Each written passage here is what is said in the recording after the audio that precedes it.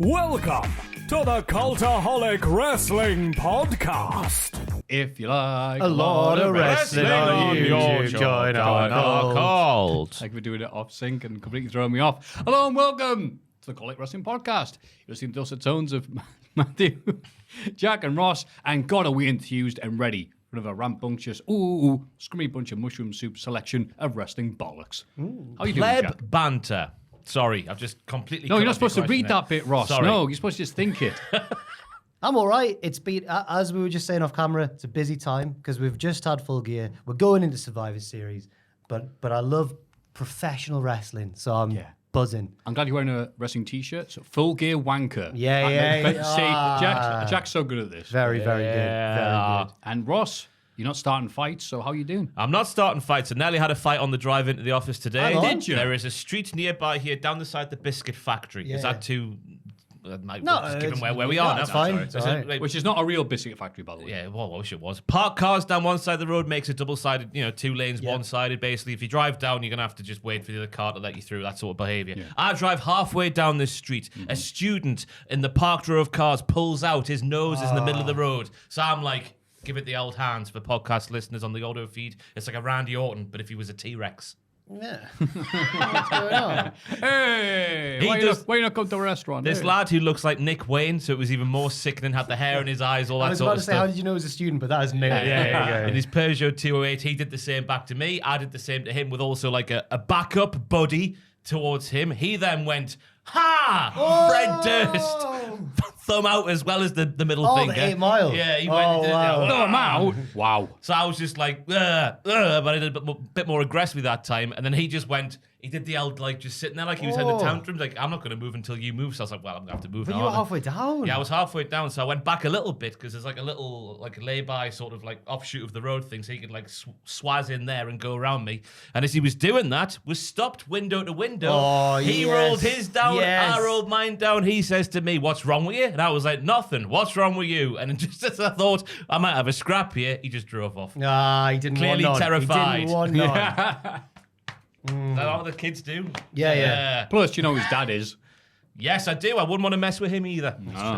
No, you've won that exchange. I hope so. Yeah. I hope you use that adrenaline rush of nearly killing a man to get through the next 6 or 7 hours I was like the of wrestling. ultimate warrior behind the wheel, just go, "Oh, I'm ready for a fight, let's go!" Little twat, and I hope I never see him again. He was definitely in the wrong. He might be a podcast. I was going to say, it's great if you sent a letter next week. Oh, well, to be fair, that's the only way to get to the office car park, so the chance to see him again, they're not that high, but they're high enough. Yeah, he might. He might. Next time you see him, you should be like, oh, hiya. What was his accent when he said what's wrong with you? It was like Midlandsy. Oh. That's the sort of vibe I got from him. Like, What's "Oh, wrong with you?" Yeah. Not quite that bad. Oh, they don't know how to drive. That must be it. Must be different down there. He was sat. He had- Spaghetti Junction. He had his Right. seat right back as well, so he was like, Oh. come on now. he You'll wanted realise to. when your pubes grow, that's not cool. He's going to driving school and real life school. Not the school I've been to, the school of Rajis. Yeah. School of hard knocks, am I right? Yeah. Tough man, high five. Yeah. Yeah. You hurt me so much in your strength. School of Mike Knox. Yeah. It's a Mike Knox life for us. What is it, Mike Knox life? He's a clown, and is he still a clown? Been a while since I've seen Mike Knox. Is Mike Knox to the clown? I don't understand the sentence. Is this an insult, or has he actually changed No, occupations? he was with the Stevie fella, wasn't he, in Impact for a little bit? Oh, yes. That feels like 100 years ago. He may actually still be there. I don't know. But Mike Knox, that's what the kids love. the adrenaline's slowly wearing off. They'll have starting fights with Ross and pleb banter / news. AEW pockets 6 How are you, Maffew? figures. You all right? Oh, yeah, how are you? Yeah, I exist. I'm doing grand. By the time this comes out, it'll be my birthday. Yay. Not dead It's yet. tomorrow. It is. Oh. Tomorrow today. The big 4-0, eh? Yeah, nearly. No. Look, it's 36. I'm all right, aging. Yeah, it's fine. Something I can do about it. Bloody hell. So my lovely parents, who I love tremendously, took me to a Toby Carvery. Oh. I went there last night. Did you get the half-off offer? We didn't know about it. We was going because it's the birthday meal, and the waitress at the end, I don't know why she did this, but we didn't stop her. Going, so you've got the 50% off code. We dad, what? It's like, yeah, you got the code. Go on the app, get the code, and give us it. My dad's like putting his wallet back in there. Of course, I was just reaching for the 50% off code that we knew about. Can you give me a second? The Wi-Fi's not very good. I'm like, Why have you done that? All right, well, cheers. What was the meat on the carvery? Oh, I had soft, succulent gammon and some beef. Chewy beef in it. I had the beef in the I like gammon it as like that. well. Oh, no, you no, not? no. No. I just like it to slip down the gullet. No chewing necessary. Oh my god! Wow, wow, wee wah. Wow, wow, we were. Yeah. But it is too chewy at the Toby Carvery. No. But haven't they gone up in price, though? It was like for a king not size. this week. Were you a king size boy or just a regular? Oh, I obviously go in there. You're like, yes, $1.99. Give me the extra puds. Now I'm like, I hope Ross starts a fight with some lad in the podcast so we can, get us through this because I just could fall asleep right now. Still Yeah. feeling it. I need that big movement to get rid of it. I'm still looking it around. 12 Like bad memories. 12 whole pounds, though, isn't it, for a king size now? Worth it, man. Yeah. I'm not going every bloody week, but I've had that for a special occasion. Every Absolutely. night. Especially the lads working. I've never had a bad experience. The lads always working the big meat cutting things. They're always like, yeah, right, mate, yeah, right. Because I've had nothing to do, just cut meat. Especially how bastard hot it is. Because you go, God, that guy's being a bit over dramatic. And then you get up right to it, you go, it's kind of hot, this, like. God. Starts just sweating his ass off. Surprised it's not like a Toby Carvery carver's tan. That's not a well-known phrase. Yeah, like a farmer's because tan. the hands are in there all the time. Wow, I love that guy. He's really ripped and orange. He smells of meat, though. Also, hope all the American listeners had a good Thanksgiving. Has that happened, is it? I think that's today as we record it, but yesterday as yeah, this 'cause goes then out. they- So it was on a Thursday, isn't it? I think. I Oh no, I can't don't know. confirm or deny that. But yeah, because it's the Thanksgiving episode of AEW. Like, oh, okay. And it's Survivor Series, which is always around Thanksgiving as well. The Thanksgiving tradition. Yes. Also, they would say, you eat the turkey, you have your gravy, then you watch Survivor Series. I was Yeah. going to say, now the Young Bucks aren't on Dynamite. They didn't have a turkey round, did they, on this week's episode? Ha ha ha. Couple of turkeys. Come on. No, it's good. Yeah. News? Any news liked this it. week? No, not really, but we'll pretend there is. AEW pockets 6 figures from Sega for Like a Dragon Gaiden Street Fight. Oh, that's why they did it. Like, yeah. Okay. I thought that's good, considering we couldn't remember who took the pinfall in the match. And I says, ask them if they recall who it was who lost the match. Who lost it? Yeah. I can't who remember the pinned who? teams. I can't remember the teams. Yeah, all right. It's like, I just remember go. Brian Cage having like the Sega typography on his tights. That's all I He was remember. good. He was dressed as Max from Streets of Rage, which I didn't understand. I can't even remember who won. Did the heels win? Love it. What Who a was great in the match? Well worth Did it. Hobbs pin? No.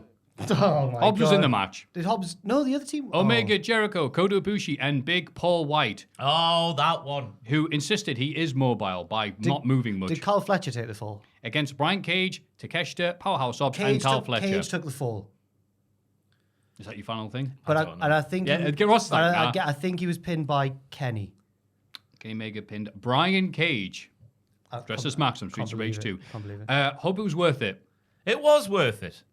Good on them for getting some cash monies in this day and age. At least they did the big spot on the car. If we Yeah. had sponsors that would, accept us, we'd be having countless adverts, but we try and we fail all the time. I think you're being a bit too honest now, Ross. I'm just at this point going, why are these just normal now? On one end, it's, They're not, though. the Pizza Hut. Wow, Michael Cole, we thought we'd just join you at ringside. Isn't Pizza Hut scrummy and not overpriced crap?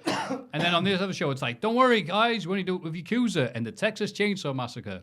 And Woo Energy Drink. Ooh, we're cool, us. I'm like, this just became normal. Oh, that was on the Tron like all night. Yeah. Good catchphrase, though. To be the man, you got to have the can. The last thing that man needs is an energy drink. Good God. Can you imagine? Adam Copeland and Darby Allin had a nice little chat. Darby Allin, get ready to climb Everest, the wacky idiot, said, so here's the deal. Edge told me to chill out. And I was like, oh, don't be one of those guys like back in my day. He goes, back in my day, you jumped face first through a flaming table, Edge. And I'm like, yeah, there is that, right? So what could I say? I get it. He's distinctly his own thing. His own thing is really cool. Sometimes you can't try and stop that. It's, oh, Darby does. That's the slogan we have around him. Why did Darby take that bump off the apron? Oh, Darby. I think that there's different levels of reckless. And even a young Edge was nowhere near Darby's consistent level of reckless. And young Edge, you go, yeah, that was at WrestleMania Yeah, once. yeah. But I stand with Darby Allin. If he wants to do that and just do it until the wheels go off and that's the way he wants to have his career done, all power to him. He knows the risks involved. He's not going in blind, is he? So if he wants to do it, let him do it. Yeah. It's very entertaining. Sometimes hard to watch, but very entertaining all the same. He's going to take a bump off Everest. Oh, he's going to cough and drop off the top. Yeah. I was saying through that. one table. That's what Kill Switch did to him on Sunday with that choke slam. That choke slam on the apron. It just feels weird. I don't necessarily disagree with it, but it just feels weird for now. I'm sure we'll get used to it. Abdi revealed the greatest secret in the business. He didn't know until it happened. He said, the greatest secret in the business. I never, ever heard this. Never. Only did I experience it firsthand, and people don't talk about it really. Okay? When I got the WWE Championship belt, all of a sudden, I got bumped up to first class. And it was an airplane. If it was an airplane that didn't have first class available because the airplane was too small, they would literally buy 2 seats and have the seat next to me open. And they were both mine. So I was like, whoa, RVD. Oh. And he said Rey Mysterio had a similar experience after he won the world title the first time. So apparently no one knew. So if you win the world title, of course you'd do him first class. You're the world champ. Oh, that's nice, isn't it? Yeah. Perk of the job. I thought underneath it says, and then RVD was ribbed remorselessly and taken to wrestler's court. How dare you? That's just the ECW World Heavyweight title. That doesn't count. I would assume stuff like that wouldn't happen because, in the biz, I know it's like, responsibility and all that sort of stuff put on you when you win a big title like that. But, it's not really changing anything, is it really, when you think about it? You think that, but you're not the champ. I like the story from WCW where they ribbed Big Show and said when he first became WCW champion, and they said, a real champion carries his belt through the airport, proud to be the champion. And he's like, I love that story. carrying it through. Yeah. But apparently Road Dogg would wear his tag belt everywhere when he won it, and he would tell people, look, yeah, it's me, the champ, tag team champion. Okay. Becky Lynch on Celebrity Jeopardy. She made history. She did. I got confused by this because I watched the episode. Did you watch it? No, I've not seen it. She did get correct answers. So I'm like, wait, everyone's saying she had the worst appearance of all time. But hang on, she did it. So I had my friend explain how Celebrity Jeopardy works. A normal game of Jeopardy is the Jeopardy round, Double Jeopardy, and Final Jeopardy. For Celebrity Jeopardy, since it's an hour instead of a half an hour, you have the extra round, Triple Jeopardy. So normal Jeopardy episode is 61 clues. The version Becky's in got 91 clues. The record she broke... Joe than me. I know, it sounds like that. The record she broke is that she gave no correct answers in the first 60 clues of the game, Jeopardy and Double Jeopardy, which is what normal people do as well. This has never happened before in the regular version of the game. She did get correct answers, but only the extra round. And I asked, well, is that because it's for charity? And I guess it would be really bad if she had minus amount. And you went, yeah, kind of. I always assumed she was quite clever. Look, it's a game show. It's on there in the stand. Some of the questions, I'm like, yeah, I've got nothing here. I've never really watched Jeopardy. Me neither. That's one of my favorite American things about when the Chase do it for charity. And the Chasers are actively trying to take money away from charity. Yeah, It's they're one of my merciless. favorite things on television. Now we're like, yeah, we got it right. No money for the kids. Paci's favourite show. But yeah, because at the end, the Celebrity Triple, whatever it's called, the final Jeopardy, I should say for them, they're like, oh, look, here's some money, just whatever, to donate something, right? Yeah. It would be, it's not very American, but it's definitely British, isn't it? You have taken away this amount of money for the kids. Speaking of money, Kurt Angle reveals you used to spend $7,000 per month on painkillers. Oh. He's speaking to True Geordie, who looks like he has that in a day. What? He was speaking to True Geordie. Yeah. Oh. He says, yeah, I'm not proud of it, and talks about that. I was taking 65 extra strength Vicodin a day. Is he all right? Well, no, he's not. Yeah. So I remember I was making a lot of money, laughs. So the money wasn't really an issue, Angle said. Yeah. Oh, God. What a great time you would have had for that period. I don't even want to laugh about it, though. It's just horrible. It's insane that Yeah. any human being could do that and then, go out and steal the show and have the best match in the card and everything. Yeah. Yeah. That is It's the when thing. people say, Kurt, it's a shame Kurt left WWE to go to TNA and be like, Kurt was halfway to death. They wanted to send send him to rehab and he just nah. So he went, work somewhere else, didn't I'll he? go somewhere much cheaper, TNA. And then finally, I thought I'd finish with some good news. The Young Bucks look like they finished up with being the elite. Well, that's according to Brandon Cutler. It's all a work, brothers. Yes. And it was so weird. Brandon Cutler did the thing saying the Young Bucks take a break from social media, please respect their privacy at their time. And me and lots of other people went oh, okay, fair enough then. And then other people went, no, I think this is parodying Snoop Dogg. Because he's done that bloody advert where it says, That got me. I've given up weed. Please respect No, I've my given up privacy. smoke. Smoke. Yeah, of course. Because then he released a second advert 2 days later. There was a smokeless Yeah. barbecue marshmallow toaster thing. You get it? There we go. What are they actually called? Flame pit, but without smoke. Yeah. Whatever it is, I'm not buying one. Is there anything that man won't shill Yeah. All the power to him. We can't get him for Cultaholic? What, Snoop Dogg? Of course we could. He's everybody's. He We sells couldn't- bread. We couldn't get Snoop Dogg on this. It would Imagine 1 week if he's just there. It would take Hang on, every if you've got a penny. $5 in your pocket, there's no way you wouldn't Come do on, it. Snoop, if you like. Come on, all right. On your YouTube, John Hancock. Thank you, Snoop Dogg. Yeah. £5 well spent. You'll sell out him. For shizzle. Yeah, I so will as people well. don't know. Thank you, Jack. People don't know if it's real or not. But yeah, Being the Elite also hasn't been uploaded in months. So, and he is also having a strop at ringside, that lad.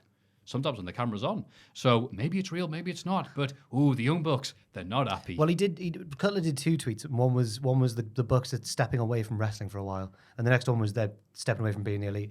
But it was both worded like sources close to the Young Bucks, and it's like it's you. It's Brian. him. Yeah, that's the joke. But it was always with a picture of them in front of him as well, just there like looking I miserable. can't wait for this week's Observer. Dave takes that as just. Oh, I saw Dave getting some flack on Twitter. Good. You know what? Don't care. Dave says this. Don't care. Dave getting flack. Ooh, I'm awake. Well, it was recently it was like the Observer Hall of Fame time of year. Put the microphone as close to You're brave doing that. That's been on there for like you're 6 right. years. Oh, no. 20 to 30 different mouths on there. It's never been washed, has it? There's bits of me from 2018 here. Yeah. And Sorry, the idea is Dave as the microphone as close as humanly possible. And apparently he was trying to get people to put the Bucks in. But there's like everyone from wrestling history is up for the Observer Hall of Fame. People were like, not yet for the Bucks, not yet. And they didn't get in. So Wait. Dave was trying to get people in the fan voted thing. I don't Put know. the I Bucks- just saw people on Twitter saying like Dave's being a cheerleader for the Bucks this week, trying to get them in the Observer Hall of Fame. Is Big Daddy in yet? I don't know who's in.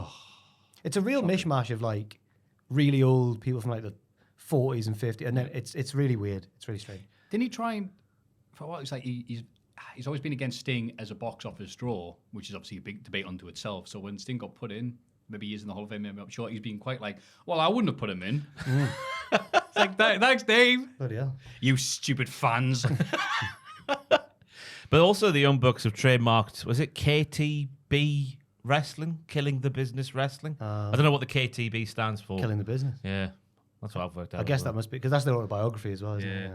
So what does that mean? Is that just, just muddying the waters, helping the charade? Or pretending they're going to set up their own Yeah. promotion. Oh boy. Imagine though if they did and they took Kenny and Hangman with them and other friends. Well, No, they've broken up on TV. Maybe Hangman's a maybe, but no, they're no longer friends with anyone. I was excited when it looked like Triple H was getting pushed out the door in WWE. He's going to start his own. He's going to start Triple H Pro Wrestling. I can't wait. Never happened. Imagine if it did though. The Young Bucks and Triple H aligned just to get back at the old Oh my God. endeavor. Imagine even a big company not happy with to set up your own company. We're Cultaholic. Oh, come on now, friend. Next section. Come on. Everybody get excited for the Cultaholic Hall of Fame! The Hall of Fame. In condescending order from last week, the In-Betweeners, 7%. Bastards. Parasite, in brackets, the film, not the thing, 10%. So definitely the more high-class people voting this week. Well, I just think that maybe there's a large portion of American viewers who might think you were talking about the American In-Betweeners. That's what I my should put the thinking English is. one, the Yeah. good I just think the Ross's pick was very strong. Yeah, it doesn't matter, does it? Ross's granny labeling him a nonce when he was a child because to her, the word meant nothing more than idiot. 82%. Yes, the comments on the Patreon poll were quite a watch. I can't remember. Joel, what was one of them that they said if you got the Slack chat up there in front of us? Up the nonces. It was up the It's like, nonsense. it's got to be Ross's non-scran for me or Yeah. something like that. Nonce That's grand. that second one there from Bobby Needs on the Patreon. Where is it? Shout out There to you go. Mark- Has to be Mark Ross's nonsing gran. What a hero. Which What makes a it sound hero. like she's the one doing the nonsense. Justice for Ross's nonsense. And they say a hero save us. Well Oh. done. Congrats to your lovely nonsense granny, Ross. You like Train Records, the series on YouTube? I do. The most recent one that's come out. It's Nickelback. It's one of their Yeah, albums. and a great. I've watched it. Yeah, it was good. Because I thought it was very fair about Nickelback because it's like a lot of people like it was just cool to hate them. Everyone was doing it, whatever. And then me and my lads would go to see Rise and would Yeah. Oh, Nickelback are crap. Like, yeah. This is how you... When That it would comes never on. go, that would come on, but we're going out tonight. Oh. Hey, yeah, everyone dancing. And it's like, oh, I don't like Nickelback. I'm like, shut up, you idiot. I'm through with standing in line. The other... That was the worst song ever, that, mate. Someday, a few months ago. It's too wrong. A few months ago, me and my mate Ricky, Irish Ricky, Irish Ricky, how was he? he's all right. We were in Rise a few months ago, and How You Remind Me came on, and he leaned in to me, and I thought he was going to go, Hi. Oh. He went, I thought he was going to go, this is crap. But instead he went, when I was a kid, I thought that music couldn't get better than this. Yeah. When he was like 8. He couldn't make it as a wise man then. No, couldn't cut it as a poor man stealer. Yeah, but then they played he plays the album that It's he's weird. referring to. And I'm like, They okay, tried to do yeah, like you a know sexy what? Maroon 5 song. It's all like... I heard the one where they're all about like shagging women in rock clubs and that. And yeah. It was very weird. Yeah. So, yeah, we talked more about Nickelback then than we did You Nonsense Granny. I'm very sorry about that. That's I'm fine. sure she would have wanted that. But Ross is the clear winner. Are there any other family members who say wrong stuff you'd like to put in this week? Not that I want to say on the podcast. We'll Very keep fair. that behind closed doors. Yeah. I don't know why I did that bit. Don't say anything. My Hall of Fame nomination this week, I found a latest entry into my catalogue of wrestlers who have dogs. This week's is LA Knight, who has 2 dogs. Joel, the evidence, please. The evidence. The evidence. There they are. Oh, good evidence. Herman and Reese Peasy. Reese Peasy. Reese Peasy. Click on the actual account. I'll just put that picture there to show you them in the full flesh. But there you go. Herman Mann and Reese Peasy. I believe Herman Mann is the retriever and Reese Peasy is the other dog. I don't know what breed that is. Reese Peasy. There's LA Knight with his face covered for some reason. He's in a hoodie? But there's videos on there of him playing with Reese Peasy and Herman Mann. But there's, I guess, Reese Peasy being all seductive and sexy. See, I've just found another wrestler who has dogs. And as we all know, you can't trust wrestlers because they do something. It's a dog doing dog things of dogs. Yes. This seems a really painful place to sit. I think this is it perfectly. Yep. Sounds like a dog. It's a dog with a ball in its head. It's clearly not going to work. It's the dog from Up if you're listening on the Spotify thingy and don't have the pictures. It's essentially that with a rubber ball on its head. Oh. There you go. Hang on. His head. Voila. Says LA Knight. Proud dog owner. I can't imagine how they doing a talking to your pet's voice. Go up to the top. You can imagine. Yeah, it's after just doing a there you promo go. voice. Yeah. Look at him on the floor next to I Herman just can't Mann. imagine him going Yeah, like, hello. He's going like, let me talk to you. They were telling you, in or out, yeah. What? But you don't open the doors. All right. Oh, yeah. Go on, He's dogs. just playing- Go for a walk. Reese Yeah. Peasy's the We're referee. going to go for a walk with everybody, say. Don't tell me you're hungry when there's dry stuff in the bowl. the hard cam, Reese Peasy. There you go. He's just playing with the ball nice, and his isn't dog it? on the floor. Oh, How quaint. yeah. And now the dog's eating the ball. Game's over. Dog's like, you lost the crown jewel. Oh, Are we seeing how Very this nice. match ends, are we? We really are. We're watching the entire bit. Yeah, very, very watchable. Just I know it's I think Herman Mann ate the ball there for LA Knight wins by default. DQ. Good. Lovely. A wrestler with dogs, eh? Tremendous. What a nice idea. Where do we got that one from? Yeah. Me. Second place was Jack. I'm nominating. It's another one of my. It's been a while. Another one of my concept of picks. I'm nominating the concept of blood because. Oh. Well, Maffew was like, you seem disappointed in the pick. Please tell us about the concept of blood. They're very vital to people, to living life forces. They carry oxygen around the body, white blood cells, and all that sort of stuff. I'm not exactly certain of the science of blood. I'm sure it has lots of uses. But also, I thought it was an appropriate week to appreciate the noble fluid of blood Why is that, Jack? because it elevates certain wrestling matches in a dramatic way, which we'll talk about later on. I didn't want to nominate just the match itself. I thought it was terribly, terribly unoriginal. But, oh God, have you... No, I That's tried all doing right, the okay. first one when the first match happened and he didn't win, so All I right. wasn't going to try it this time. So this is actually a sneaky way of doing it. I I'm like talking this. obviously about John Moxley versus Orange Cassidy. Hey. Or Jericho's match where he had a bit of blood on his arm. He did. Came one match after that one and he went, I'm going to blade my arm. That'll get them invested. But no, the concept of blood. My favourite thing about blood is how it's blue. Right. Until It enters the oxygen part of the world. yeah. Yeah. That's some science there for you. Can you imagine the blood being blue? No, I can't. no. But we're all working class, so we're not blue-blooded at all. From Greenwich, Connecticut.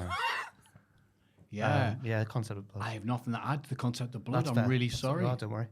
What's your favourite thing about blood? The taste? I was actually going to say taste, yeah. Really? But, like, tastes like not metal. drinking somebody else's. If I'm going to be drinking somebody else's fluid, there's plenty of others to choose No, from. no, But, like, no. look, you're the one throwing me the softball. No. And, Nobody went even remotely close But to you that. get, man. like, No. you know, as a kid, you're always getting battered. You're always getting battered and your nose split open or, you know, tooth knocked I out, wasn't whatever always like getting that. bad when I was a kid. Just me? All right, Did you whatever. find- Did you- So you end up, like, tasting your own blood Did you quite a try and lot. pass Ross on a narrow street? I waved at Ross and his for no reason. With his car. To be fair, the first time I ever got punched in the face was at school and my nose bled. And I remember thinking, the kid was in the year above. He's called Martin. And we were arguing. I think one of us had like gone through the back of the other in football or something. And we both stood up and I was like, what are you doing? And he just went, bang, punched me in the face. First time I'd ever been punched in the face on the bridge of the nose. And then he went, bang, I'm sorry, don't tell the teacher, I was like, all right, oh, no, all right, okay. And then we walked off in opposite directions. And I thought I was fine. And then just, whoosh, and I was like, whoa. But I didn't tell the teacher, I'm not grass. Good lad. Good lad. First time I got hit, it was because this lad called Alex Smithson Oh, he's naming names. was caught watching adult material in the IT suite at lunchtime. So every time I would see him, I'd go, ah! And he just came to a point, there was a game of football happening on the yard. He just saw him and I went, ah! And he just went, bah! Whoa. Right in the jaw. I was just still like, you got caught watching porn in the IT suite. In year 7 as well. Could you imagine the balls, the brassness on those balls to do that in year 7 in the IT suite? Yeah, we did that. Did you? Yeah. I would never have dreamt of doing that. We all did it. And the IT guy, he was just this lech. It's like Kane Dingle, but badly drawn. He give you the Came links. round, he was the IT lad for the school, so he just came round and was just like, put his, the arm around the thing, like, God. so what have you lads been looking at this week? And we went, And you were like, we couldn't even think of anything, because we were like, ha, really cool, cocky. I have no idea what to say. She was just like, stuff. He's just like, I know what you've been looking at. And we're like, of course he does. He's IT dude. Why is he just randomly showing up? He knows what we're on. You say, thank you for the tipping and walk off. Funny enough, that was the name of the video we watched. I remember once in about year 5 that like we're all leaving assembly, but you're leaving like year group after year group. So like the year 4's leaving and the year 5's leaving. And they got 2 of the year 6's to hold open the doors for everyone to walk through. And as we walked through, these 2 year 6's were just asking all of us in turn, are you virgin? Are you a virgin? Didn't know what virgin meant. I can't remember how old I was, but we were all just like, what do we say? And as we went past, whether you said yes or no, they'd laugh at you. So it was a no-win situation. You just go, I'm virgin, or way. What can you do, man? The correct response is say, like, nah, ask your ma or whatever. Yeah, but I mean, But then it depends on the size of There them, was- there was- and how close they are. And you're like, all right. I just remember there was panic in our queue as we got closer. Like, lads, what do we say? Yeah. Anyway, school was unfair, wasn't School. I miss school, me. What a great time. I absolutely do not. it? Yeah, but miss you school. were good at football, and that's quite a powerful currency at school. Yeah. Yeah. My Nancy Gran would always say, like, they're the best days of your life for us. And I was always like, no, they're not, Gran. What are you talking about? I cannot relate to people who think like that. Like, you're out your mind. I definitely preferred uni. at No school. pressure in life at all. You don't apart from, appreciate you know, that? What the hell? time. You don't want no pressure in life. Apart from the pair of trainers you're wearing. That's the only pressure in life. The pencil case you've got. The football stickers you don't have. That's the only pressures back then. But you don't realise it at the time. It's all you've known. Yeah. And ultimately, school at that age means nothing. Only start trying a GCSE and above, I'd say. Not even GCSE, just AS and A2, whatever the hell my it's called now. GCS Yeah. Did you enjoy school, Joel? Yeah, it's good, isn't it? It was just a big laugh. It's I good, like isn't it? school. Joe said it's good, isn't it? Yeah, fair enough. Good. It's fun. They were sent down the laugh. lines, weren't they, in Yorkshire? Damn, picked. Do the class on the ground, right? Put your pith helmets on, lads. We're doing math. Anyway, my pick. It's nothing to do with school or nonsense. Joel, please go to the thing I've sent you. It is Christian Cage's. That's right, bloody wrestling. Christian Cage's new Titantron. Go to the bits. 10, inspirational. 9, wise. 8, selfless. 7, loved. 6, courageous. 5, generous. 4, compassionate. 3, respected. 2, sacrificing. 1, devoted. And then really big, Father! do. Christian Cage. Yeah, this is Christian Cage's new Titantron. God, he's good. I love his gimmick. I love yeah, it's a bit one note. Yeah, but if that note's winning and making me laugh, keep on doing it. Yeah. I hope they explain how he got the orphans on the stage to do the choir.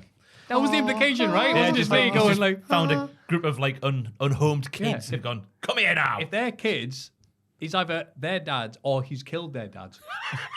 And now they're singing for him. It was funny when they sang the bit at the start with no music and then carried on singing when his theme kicked in. And it's just like going, ha, ha. It was really funny. Yeah. Liked it a lot. He's so evil. Yeah. So stupidly Really good. evil. Love him. Christian Cage is a good dad. That can be the pick. I Oh. want to win this week. Oh, fair enough. I haven't won in a while. Like, it's been a dry spell for me. Ooh. I know. I used to be good at this. This wrestling malarkey, this podcast business. Pandering bollocks. But you know what keeps on beating me? Ross and Jack's picks, which are Ross is picking, LA Knights Dogs, Herman Mann, and Reese PC. Jack is picking The Concept of Blood. Yeah. Getting that right? Yeah. Yeah. And I'm picking Christian Cage. He's a good dad, isn't he?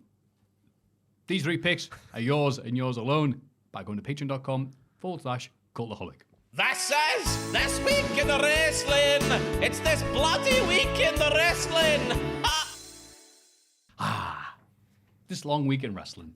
SmackDown, the Antique Roadshow. Ooh. The Antique Roadshow. Because he was on commentary. An old man. Iranu. Yeah. An old man. He was fantastic, I thought. He was rubbish.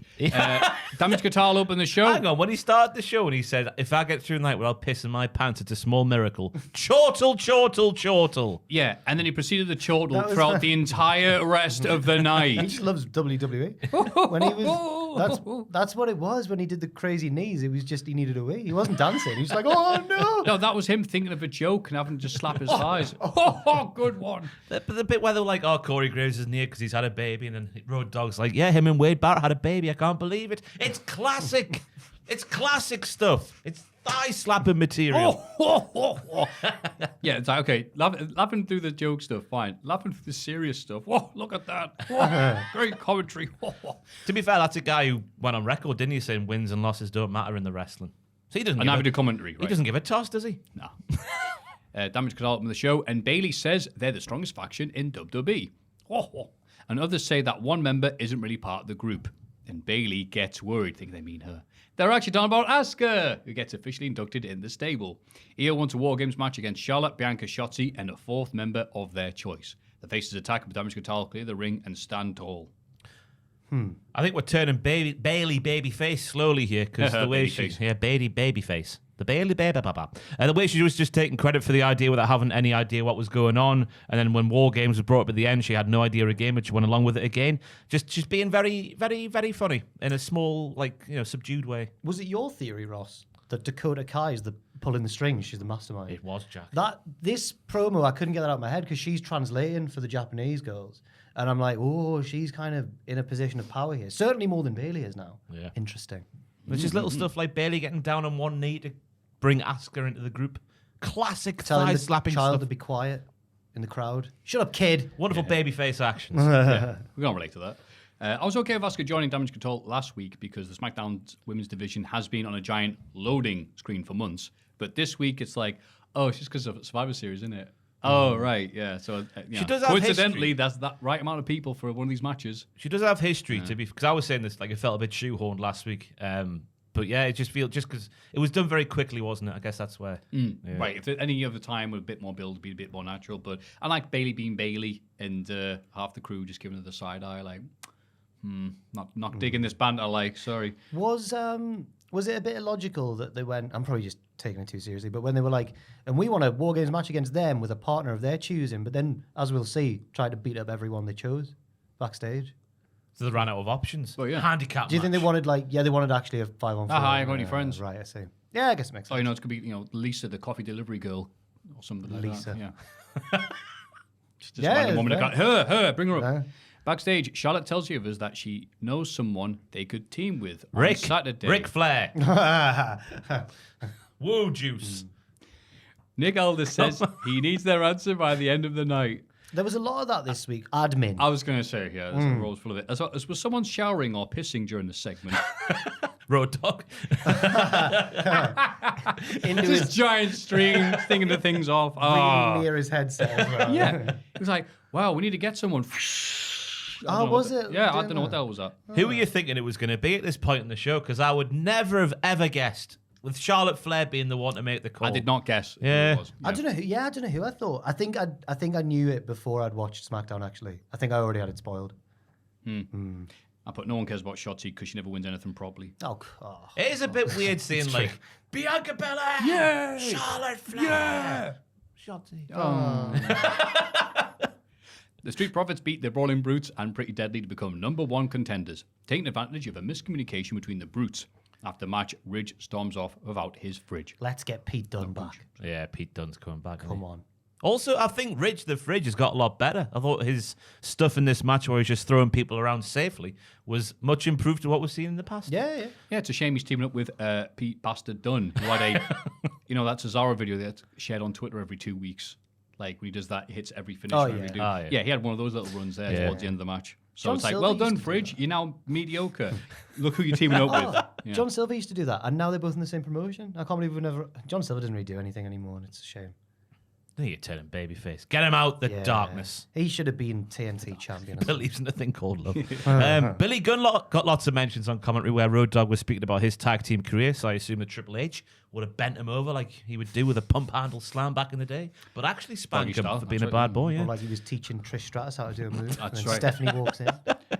Michael Cole asked Road Dogg at one point, if anyone knows about evolving in this business, it's you, Road Dogg. I put, yes, Cole, the man with 2 characters. But that second one lasted. Well, it's still going. Yeah. But you had the roadie, Yeah, the Roadie, and then Road the Dogg. Road Dogg, and then... and then he went to TNA. Oh, Voodoo King Matt. Nah, Is that's that the not same one? kayfabe. Okay. I don't know why. Yeah, Pretty Deadly with once again with the little sneaky stuff with the sneaky tags and whatnot. They need to utilize more, but I get where they are currently because. I'm sad that Kit and Ellie didn't win this match. Yeah. And B-Fab is once again interested in Bobby Lashley's buys or being involved in the faction when Ashante Diadonis is not around. So no doubt he'll be angry when he watches SmackDown from Friday night. They used to be in the same stable as Swerve Strickland. That's why it didn't work when he wasn't there. Yeah. Old Swerve. Yep. Oh, sorry. put, wow, Isaiah those- Swerve Scott.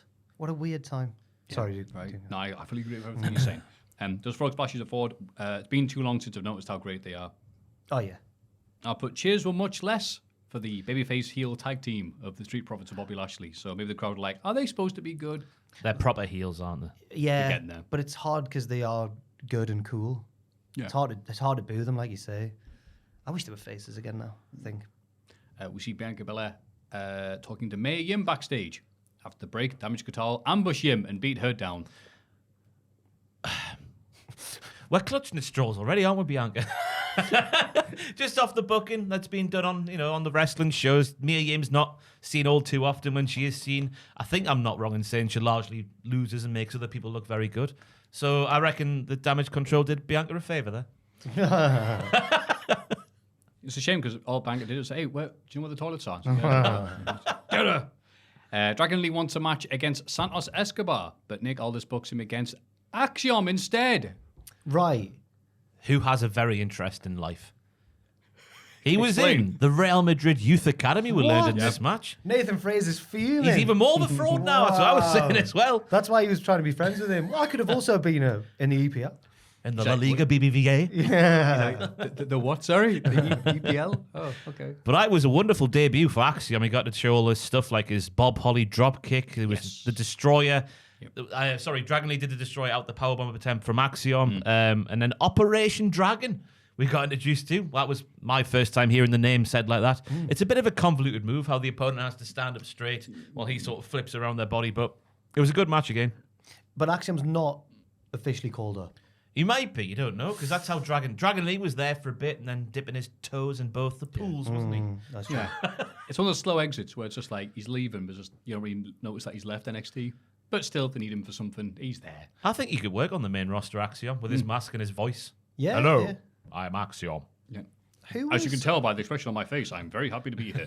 You're the right person to ask for this, I think. Who was Dragon? Was it a known wrestler?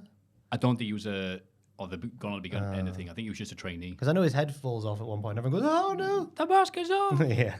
Someone's getting fired. I thought Road Dogg was the one dude who thinks he's good on commentary because he takes the piss out of everything. Again, I thought they were doing a wonderful little spot fest here, and Road Dogg's like, oh, that had to hurt. Shut up, man. I said, go away. Stop talking about yourself. Oh, I couldn't do that. Oh, not anymore, my good Cole. Lovely spot fest that the crowd took a while to get into because of the newness, but they seemed to enjoy what they saw, especially near the end. Good for them. Bloody hell. Look at that, making new stars. Santos Escobar talks about how Rey Mysterio was his hero growing up, but now he realizes that everything Dom says about Rey is true. The worst thing he could have said there. The worst thing he could have said. Not bringing up Dom. Yeah, just saying Dom's right. Imagine. That's all you need to say and get people booing you. Rey brought an outsider into the LWO and sided with him over Santos. What, Joaquin Wild? Carlito, right. Now he hopes Rey's surgery goes so badly they have to amputate his leg. Very Christian-esque. I hope you catch an infection and they have to cut your leg off. Road Dogg was heard laughing on commentary when he said that. Dude, I'll give him that. I was rolling on the floor laughing, like Rey will be next week when someone tells him a funny joke. Zelina Vega comes to the ring and slaps Santos before leaving in tears. That's Zelina. Santos wasn't crying. Joaquin Wild and Cruz del Toro argue with him too. He calls them dead weight and tells them to leave, but attacks them when they turn away. Beats them both up on his own. Yeah. Carlito makes a save and Santos goes, no, I'm not messing with him. Goes the outside. What a wonderful promo from Santos. Oh, yeah. Full on diddler. I thought his reasoning was a little bit wishy-washy, like, oh, you couldn't love me as well as Carlito at the same time. Well, that was a big crap, but I think that's the point, isn't it? Yeah, he's a whining poo-poo baby face. I also put every Latino dude in WWE at some point has to yell about La Familia, like, because it's, we know what that means. That's family in Spanish. He's got an LWO tattoo on his hand there, Santos. Oh, I've noticed. Is it real one? It looked real, yeah. Oh. They were all very buzzing when What could you turn that into? the team first got together, weren't they? They were all like, you could try and make like the Hollywood sign. I don't know. Turn it upside down and draw a bird underneath it and say it's owl. Yep. That's analysis. So yeah, good for Santos. I think it's what the LWO's needed for a while. Always a better heel. Yes. Grayson Waller beats Cameron Grimes, the only guy he's allowed to beat on SmackDown after interference from Austin Theory. I got sad again watching Cameron Grimes do his entrance. He's very charismatic and whatnot, but there's no noise in the crowd whatsoever. I've called it a scoop slam, boss man slam that Cameron Grimes did. It was an unbelievable maneuver, but I didn't know what to call it. Scoop slam into a boss man. John Cena's old throwback move. I believe they called it the Dingo Driver. Road Dogg called it the Dingo Driver. Oh, no, that means it's official. He's really helpful, this Road Dogg. The Dingo Driver. But again, like, the match was, for the time they got it, was all right, but Theory on commentary again, he might as well have just been a plant pot. That made no sense, did it? No. I'd rather listen to a plant pot. Stick a headset on a plant pot, you'd be more entertained, I think. Who'd you prefer, Jay White or Austin Theory? Oh, I mean, all White does is list the catchphrases of the person he's talking to as if they're insults. Yeah. And Austin Theory is like a 7-year-old being a heel in wrestling. Yeah, I'm cool. I'm not reversing for anybody. Jay White's better. Jay White's a better talker. Yeah. Theory's got now, does he? Yeah. And I don't get, because it can't be them going like, oh, let's just have you say nothing. It's got to be them going, surely, oh, get out there and do some good heely things, boy. Yeah. And he's just not able to do it. You know it was bad because Road Dogg didn't laugh at him once. We see Belair talking to Zelina Vega, but again, she's attacked by Damage Control shortly afterwards. Later, Charlotte agrees to call in the option she talked about earlier. Okay. The word option there I've used, it makes me think of Austin Aries. So option C. Here he is. It's Austin Aries. That's right. He's giving his X Division title to wrestle at WarGames. The only man who isn't as tall as Zelina Vega. Come on. But again, I think Damage Control did Bianca a favour there, beating up Zelina. Again, just off the kayfabe bookings. Yeah. Even funny, Zelina's like, I can't. I'm already in a group. And they attack her anyway. She's there getting beat down going, no, I'm not with them. Like, no. Paul Heyman cuts a promo alongside Jimmy Uso and Solo Sikoa. He brags about Solo putting Cena out of action and even invites him to interrupt the segment. Cena is in the building, but LA Knight arrives instead. He says the only reason Roman Reigns is still champ is the bloodline. Now he's going to take them all out one by one, starting with Jimmy. He's going to finish the story, LA Knight. Knock all the bloodline members down before finally toppling Roman Reigns at WrestleMania. So has he got Solo this week? Tonight at the time of the video's release? I think he does. There was a CM Punk reference from Paul Heyman, obviously. in this promo here, where he says, "I know what you're thinking. No one stays gone forever," which is obviously a CM Punk reference. Oh, that's all playing it. Yes. Yeah. He's not coming back. Paul It's gonna be Ole Anderson. Paul took about half an hour here to just say John Cena's not going to be here. It was a bit of a promo that went on and didn't really do much until LA Knight came out, and it was a shame that his rap happened. Yeah. It didn't land, did it? No, that wasn't his best. No. Let's blame Road Dogg. That was Road Dogg's creative there. Road Dogg told him to rap. We'll blame him.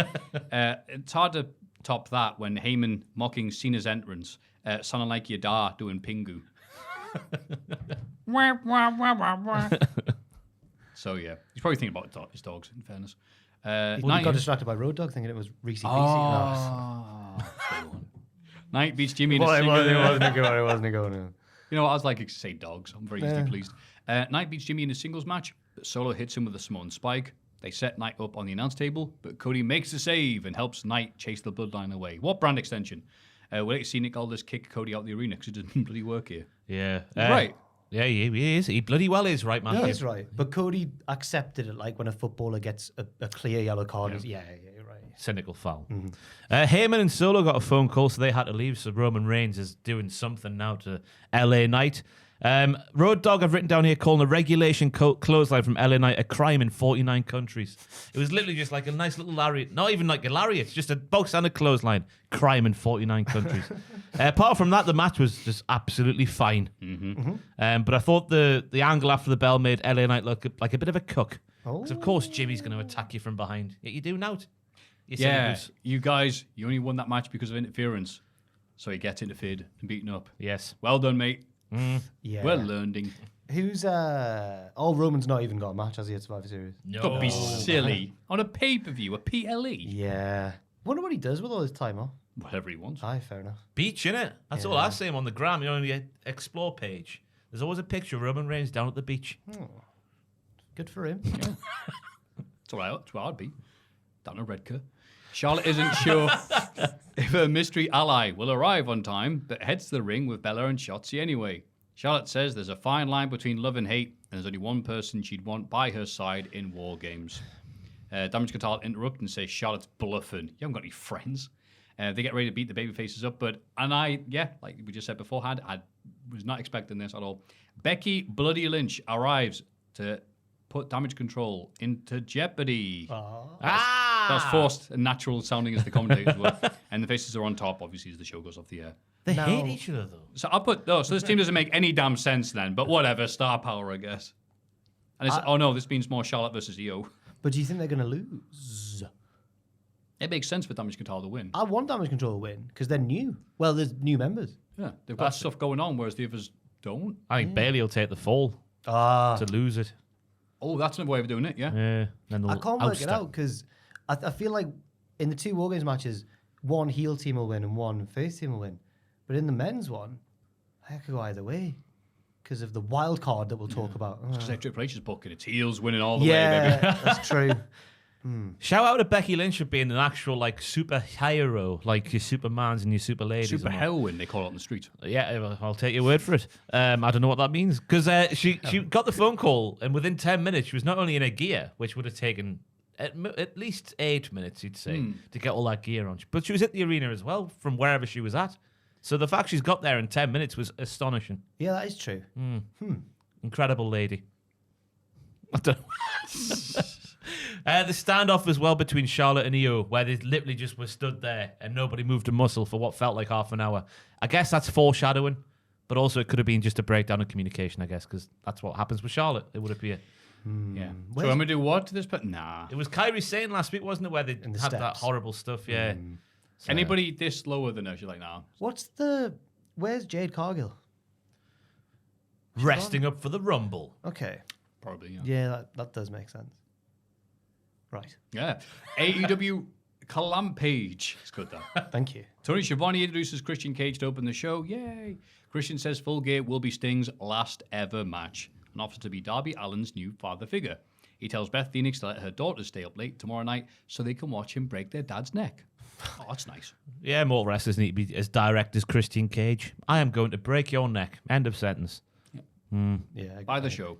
But it's also just the little things like when Tony Schiavone gave him the microphone and walked away, and he was like, "You can hold the microphone for me. It's your job. Get back here." That more directness. Up the direct wrestlers. So good. Ricky Starks and Big Bill revealed that Tony Khan has agreed to make their title defense a ladder match. Right. And they say, Ricky actually tries to use some logic here and goes, well, Big Bill's so tall, all he needs to do is just put his arm up. So, yeah, it'll be an easy match.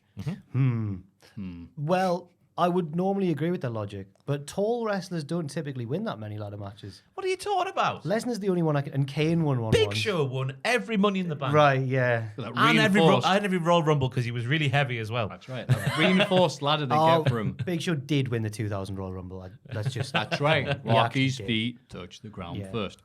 So, yeah, 2 days before the pay-per-view. It's a ladder match now. Wait, BTTIHNQ. Go on. I've forgotten what it is. Best tag team in the history, no question. Yes. Yes, that's what they are. Miro faces Daniel Garcia in a singles match. At one stage, Garcia tries to dance, but is stopped by Daddy Magic.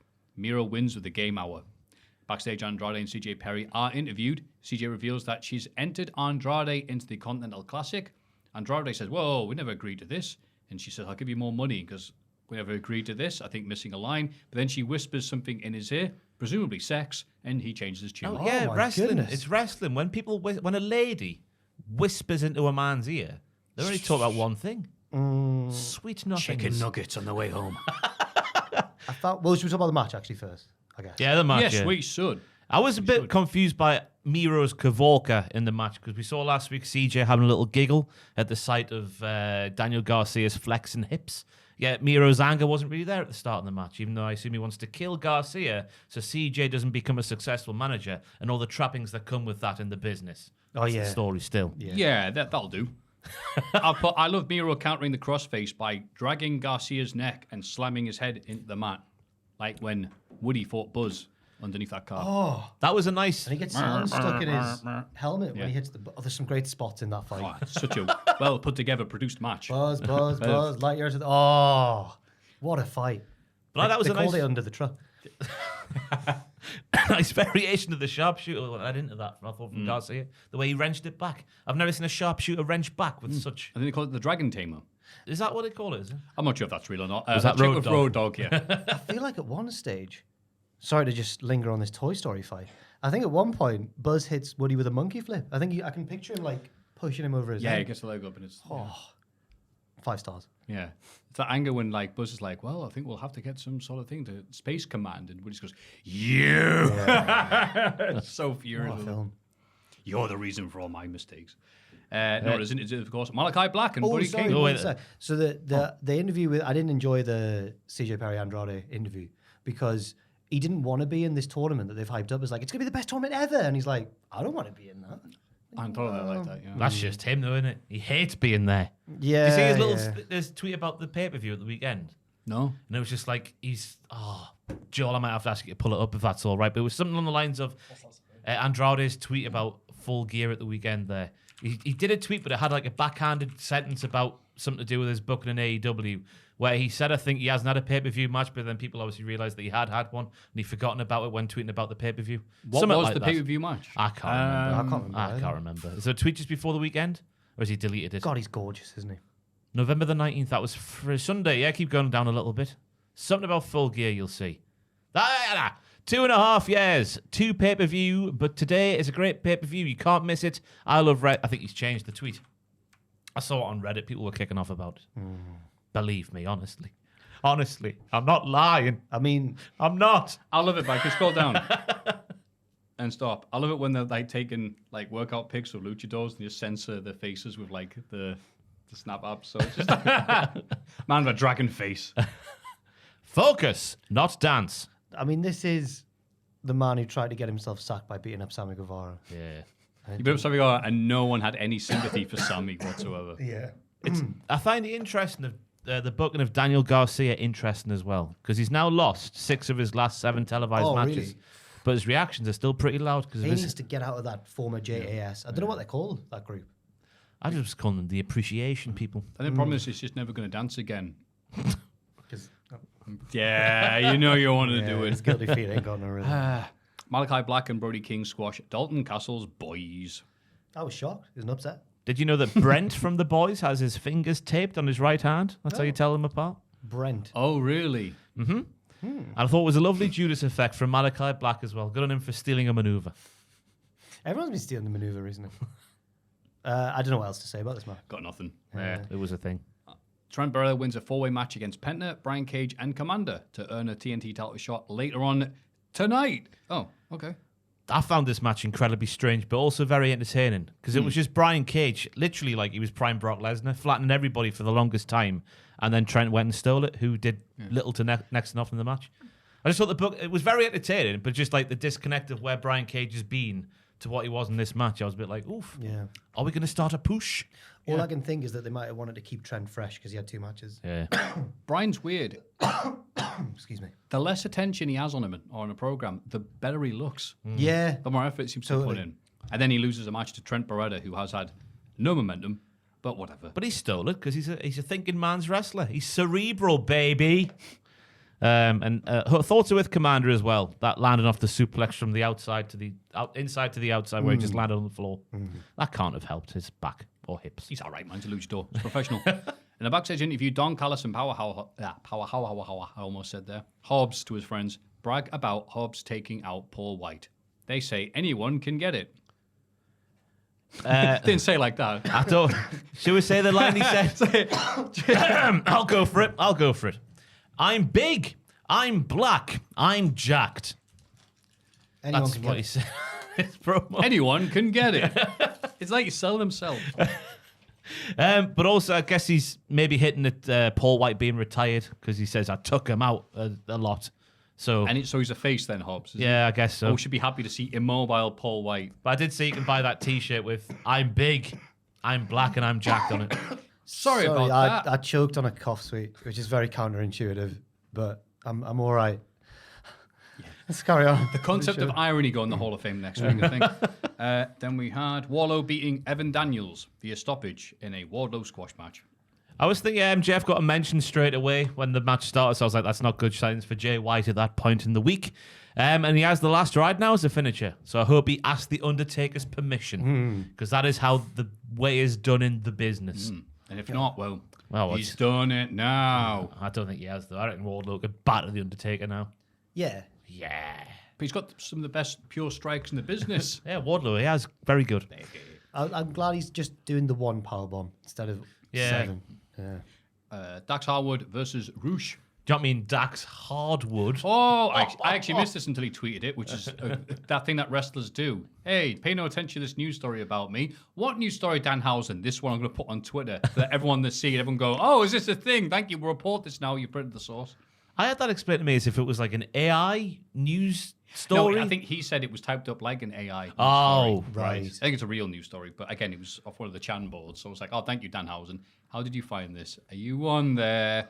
And yeah, then just blew up more because he talked about it. Oh, Which I thought was funny. And again, like this, Dax Hardwood was his name on this. I did not notice it. Because how often do you pay attention to Excalibur going, later on tonight, we are like, you know, you get stuff. All right, tune out eventually because we all love Tasmania, but, you know, it's time to move on. And then he said, just call me Dax the Axe on Collision, whatever, next time I'm on TV. And say, yeah, they did call him Dax the Axe next time his graphic showed up. There's a good nickname. Yeah. Anyway, goes to no contest when Ricky Starks interferes and attacks at Roosh. The other ladder match participants run in for a huge brawl, blah, blah, blah, blah, blah. It was weird when Ricky Starks and Bill were coming out that Starks got announced, but Bill didn't. So Bill, with no microphone, had to announce his own name, which I thought was funny. I thought the blood on the chest was, like, effective. That's what I'm looking for. Because you don't see blood appear like that very often from chops. Was it Gunter talking about who chopped him and he bled? Was it Rouge? It would surprise me. I think someone had asked Gunter, like, who's the hardest person who's ever chopped you? And he said someone The chopped Ultimate him. Warrior. And, and he said he bled from it, from the chest, and he was like, oh, no. Yeah. And he decided then, presumably, to do it to everyone else that he could, I guess. I That don't know. one person's to blame. It looks like a shoot of blood. It was Pender. It was Pender, he said. That's right, yeah. I reckon the Velcro off his gloves catches you at the same time. Devastating. I really enjoyed Dax. It was going for chops the entire time was Roosh, but then they got the bit where Dax ducked. So Roosh just did the same motion, but ended up just clapping him on top of the head. Right on his bald scalp. Right. Fantastic. Yeah, it was a Roosh match, which meant that he got 9% of the offense. He is always booked really strong. I can only imagine it's because he demands it. I don't know. Probably. Yeah. Yeah, I thought it was interesting he got put in the Continental Classic. He never loses clean. I've seen other people go, yeah, what are we doing here? Yeah. Like, that's Every really single interesting. match will have the kick to the dick spot, I assume. And also shout out to the lad in the LIJ shirt in the front row for this match because he was having the best time I've seen any wrestling fan have. He was Tranquilo. cock a hoop, so he was. Oh. Yeah. Go on radio rental. Was have a nice time? Having a nice time, yeah. Oh, isn't that nice? You got to see him. It was hard to miss him. He was all over the shop. I was going to say, well, a wrestling fan, AEW show, having a good time. You're too negative, That was a Maffew. joke. In a backstage interview, Action Andretti is asked about Darius Martin's condition following the Kingdom's attack last week. Roddy and the lads interrupt, talk about neck strong and talk about necks and strongs.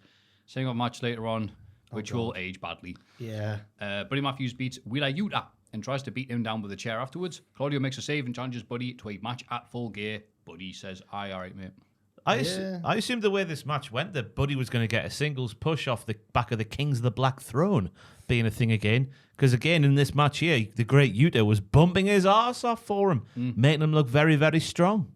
Yeah. And I thought, I really liked the opening bit where Yuta goes, all right then, cool, grab my leg. Go on, grab my leg if you think you're good. And then Buddy goes for it. He goes, not really, you dumb. What are you, Charlie Brown? How do you fall for that? But it was even like during the Great Yuta's comeback as well. He was like getting the odd move in, but then Buddy would flatten him. And it was just like, yeah, we are making Buddy, who is the envy of some men worldwide. Because of, yeah. Oh, yeah. Because of his wife-to-be. But yeah, he was still flattening him in the midst of a comeback as well. So, yeah. Good for Buddy. Yeah. And he wins with a stomp as well. He did. Not the Matthews Law. Because his name's Buddy Matthews, not your law. Oh, right. Yeah. Which is like that spinny thing he does. Whee! It's a good move, that. Yeah, but he won with a stomp, so maybe he doesn't do that anymore. Wonder why. Yeah. So you can hit that move on anybody then if it's a stomp. So I guess, yeah. But the Not like size he of his used. arms, I know, right? he could pick up anything, him. Anything. He did. Saraya and Ruby Soho take on Shida and Statlander. Why are you laughing? Laughing, no one laughed at it. And to me, it can be funnier when no Yeah, one. but you're saying like anything. Oh, well, yeah, because that would be like unattainable. It for just most, didn't really yeah. flow. No, I get it. I thought you were laughing at the women's tag match. My first thought was the clap off the back of the start of Full Gear. Why did he lick one of these? Yeah. Saraya and Ruby Soho take on Shida and Statlander. Cool Hand Ange checks on Ruby outside the ring, which annoys Saraya and leads to her getting pinned by Shida. This is the most legitimate romance I've ever seen portrayed in wrestling. It feels so real. Is it real? I don't know. I want it to be. Do we know? Wait, let's go on one of the Chan boards and see. You know when? Remember when the video for Kids by Robbie Williams and Kylie Minogue came out, and everyone went, "I hope they really are getting it on," because the tension was so palpable. That's how I feel about Ruby Soho and Cool Hand Ange. It's like Tom Jones and that lass he did the song with. What's she called? The Well, Welsh lady. It's cold outside. It's cold outside. Yeah, similar vibes. What you're doing now is fanfic.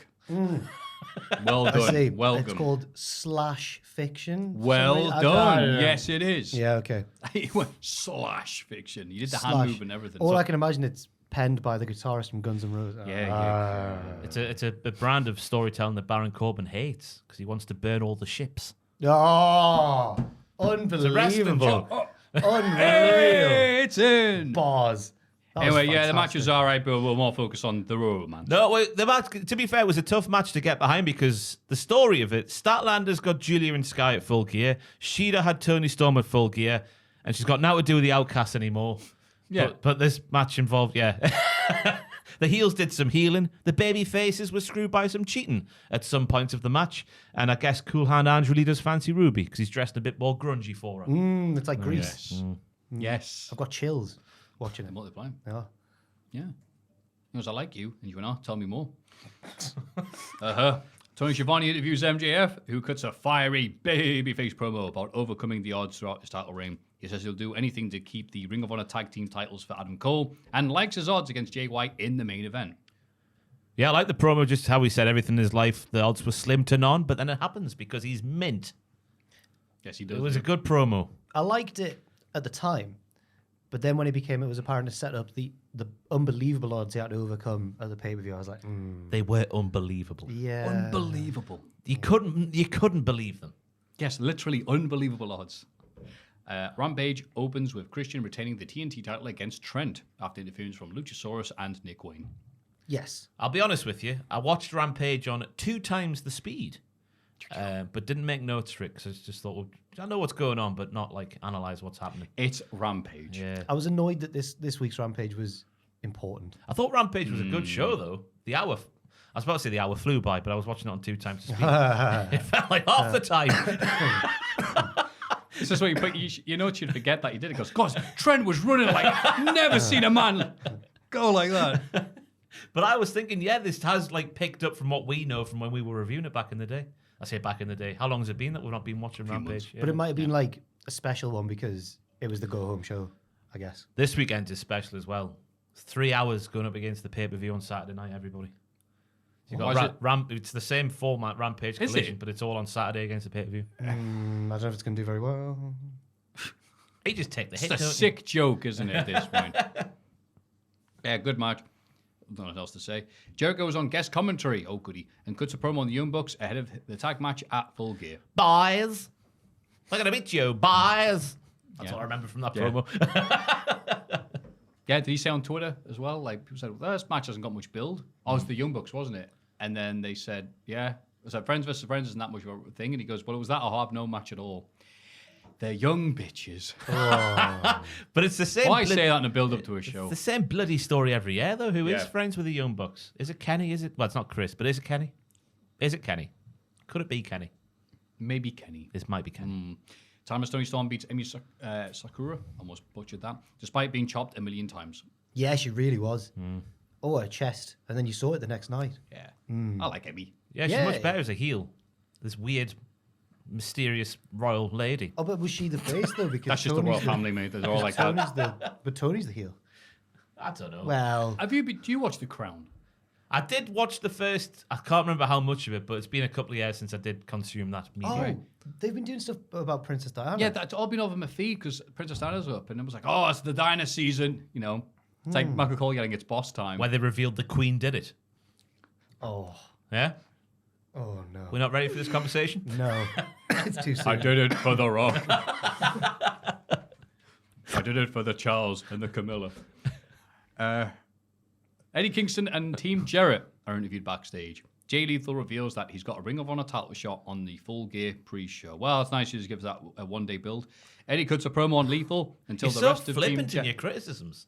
A day before, it's a Ring of Honor title shot. Eddie cuts promo on Lethal until the rest of Team Jarrett take him away to avoid a brawl. Eddie runs into Ortiz as he leaves, and they nod at each other, and they immediately cut to someone else. What could it mean, though? The suspense. I could barely contain myself. All right, fine. I guess there was a slight bit more of a build just because of the Jamal promo when he kept calling him Jamal. Or Jamal. Whatever Jay Lethal's real name is. And he was like, yeah, we used to be cool, but now you're a coward. That's right, real name. Yeah. Remember that real name? This is Phil Brooks talking to Paul Levesque. Whoa, electricity. And Triple H beat him. And then it's so weird when it's all that and it's, Tennessee Jarrett. Come on, guys, let's leave them to it.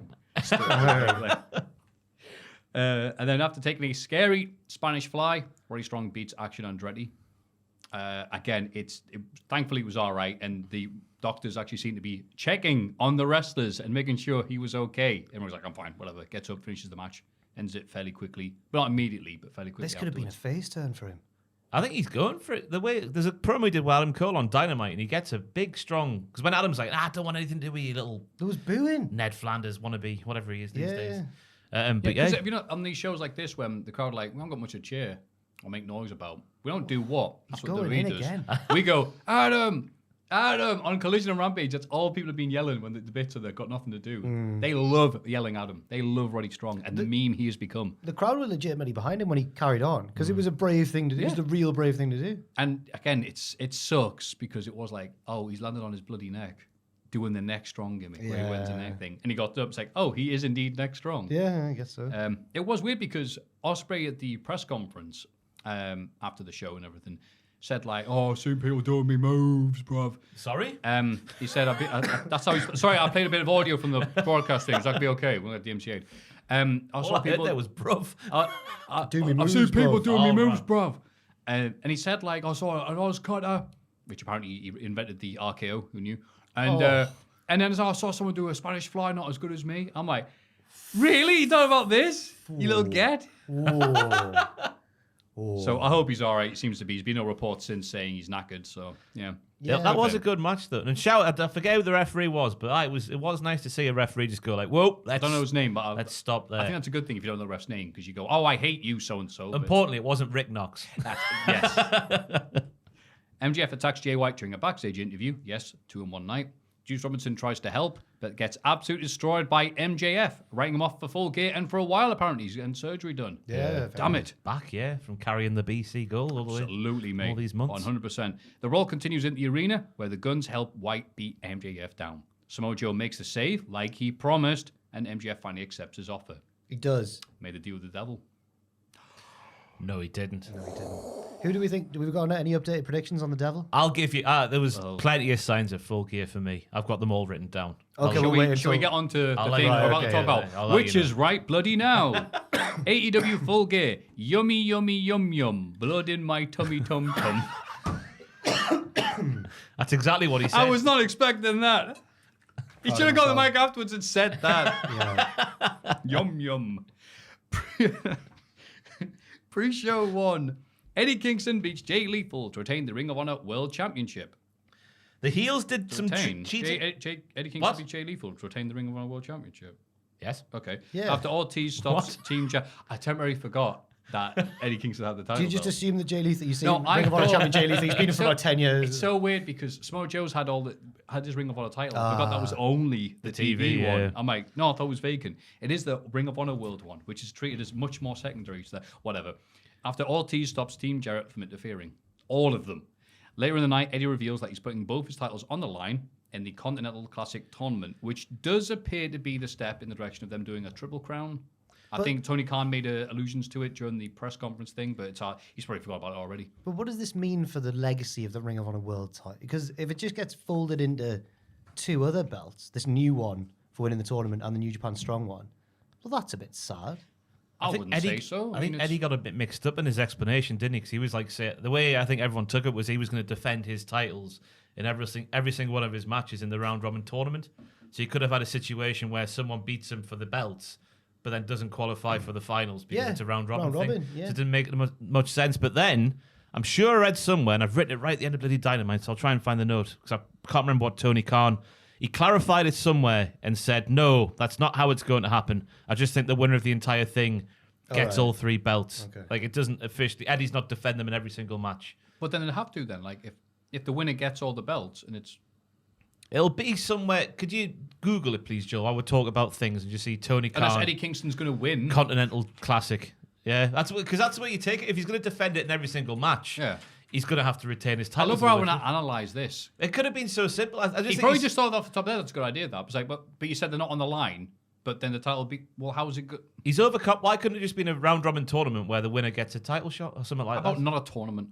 No, I think this tournament's fine if it's going to be a proper yearly showpiece thing. Joel, it's just all the other. Joel, things. I'll give you a $5 if you block Tony Khan on the official Cultaholic Classic. Why? What's funny. Tony ever done to you? Shut up, Tony. Blocks him. No. I'm not going to do it. I respect Tony Khan. I just think it'd be funny if Joel did it. I was just hoping there was a news article about it, Joel. I don't think you'll find it on his Twitter. He did clarify it somewhere. A news article on Joel blocking Tony. There's all sorts of comments going off now saying that they've read the article and we haven't.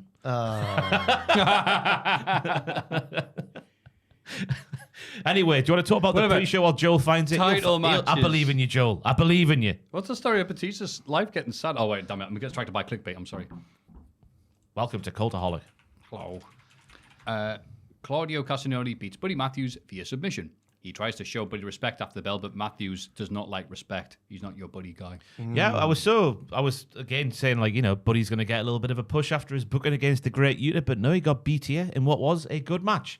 A shocking revelation that Buddy Matthews and Claudio Castagnoli had a good wrestling match. It was a good match. I would have preferred maybe if it was a TV main event rather than on the pre-show, because then it would have been a bit more of a spotlight. But you can't really complain about Claudio versus Buddy. Yes, we can. Okay. Well, wrestling podcasters. Yeah. Well, that was a good match. It was. But also, there was like a mini angle at the end that wasn't really a proper real angle, if that makes any sort of sense. Because they sort of like, it felt like Buddy was being offered a place in the BCC without really overtly being offered one, but he turned it down. Like Alan Shearer to Manchester United. Get it up, you. Doing that to the Geordies. And Eddie's responding. What's the more legendary promo? Shearer when he first, or Keegan when he's confronting the fans out the door. Shearer's one was just like, yeah, I'm just a poor lad from a poor family. A sheet metal worker. That's a sheet metal worker. And he said it like that. So it was like, everyone was like, yeah, I was like, we don't care. But yeah, Keegan's one, like, Keegan was a better promo than Shearer. You know, like the Beatles, they did that gig on the roof. He's just out like the back door of like the training ground or something. Yeah. Just people going, you crap, yeah. What are you thinking? Keep going. It's all right. It won't affect us just like this. It did. Go up a bit, Joel. I think there was an article that was like, Tony Khan confirms the prize. There you go. Joel's had to read 3 different articles to find out what the bloody hell's happening. I think it was, I don't know where I read it, but I wish I wrote it down when I did. Yeah, I assumed that I heard him right with my ears, but apparently no. But yeah, I think it's Eddie's not defending them match by match. It's just the winner gets all 3, and it's like a common thread. Oh, so he's been stripped of them then, I guess. No. I don't know. I don't know. Oh, whatever. I think it's no one cares about tournaments. It's telegraphed that Eddie's going to get to the final because the final's at World's End in Long Island, where he's near from. Well, he's in Yonkers. Yeah, vicariously. Yeah. Pre-show 3. As promised, Samoa Joe helps MJF beat the Guns and retains the Ring of Honor Tag Team titles. MJF agrees to give him a title shot, but after Joe leaves, the Guns beat MJF down and Pillmanize his leg. He's taken away in an ambulance. Yeah. Don't let them take my title, Adam. That's what he said. Yeah, to an injured man.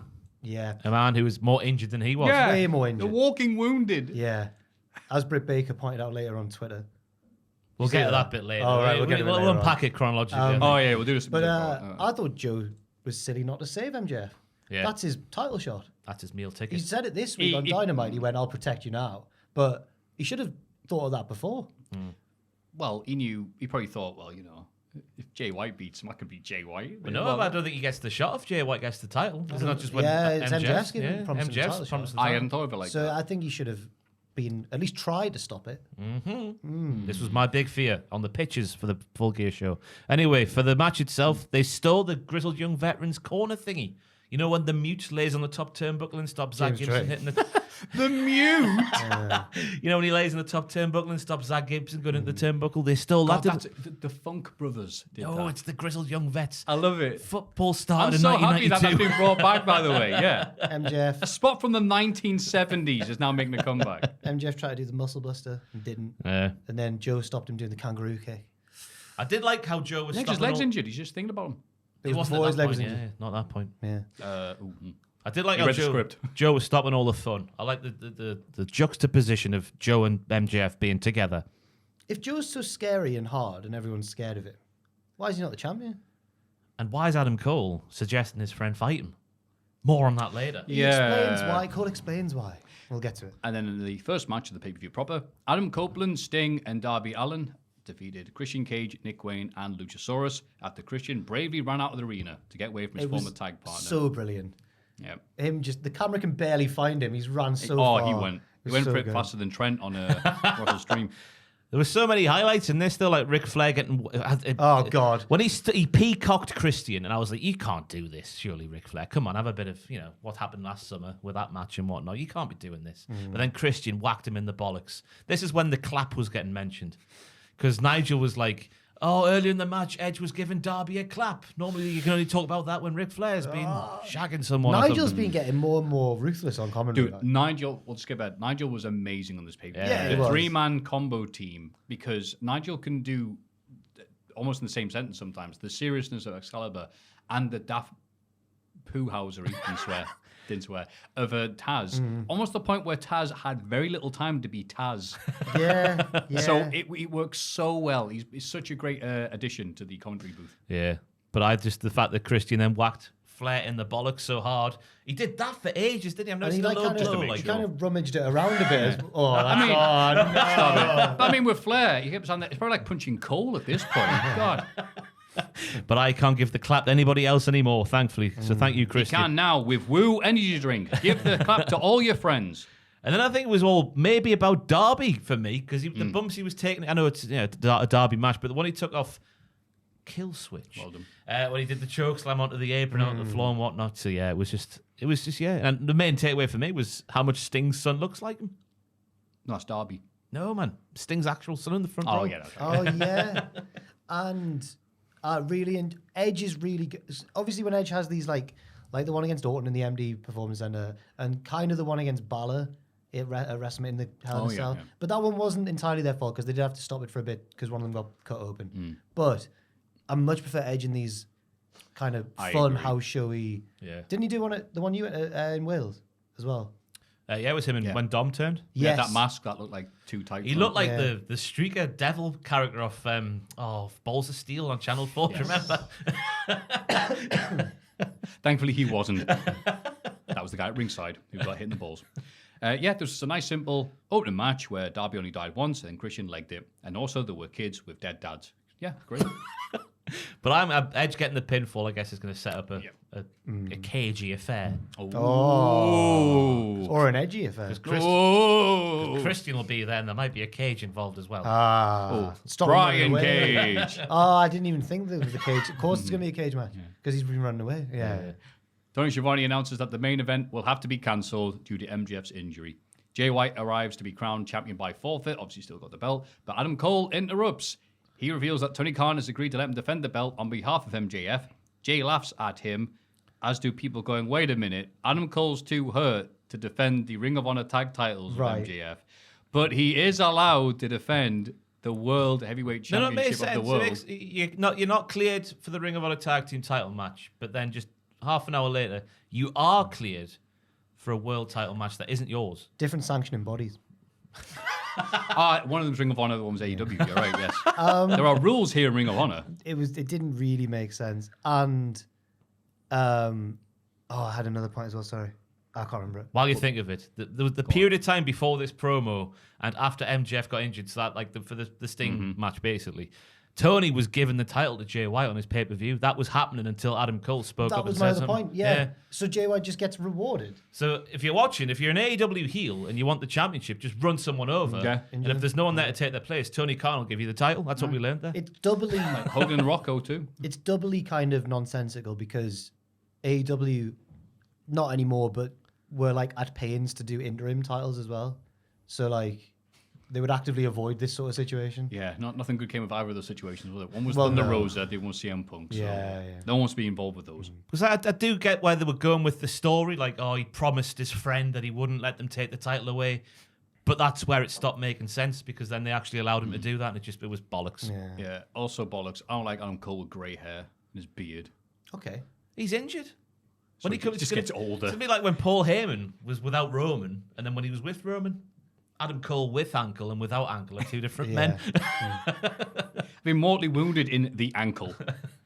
Orange Cassidy beats John Moxley to retain the International Championship. Wheeler Yuta has a skirmish of Hook after the bell. Yeah, get him. I really like the start with Moxley no-selling the big forearm, which came a mere days after he no-sold the Orange Punches. So you're like, how can Orange Cassidy possibly win? But they did. He got battered and came back. It was a simple match structure I've got down here between a heelish man and a pure babby face. It was good. I think I preferred their first match a little bit more, but that was like a main event and it was bigger. But I enjoyed it. I was surprised. I thought this would be Moxley winning. Yeah, I thought they were just going to redo what they couldn't do because of Moxley's. Just get back on track. But it was a shock to see him win. And he used the red rum in front of Hook, which was cute AF, I thought. Hook is cute. Taz even pointed out. He went, "That's Hook's finisher." You can't. How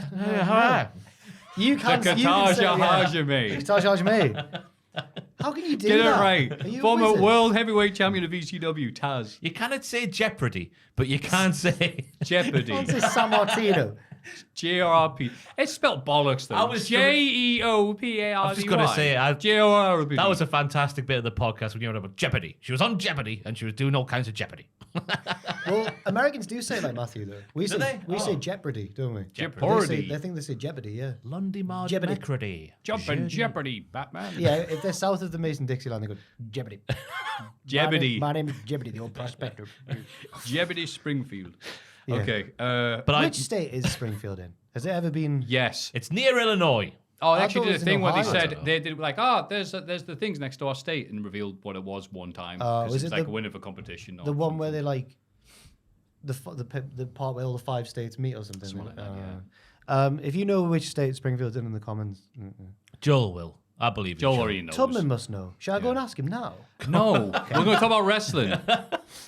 Stop getting off topic, guys. But Orange, he no-sold 4.5 orange punches, Moxley, at the close of the match, which made the finish even more shocking because it was really abrupt. Yeah. Yeah. I really enjoyed the match. It was very solid. I wasn't really into it, but not because I didn't like it. It's just because I'm like, all right, why are we doing this again? Did we need to have the rematch? He got injured. Yeah, did we need to have this, though? Is it necessary to have these rematches all the time? I thought things had been answered, personally, but it was well done for what it was. It's just, I hope everyone moves on and does something else. Yeah. I can't wait for Hook versus the Great Yuta. Yeah. Because the Great Yuta's promo on Dynamite was an all-timer. Oh, I found him detestable in that promo. But I guess that's the point. Tony Storm uses a hidden frying pan to beat Hikaru Shida. I don't actually know what it was. And become, I thought it was like I think it was like metal a tray, servant's tray, wasn't it? Like a... that makes sense.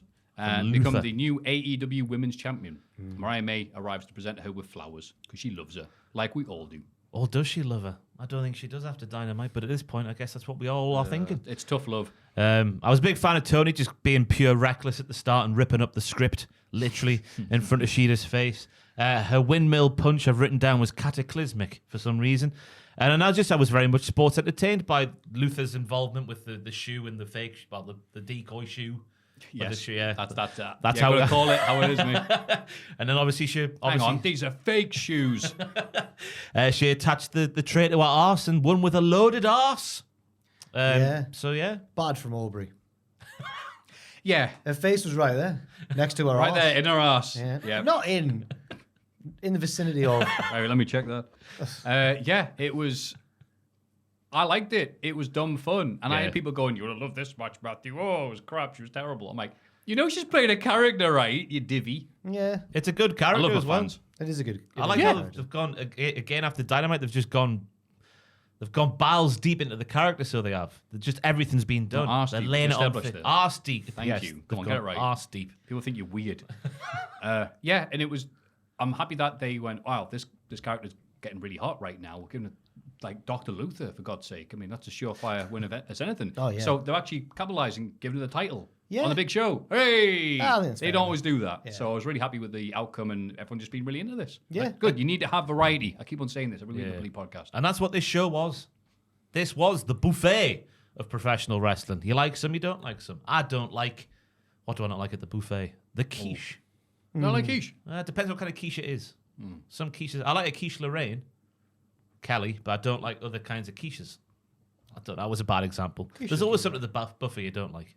Yeah, there is. Yeah, cold, thinking now. anything Yeah. coleslaw Oh, you know what? based, I'm a bit I like sausage rolls, but the sausage rolls they present at buffets are always like Dry. dry. Yeah. cold, right. dry. Like prison floor dry. it's not like a Greg's one that melts in your mouth, Right. like the beef at a Toby Carver, they or get not the- the beef at a Toby Oh, Carver. not that chewy beef. Yeah.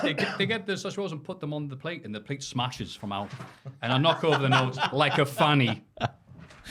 But this was the sports entertainment bollocks match of the night, so I thought it was good. Yeah, I think so as well. Yeah, aye. Good times.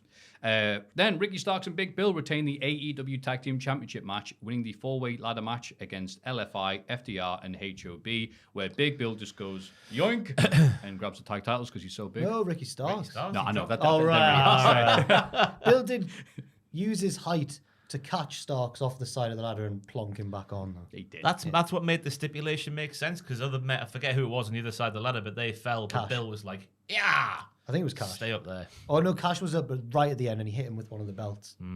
Cash was there going, can people stop saying that we're not winning just because of that little gun charge you got lying around? It's purely speculation at best, especially Matthew on the Cultaholic podcast. And because it took him that long to say all that, they were able to win. To be fair, he was shooting in this match because there was a pile driver on the ladder on Malachi Black that was horrible. Malachi Black took so much punishment in this match. Yeah. He didn't take the biggest.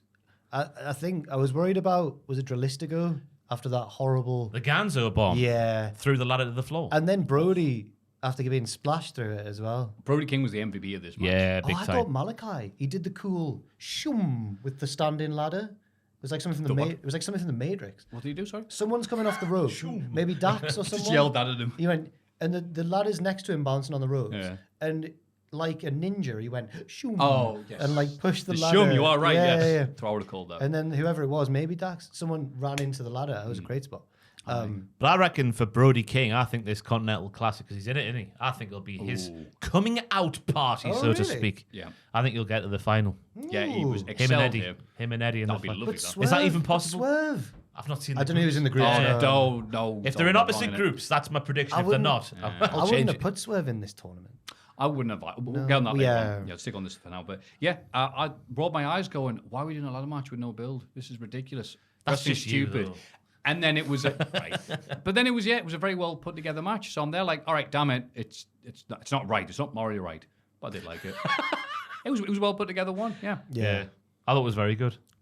Brody King. And I did the finish again because we are going like, oh, that's how wrestling works. You professional wrestling heel with your heel logic. But then again, that's how it did pan out in the end. There was a little bit too much cooperation for me and pushing ladders over when you could have just gone up and tried to win. That sort of That's thing. ladder But matches, I'm just isn't it? nitpicking, I suppose. Stop that. Julia Hart steals a pinfall on Sky Blue to take Chris Statlander's TBS Championship. I'm not sure what Sky Blue's meant to be at the moment.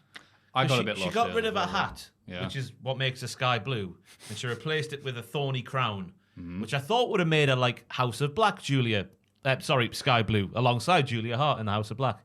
But it's not. Yeah. It's similar to Julia, and she's been misted by Julia, and therefore that's what's making her dark, but she's not in the House of Black. Yeah, she's not 100% House of Black, but she's getting there. But then wasn't, because they locked eyes at one point and it was like Sky Blue was like, yes, I will join you in the House of Black. But then Julia turned on her. So I'm not sure what they're doing with House Sky Blue. Chris Statlander was one of the Globo Gym Purple Cobras. I didn't know this until someone put it on Twitter. She So did that in that's the two end. Ben Stillers. Yeah. She did Zoolander. Yeah. Oh, that's it. We just get all the Ben She Stillers. tweeted him saying, I'm sorry, I won't lose next time. I don't think he replied, but... There's something about Mary. Chris That's next Statlander, one. next one. Yeah. Meet the Fs next time. Yeah. Meet the Ed, that'll go down Bring well. out Barbara Streisand. Tropic Thunder. That's right, yeah. And Justin Hoffman. Yeah. Yeah. Tropic Thunder. Chris. Careful, whichever character you go for. This has run its course. Yeah. I think they had a big uphill battle to get after the ladder match, but the crowd were like, oh, yeah, cool. However, 2 big women's matches. That meant something on a pay-per-view. Fair. Yes, come on, AEW, baby steps. Trying your best. Yeah. I was a big fan of the finish, the way that Statlander was just like it got to the point where Statlander was doing all the shoot German suplexes, and Excalibur's like, well, I guess you could say she's a kind of human suplex machine. And of course, Stars got sassy. He's like, whoa there, partner. And I was like, I'll kill you. Yeah. Who would win in a shoot fight between Taz and Excalibur? Well, modern day, though, now. Not prime Taz. Ooh. I reckon Taz could form himself into a ball like that lad off Hook. Knock him down. Yeah, you're right. If there's a big, What's he called? there's a That big lad? plank. The one who gets the sword at the end. Yeah, Rufio's pal. Yeah, Rufio's got to be devastated that he didn't get the sword. Taz can only be Excalibur if there's a big plank. No, I think Taz is still probably quite handy. I reckon he is. Stands up, Which and makes just me as wanna time know- goes, but I digress. Which makes me not want to do this joke anymore because he'd batter us. He could do a good. Kamehameha. Yeah, there you go. But either finish, Statlander was flattening everybody, and that allowed then Julia just to look very clever by stealing the win. I thought the finish was very good, and then it was. Yeah, happy that Julia Hart's won.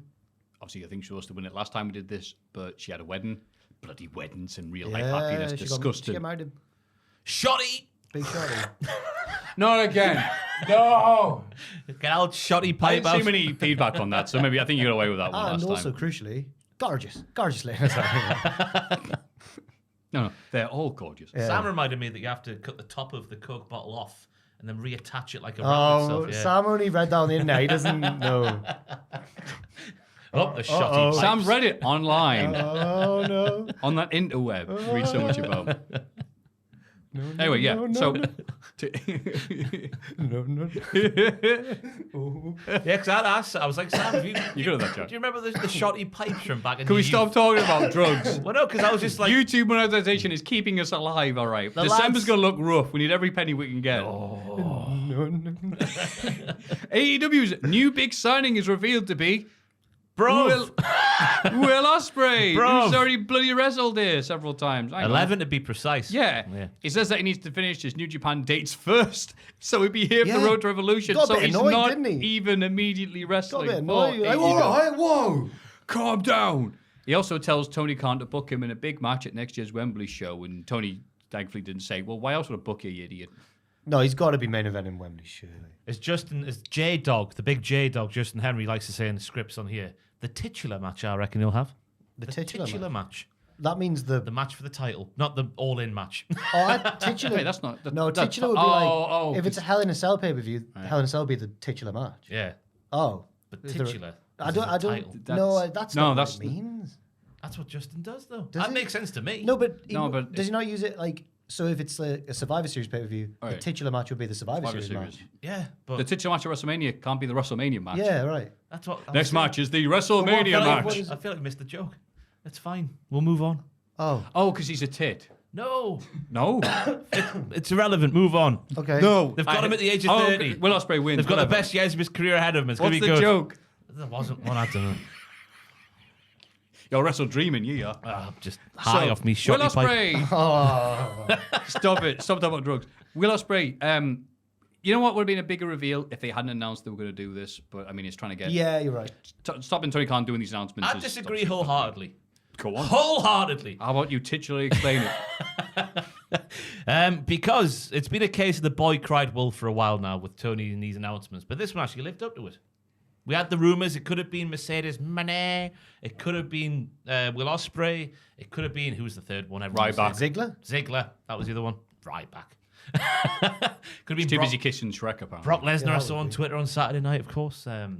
But yeah, no, it was. I thought it lived up to the billing. Obviously, the crowd loved it, but it was just funny. It's like the big announcement is this dude who's already been here, and the crowd were like, "All right, see you next week." No, I'm doing New Japan. I think we all knew that he wasn't full time though. So But then why announce it then? Because he's now full time when he's finished with New Japan. All right, okay. He's got to finish his dates. Yeah. Okay. He's got a Wrestle Kingdom match. Good for him. We already knew that. It's against Moxley and David Finlay. It's a triple threat. Bit of a weird one. What's David Triple Finlay threat. doing in New there? Japan. So he's recently attacked Ospreay and Moxley, and he smashed up the belt that Ospreay, what's he called it now? The IWGP UK Championship. And he hit with a big mallet. He like smashed it with a big hammer. A big hammer, yeah. Not the little one. It was like when Rollins was going to use the big hammer on the Fiend. Oh no, the Fiend was going to use the big hammer on Rollins, and then as Alvarez went, but when Rollins went to use the little hammer, Good times. And then Swerve Strickland wins a British Browns match against Hangman Page to a roll-up. They shake hands afterwards. Okay, that was nice. Finally. Jesus. We get to talk about this. Jesus. Yes. Now, look. Up the Texas death. Absolutely. I'm all about the hardcore ultra-violence. Up the Zandig. But I can understand completely why this would not be people's cups of tea. I, however, bloody loved it. Hangman Page rightfully attacking him during his entrance. Invaded his house. Thought it was kid. It's like, yeah, I'm going to kill you. Gave his kid a present. I was thinking, imagine if he harmed the child, what Hangman would have done. If he was drinking the blood at merely breaking into his house, which I understand is a bad thing. What would he have done if he gave a shoot DDT to Hangman's child? Oh my God. Are you all right, Ron? Oh my Bloody word. hell, where did that come from? Swerve's an evil man. He is. I'm going to DDT you, kid. You're 1 year old. I think that when it was, do you remember when I think it was Dustin Rhodes or someone, they kidnapped someone and like broke his thumb or like strapped him to a chair. Him and Mogul was one of his Mogul. Oh, in the warehouse. Yeah. And I remember thinking, Swerve's a bit creepy. And then it kind of faded away and everyone was just going, Swerve's house, yeah. But it was the way he said, whose house? I was like, he's a bit unhinged, him. And I'm glad that they've lent fully into him just being maniacal. Yep. Page stapled his son's drawing to Swerve's cheek. Fantastic. And I was like, very nice. And then Swerve just bleeding profusely, going, this hurts on Hangman Page. Oh my. Oh, baby.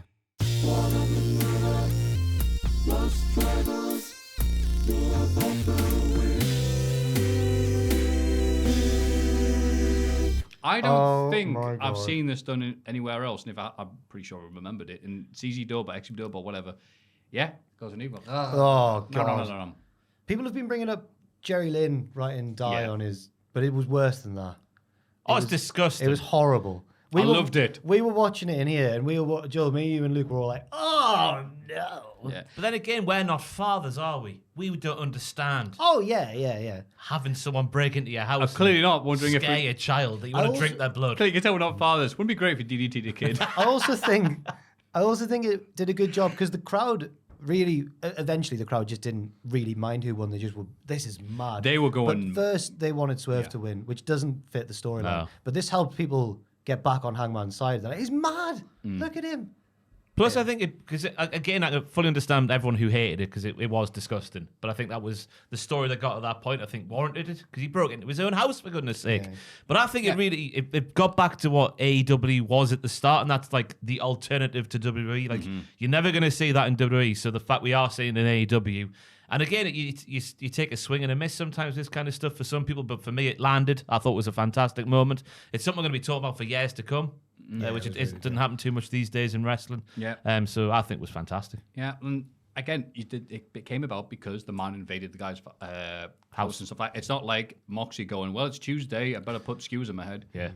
So yeah, I thought it met the situation they built up. Swerve looked like a megastar again. When he keeping was that momentum going. After that drinking blood bit, when he was bleeding, he just got the staple gun and started stapling himself and laughing. I was like, he should be in a film, Yeah. Putting the broken glass on Hangman. Oh, and yeah, doing the the broken 450 off the top. What's with the crowd going, were you on fire? Like, just enjoy what's Oh, because they're silly Americans. Do you reckon it was real glass that he used? JB in the mug? real glass. I could have done without maybe Cage's interference, but that's I think he was to remind everyone, he is supposed to be a bad guy. Yeah, The danger of doing all these cool spots is going, wow, I really like that cool badass who invades people's homes. It's like, no, he is a bad guy with a bad bunch of lads. So I think it made sense for Brian Cage to go, no, and they went, boo, we don't like you. It's like, good. Yeah, true. You're supposed to be booing some of this. I like the finish with the doing what Hangman did in Moxley, basically. And The shoot concrete block. oh yeah, the Death Valley Driver on the concrete block as well.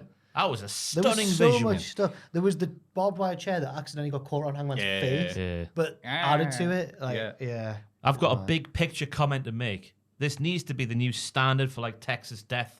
So when people say we're going to have a Texas Death match, everyone goes, and it's not just wait. I know they have been good, and I know there's not been that many, but there has been examples where there've just been random episodes of Rampage in Texas. Therefore, we've got to have a Texas They've Death been match. a bit more like hardcore matches. Yeah. This should be like the end of a feud where it's like, well, Hell in a Cell is what was to WWE back in the day. They should have called it like the Swerve Death Match or something, because it's like, what's Texas about? Oh, one of them's a cowboy, right? I was surprised by the result. I thought Hangman. Yeah. I was hoping Swerve would win because I'm like, Hangman doesn't need this. Former AEW World Heavyweight Champion. He's already been to the top of the mountain. Where does he go from here? Anywhere, get out Swerve's way. He drank a man's blood. He can go anywhere, him. Yeah. He can go to the hospital. But the only negative thing about this was they were doing all this stuff with the passing the blood and everything right in front of Nigel McGuinness, who spent years campaigning against blood and wrestling, saying, Hef's bad. It's lucky it didn't get worse.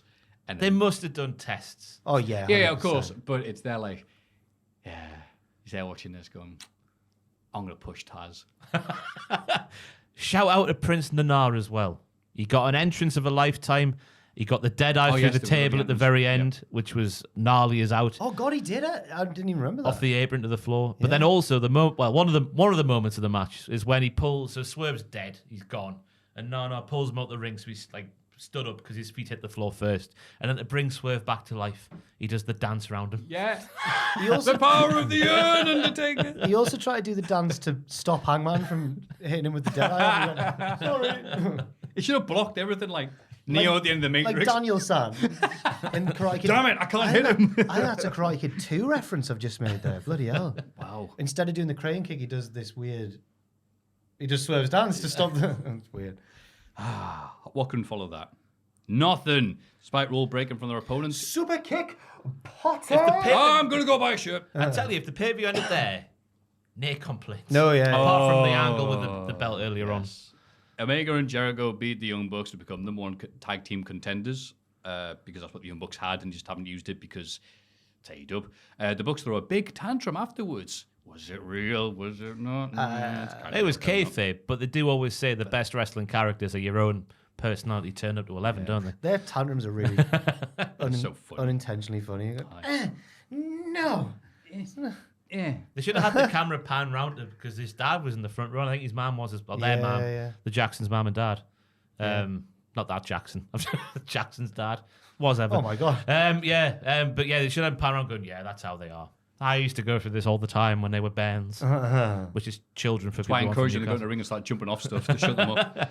Look, this was solid. It was well fine, worked. yeah. It's just, I could not care less about this feud done yet again. It was a little bit funny how this deeply personal feud over who the Young Bucks are friends with was the cool down match in between Texas Death and the main event. I saw a report, can't remember who from, that said apparently the Bucks wanted the match to be after the Swerve match to prove that they could do it. And They didn't. no. Again, it was solid. I'm not saying it was bad. I'm saying I just wasn't It was into fine, it. It was yeah. well done. Did all the stuff. People got to eventually.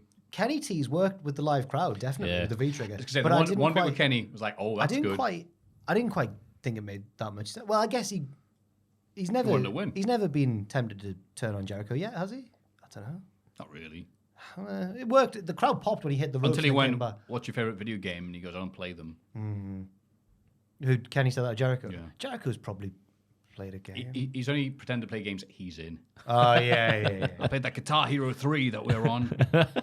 And Adam Cole comes out to face Jay White.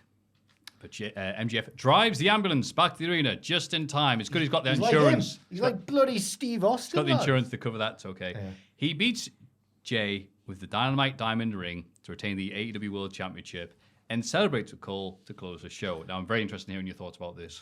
Ross, you go first. Hate's a strong word, but I hated this entire angle. The injury angle was completely unnecessary with the way the match went down. Jay White, I'm not his biggest fan, but he's done. Stick a fork in him. He couldn't beat a one-legged man. We kick things off with the entrances. Adam Cole, an injured man, is allowed to walk down the ring. Fine, no problems. Nobody tries to stop him. Adam Cole, who was visibly less injured. MJF, who was visibly less injured than Adam Cole, has half the backroom staff trying to stop him walk down to the ring. That made no sense. That's what Britt Baker tweeted. Yeah, that's what she tweeted about, wasn't it? And then it felt like MJF, obviously being a heel and a babyface is two different things in wrestling, but it felt like 2019 heel MJF wouldn't have done any of the stuff that made no sense in this match. Yeah. The cutter over the top rope with one leg, which came after. Cool, though. Oh, I know it was cool, but it made no sense, did it, man? He had one leg. Yeah, but he hit it a few times, and that means you get a little temporary boost. The rules of wrestling are... This is King's Road, All Japan. In the 90s, the accumulation of damage, but you can fire up. Oh, I don't know. And then we had the spot where the He's table... like Jumbo Saruda. Oh, there's no denying that. One of the greats of all time. Jumbo hot dogs, Saruda, more like. The spot where the opposite of I Am the Table happened. The table of paper. Sometimes the table, but today I'm not feeling it. Yeah. And then for some And reason... then he went, well, the table's done.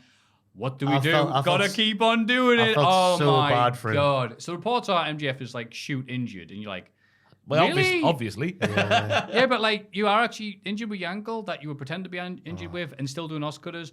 Why in the name of God did you do a top rope elbow to the outside? The crowd would have turned on him if he hadn't. He had no choice. No, you could do any of the moves. All right, whatever. Jay just- White tried to avoid it. it Or felt use Taz as a table. I don't know. He's big and wide enough. Do you remember when he used to laugh at... Exploded the combination of memes. So did Taz. Maybe this is the story they're doing with 4D chess. Remember when he used to laugh at all the people doing these moves like he was doing? And now he's doing it. He's bit himself on the arse. Oh, that's a bit. Like, I don't know. I'm trying to find where So the angle they're coming from. There's someone we used to work with, Michael Sidgwick of What Culture Right, has the theory that I agree with. He reckoned that MJF throughout, not just his title reign, even before that, made a habit of like saying best dog collar match ever, best fatal 4-way, best Iron Man match ever. And he was saying he reckons that MJF wanted after this, if it had been unanimously praised, he wanted to say best underdog babyface performance ever. And I was like, yeah, because the way he was wrestling the match, he's selling the legs so much. He's had to go to hospital and he's come back, and he was so brave in that. But it just didn't really land because the angle was silly. It was pure Cody-verse. It was Cody on roids. You know what? That's a perfect comparison, mate. Yes. It felt like he wouldn't have done this back in the day, but then the changing character, he was doing stuff that made no sense and I didn't like it. Yeah. I find myself getting into it because the crowd were a put hotter than against us pasty. And they're both good wrestlers. They're both good at doing the moves. But it was like, because it was like, what's going to happen? Is Adam Cole going to be revealed to be the devil all along? Is this the climax of this? Because there couldn't be a better time for MJF to lose. And we finally moved this storyline on a next page. And yeah, it's just repeating everything you just said. Jay White is deed. There's a main event. I hope you enjoyed your time in the main event. Hope you got the main event t-shirt that said I was in the main event one time, because that's it. You are WUNDN. Wow, I completely and utterly messed that up. Oh my God, in heaven, move on. He's wounded. Wounded. In my head, I've done this line where it goes, he's done. He's DUNN done.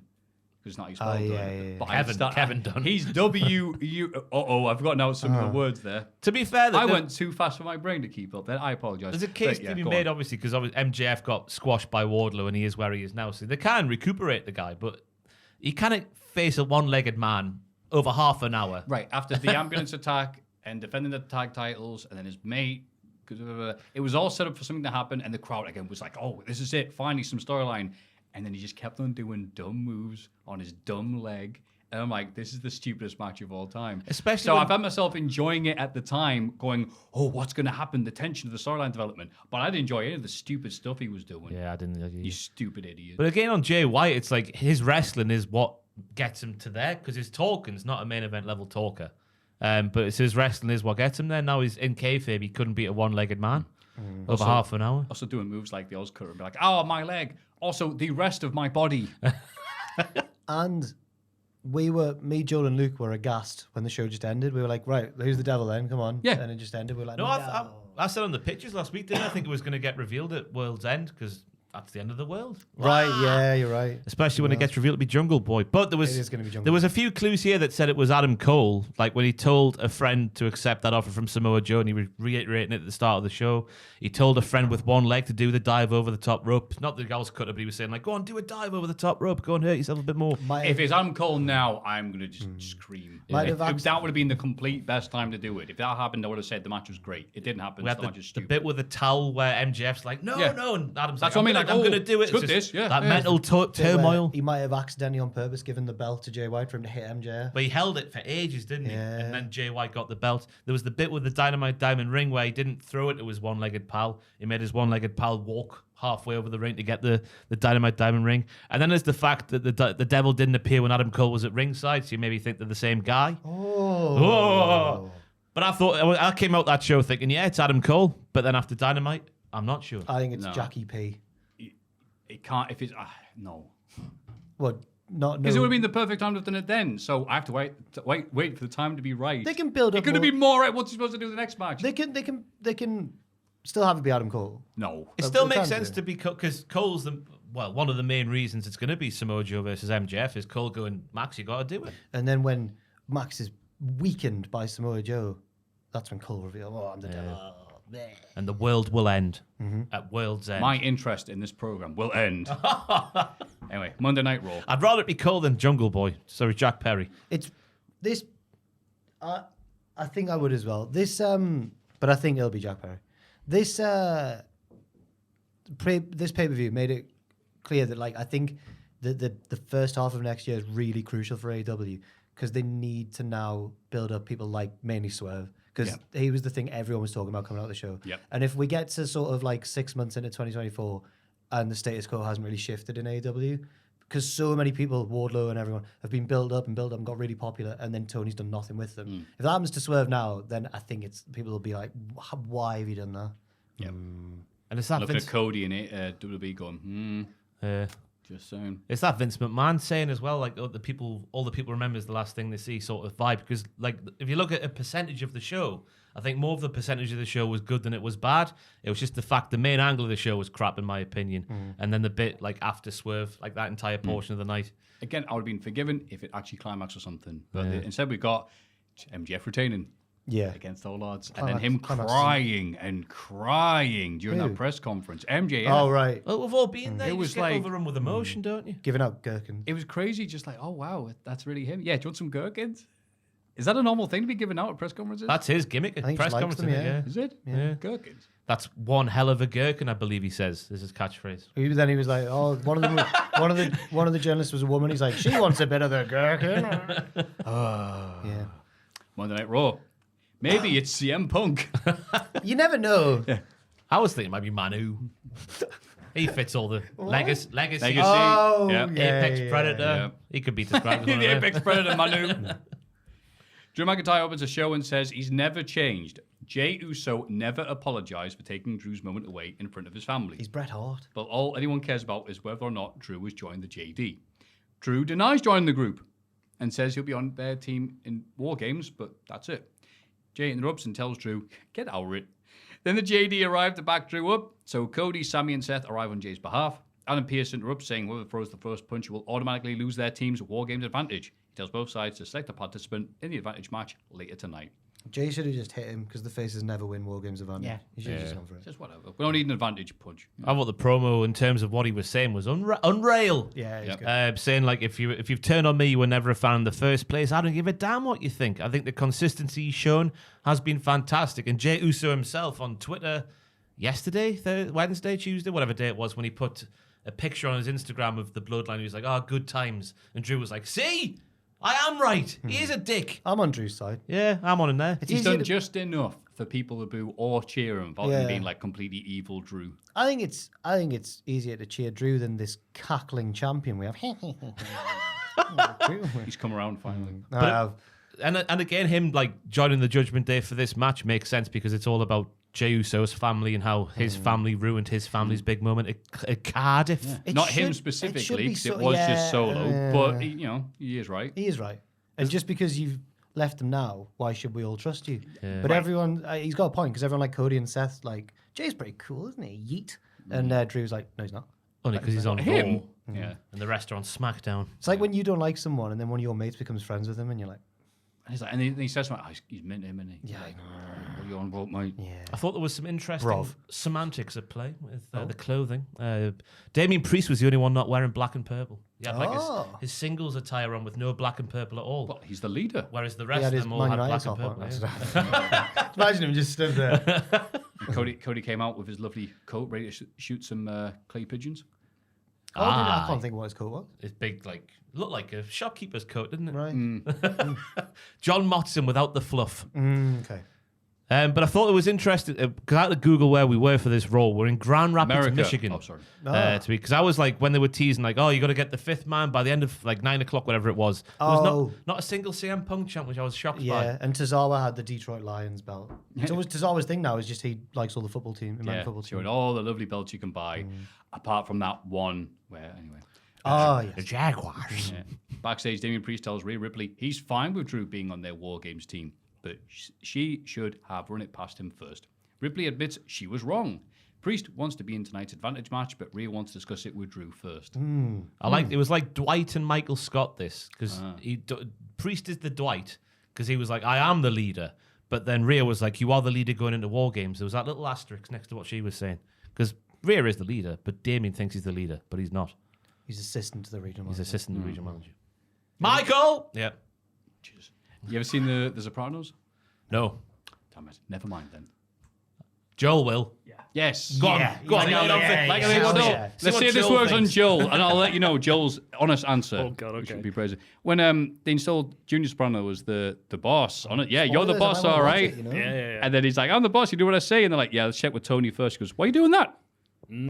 Yes, very good, Maffew. Yay! Astute Joe observation. liked it. You can all kiss me arse. Nia Jax beats Raquel Rodriguez in a singles match. Do they sing much in The Sopranos? There is some singing, yes. Fair enough. Because What's the tone? But they do actually do it. it's not. Yeah. Hey, Tony, give us some of your, just goes really Saudi. high. Oh, we'll get on to him later on. Oh, yes, we will. Go on. I think Raquel is obviously so much better when she's doing anything but smiling. Like I thought it was a very like good, desperate babyface performance from her in this match. I found myself enjoying Nia's squashing moves. Yeah, this was the best Nia Jax match in a long time. Yeah, I thought, hey, crowd, we're really into this. And the idea of Raquel bombing Jax again. yeah. But thanks for ruining everyone's push, Jax, but fair play to you.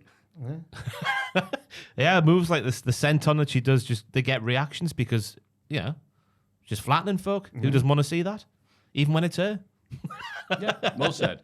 But yeah, built to the powerbomb spot at the end. Well, there was a nice teetering job I've written down there. Whoa. Whoa. But then I was a bit shocked that Raquel got beat so conclusively because it felt like for the longest time they've been really hot on her. Yeah. Her time's over now. Yeah. She lost to Rhea. She did. So maybe that's it now. Maybe she's been Jay Whited. Oh, that's a new term, in it. Drew tells the JD he doesn't like them, but he despises Jey Uso. Drew and Priest argue until Priest finally backs down, telling Drew that he can be in the advantage match. Shortly Don't afterwards, prove yourself, he said. Wait, he's Drew McIntyre. Come on, Damien. the babyface team discuss who should face Drew. Seth wants the match, but Jay wants it more, and Seth steps aside. Yeah, that's a tactical error.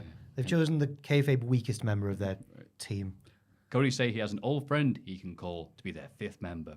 Manu. Arn Anderson and the Glock. The other two said they had some ideas as well. And they were like, can we get SmackDown people? So I'm guessing Sammy wanted Kev. Who did Rollins want? I couldn't think. Roman. A picture of Rollins. A picture of himself? Yeah. Okay.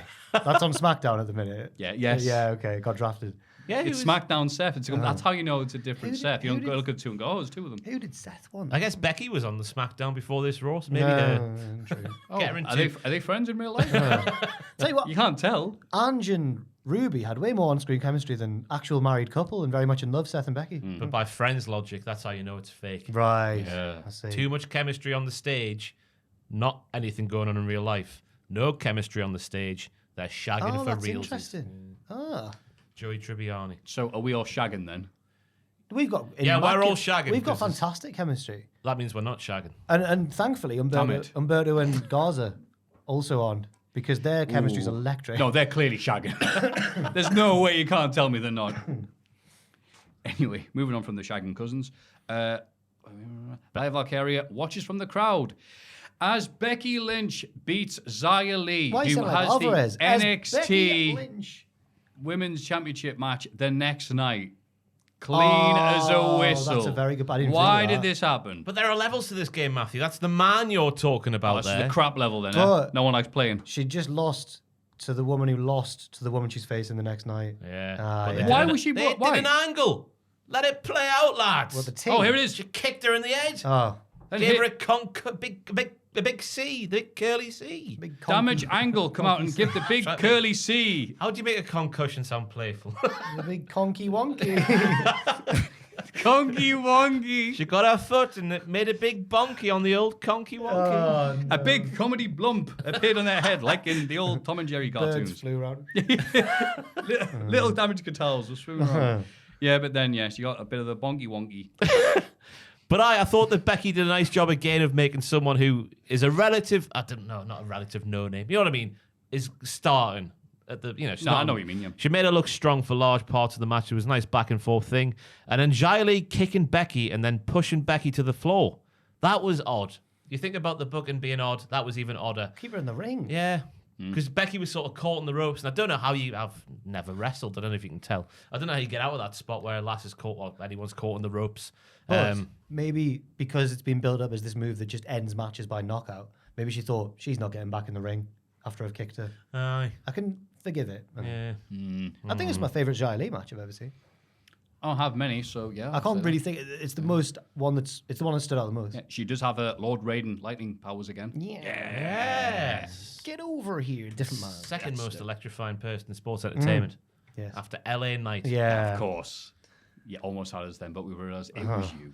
Dwayne's the third. I bet you would have enjoyed his Joe Rogan podcast. Oh, I enjoyed. I was having trouble sleeping the other night, so put that on. So, Rock, are you going to do politics then? You have to commit to something if you do that. Oh, well, left and right, blah, blah, blah. Commits to absolutely nothing. What are you on about, you idiot? Black Adam was a big success. I realised, though, there was my horror that they hyped up not just the Women's WarGames match, but also Ruffles. Crisps with attitude. Are you seeing the We advert? are definitely going to get a Ruffle segment on the pay-per-view. A Ruffles match. You not seen the A advert? Royal Ruffle. No, I haven't seen the advert. What's the advert? It's Ridge. So if you could, Ridge? Oh, if the you- crisps. If you could pick Yeah, any they're crisps. two No, but are the wrestlers, crisps ridged? I don't know. Oh, sorry. Oh, they are, yeah. That's why the Oh, they Ruffles. are ridged. Yeah. Also, just makes sense. I Oh, was thinking, like, if you could pick any two wrestlers to hype up Crisps, would you pick Ridge and Butch? No. Because Ridge is like, hey up there, Butch. I love Ridge's Ruffles, me. What's your favourite flavour? And then Butch is like, ooh, I love salt and vinegar. And then Ridge is like, oh, you like them ones, do you? I like the other flavour that you didn't mention. Aren't they fun crisps? That's essentially how it goes. There was one. Should I try and get the? I'll try and get the. We just played it, didn't we? There was once a Subway advert in America where it was, I think, two NBA players, and they're in different locations, but they go like, my favorite sub is this one. Well, my favorite one is this one, and then they go like, that's mine's better, and the other one goes, no, your sub's weak, and it's just like, oh, shut up, man. Have you got it? Oh. I got a friend with as much swagger as me to remind you about the Ruffles fan voting challenge. Waffles? This Survivor Series, Ruffles is giving you the chance to ratchet up the intensity by choosing which team will have the advantage and enter first in the women's WarGames match. One of the biggest matches of the year. That's right. Just visit www.com/Ruffles to cast your vote in the Ruffles fan voting challenge. Hey, Ridge. These ridges remind me of you. Duh. So what's your favourite flavour? Original? Flaming hot? Oh, lovely. Or cheddar and sour cream? Can I say them all? I don't see why not. Ridges. So good. When just Is it too late to change Hall of Fame? just like they're waiting to cut, and the director's like, bit more. We're like, all right, which one's your favourite flavour? Rich takes the full 5 seconds to think about his answer. Lovely. How do you open them, Butch? I was getting Can we include the audio? Yeah. We'll be fine with the audio. We'll be I was all right. getting massive. Specifically, No one's going to claim ownership of that because it was rubbish. Rage was really reminding me of. Do you remember the baddie from Phoenix Nights, Den Perry? Oh, Den Perry. Oh, Brian, don't let another club burn down now, Brian. It just reminded me of that so much. But Joel, if we do get demonetized, you know which bit it is. It will bloody Den Perry. We'll be fine with that, I think. Oh, God. People are making fun of those types of adverts for about 30 years and they're never going away. Honestly, I love this product. Me. I enjoy eating it and or drinking it. original. Original? What do you mean original? I said original first. Ready salted, you idiot. Original. The two best at that. Potato flavoured. Legitimately, Cole and Gargano were the best at that because they just took the. Yeah, they they didn't were care. fantastic. They were really funny. And one of them would, like, Gargano would always bounce off the ropes and be like, and then Cole's like, I want to bounce, Johnny. I just thought it was brilliant.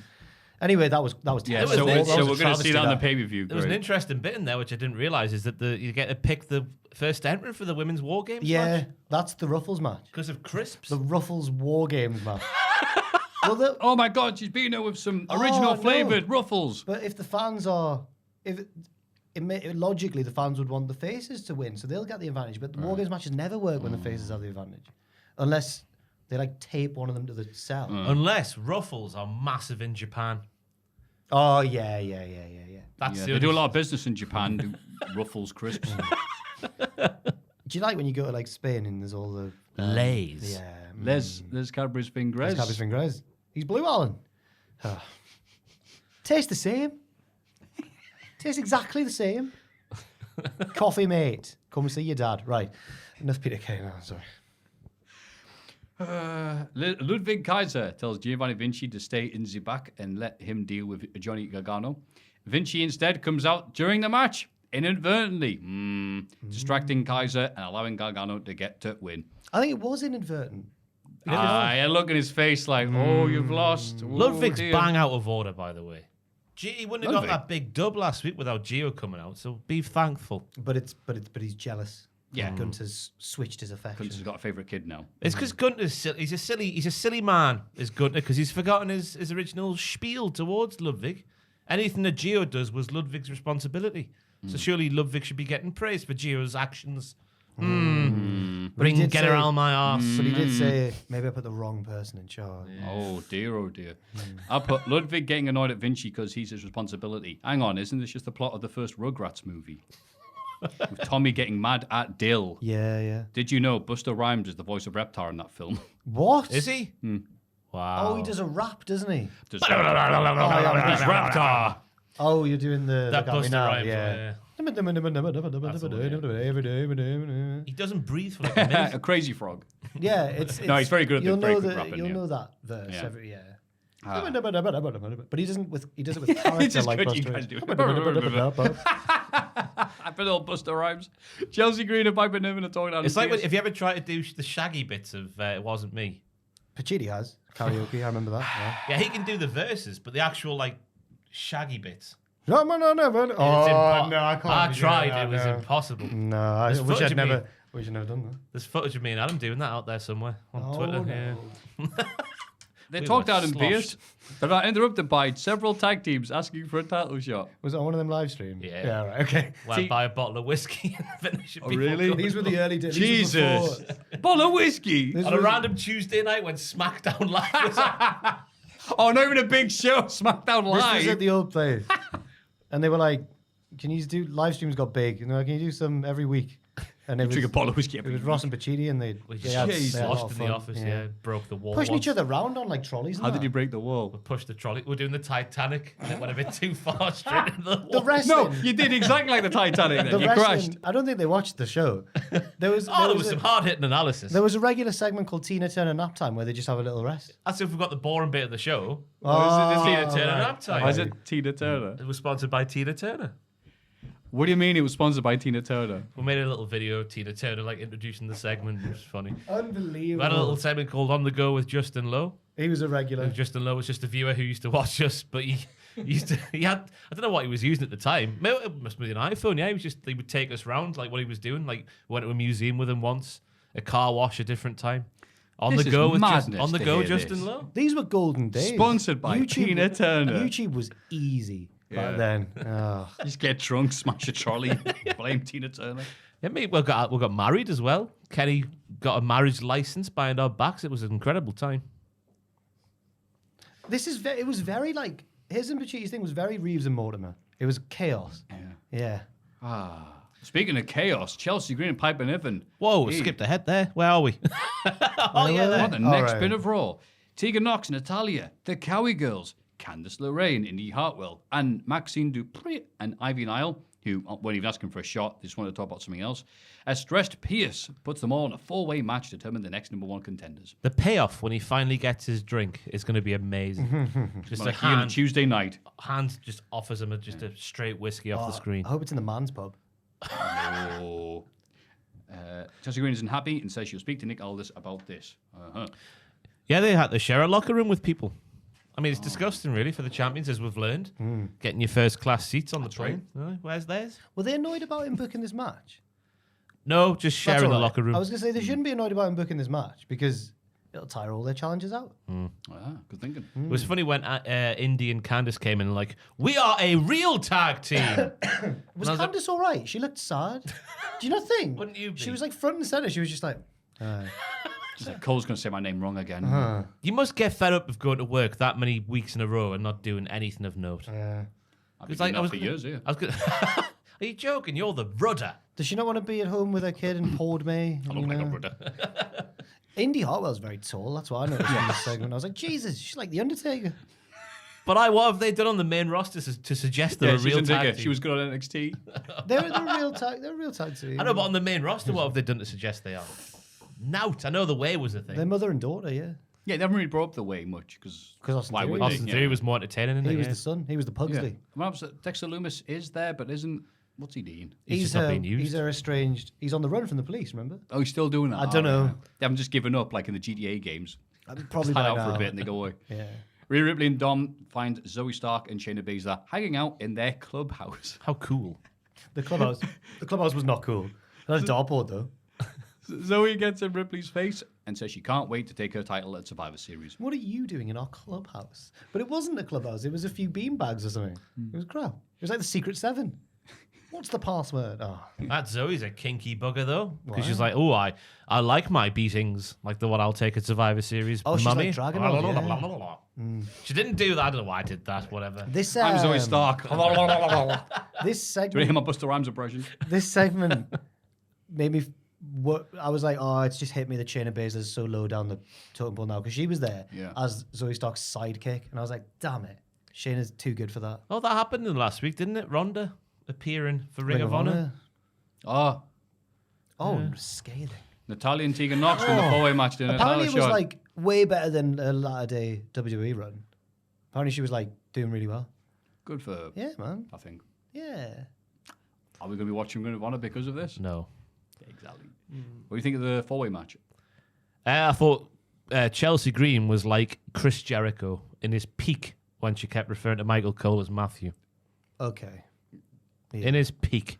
Maxine Dupree is a shooter, Wade compares it to Tiger Mask from the 80s. Oh. And then I've written down for some reason, she's like prime Dynamite Kid with a big splash off the top rope. Which Tiger Mask did he specify which Just one? the one from the first 80s, one then, yeah. The one with Dynamite? Okay. No, fair enough. She was like Dynamite Kid in the 80s. There was a nice assisted powerbomb splash thingy from Indy and Candice. So I like how good you for them. say it sounds like you're saying India.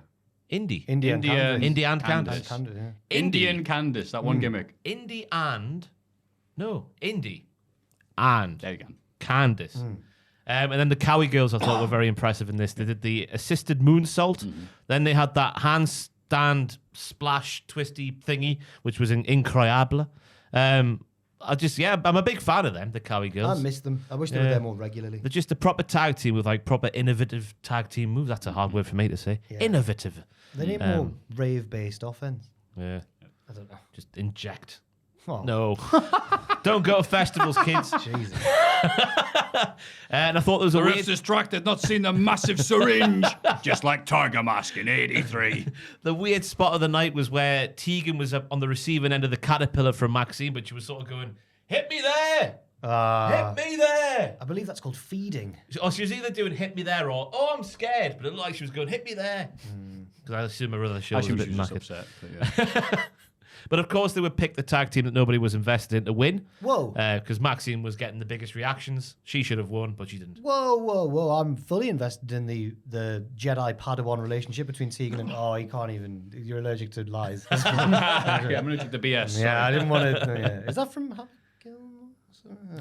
Sandler. Another Ben Stiller film that we're going to see on AEW in a few weeks. But yeah, you're right. Natalia... Yeah, I thought it was all about Maxine, that match. I thought you were more of a Natalia fan since she was a rabbit. Just that 1 week. Oh, right. Well, I mean, they changed the gimmick. Why did she change gimmick back? She changed it to a fantastic gimmick we all get behind, but then she changed back. Yeah. As the What was that gimmick you were... the rabbit. dominatrix rabbit, The Maffew. boobies. Right. No. Oh, thank thought, you for reminding me. Yeah, everyone's scared of the rabbit. We learned that. She was the yang to Chelsea's yin. Yeah. What am I saying? He's saying great stuff. Various men's tag teams won a title shot after hearing about Pierce's early booking decision. He sets up a tag team turmoil match for next week. Tozawa does a little dance and reminds everyone you can buy this new title belt on the stores. Oh, damn, Tozawa. Whoa. That's what they'll do, especially Woods. Yes. So inappropriate. Yes. Ooh, disgusting. Disgusting. Nick Aldis arrives and Pierce agrees to Now have a then, chat. And then there's... Oh, sorry. Now then, It's just now Jackie then. Savile there having a good time. no. God. And then there's no pop. The GMs going at it, and why would there be? They have a conversation though. What's the conversation about? You all right, mate? I haven't seen you in a while. Probably about WarGames. I don't know, actually. Will there be a traditional Survivor Series? That was one of my pitches, Aye. that they'll have a traditional 5-on-5. But there is tag team turmoil next week with the winners not getting a shot at the pay-per-view. Oh, yeah. It's after. Yeah. I'm happy with that. Not always have to have these 6-hour extravaganzas. Is there still 5 matches on the card as we're sat here today? Because there was yesterday. I guess we'll see in the big I question. guess we will see in the big question. We will. The Miz cuts a promo about Gunther not respecting him.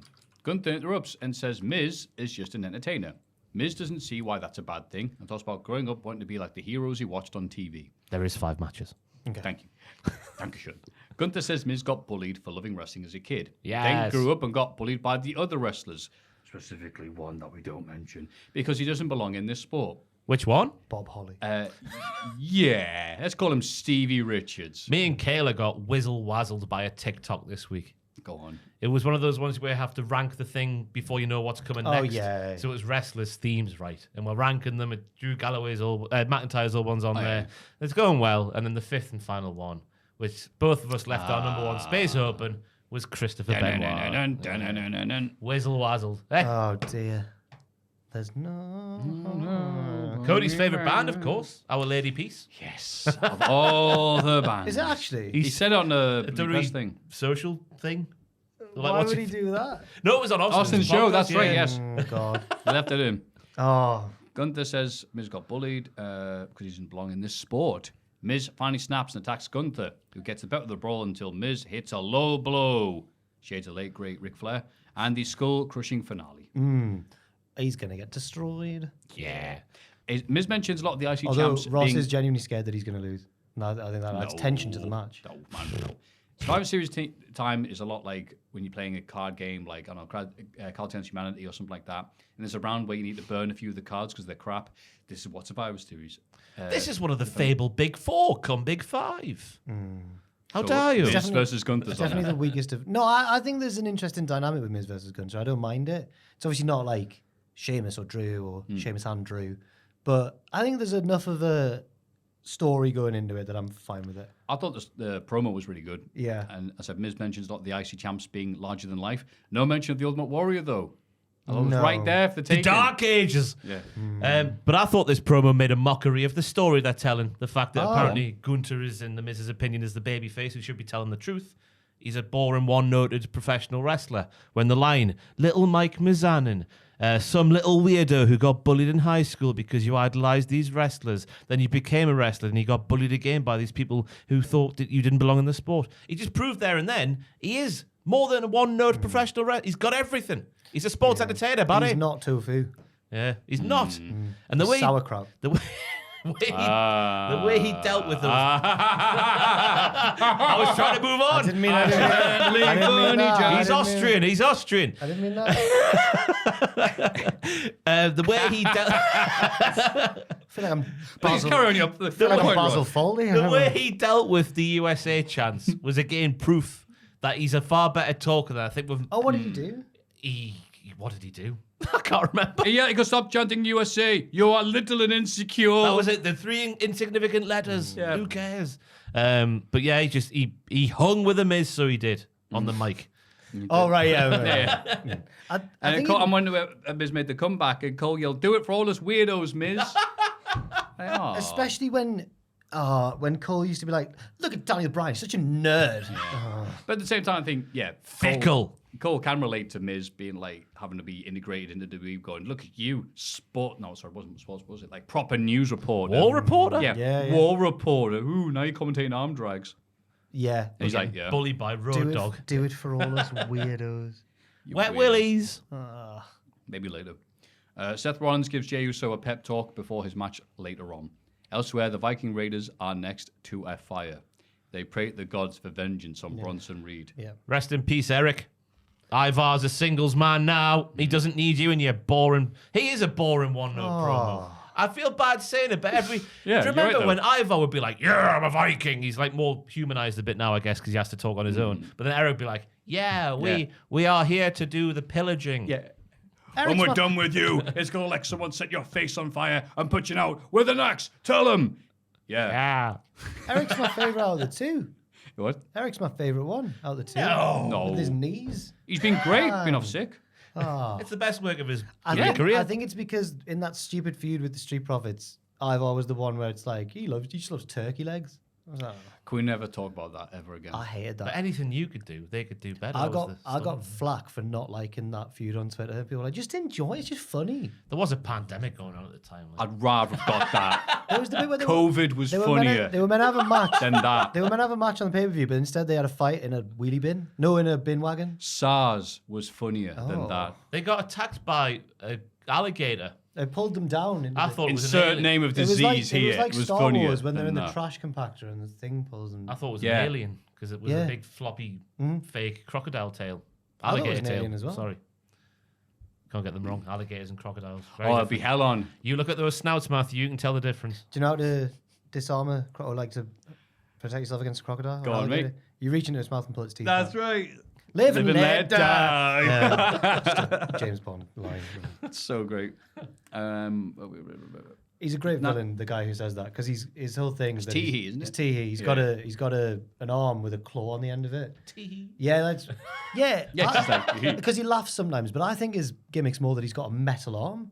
That's more weird. He's a high arm metal arm. Oh, that's cool. It's like, I could call myself that. He's got like a claw on the end of his arm. It's like someone from the current crop of kids today calling the Tin Man a name. He's a T-he. Yeah, His pronouns. I guess so. The kids of today. I'm just sounding really Kids old. of aren't I? today. My pronouns are T-he. Is that what you're You're a saying? Tin Man. What the? I saw. Yeah. He's racist. What?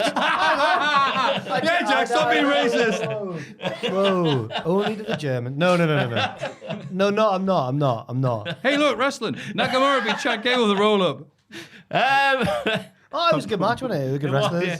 Michael Cole called him Angle once. He was like, unique offense from Angle when speaking about Gable. Oh, yeah. And then said, hey, Angle up the top rope. And then it was like, yeah, he got very much influenced by the great Kurt Angle, the late great one. Tried to rescue himself, yeah. And there was an unbelievable move from Gable doing like a... I asked Tom what it was called, because I know Tom would know, because he's a clever boy. And Tom was like, it's called a crucifix DDT, but I don't think it is. But that's... I know what you mean. That's the swingy... Air raid crash? No, it wasn't one of them. Were they around the back? No, okay. No, it's a powerbomb into the DDT. Yeah. I'm trying to think someone else must have done it as a regular move, right? Surely in TNA all the time in the X division. It seems like someone really obvious, but I'm sure someone in the comments will know. Yeah. Maxine Dupree. Gable with the full Nelson suplex, which had Nakamura land right on his head, was a choice move to do. Good luck. Like a few days out from the pay-per-view where he's going to be calling out Nakamura, CM Punk. Oh, God, yeah. Nakamura's going to be calling out his blow. You guys are so disappointed when it's I don't think it's going to be AJ Styles, I think it's going to be Steel. That would be mid. Oh, it's signed to TNA. Impact Wrestling's A Steel, isn't it? Yeah. You're probably right. It probably is going to be AJ. But yeah, again on the AA, it's sad to see where they are after the summer of Gable. They're now just comedy enhancement It's acts. just simmering. It's the card burning time. It's Survivor Series. It's always like It's one this. of the big four. Saving themselves for Rumble and Mania and the real battles. Who is going to beat Gunter in the end? Chad Gable. Now that ship has sailed, my friends. All right, then OTs. That ship is round in Paris, my Cesaro. friends. Cesaro. Yeah. Ooh. I think it'd be someone from NXT, wouldn't it? Dragunov. Nah. I've got a name for you. Lexus King. Oh, no. Ahead of the WarGames Advantage match, Damian Priest tells Drew McIntyre not to blow it. Good advice. Meanwhile, Bronson Reed accepts the Viking Raider challenge, calling Ivar a cosplayer. Ha ha. Really good for him. Buried him. You're not a true warrior. You're a cosplayer. You're a Chos wasn't cosy player, was he? Was. I've written down there, the business is back, baby, after that line.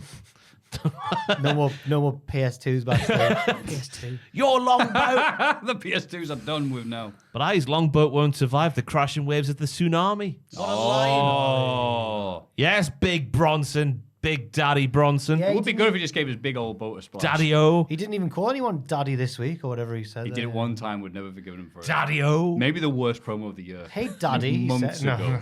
I did have the witch lady fight my battles. Yeah. He's a fireman. He's a fireman. Is he a Nino. Oh my God, it's Bronson Reed. is he a face? I like him. Bronson's a heel. Ivar's a heel. Right. Okay. Yes. It's Triple H's WWE. They're all heels. Everyone's a heel, including Cody Rhodes, revealing to his teammates he's that he's not. received confirmation from their fifth partner. He did a little. He's in. He did a little trick as well. He did like a Simon Cowell. Like that wasn't the best performance of the episode. That was the best performance of the series. You've got 3 yeses. Cody went. Have you guys heard from anyone? They went no. He went. I have.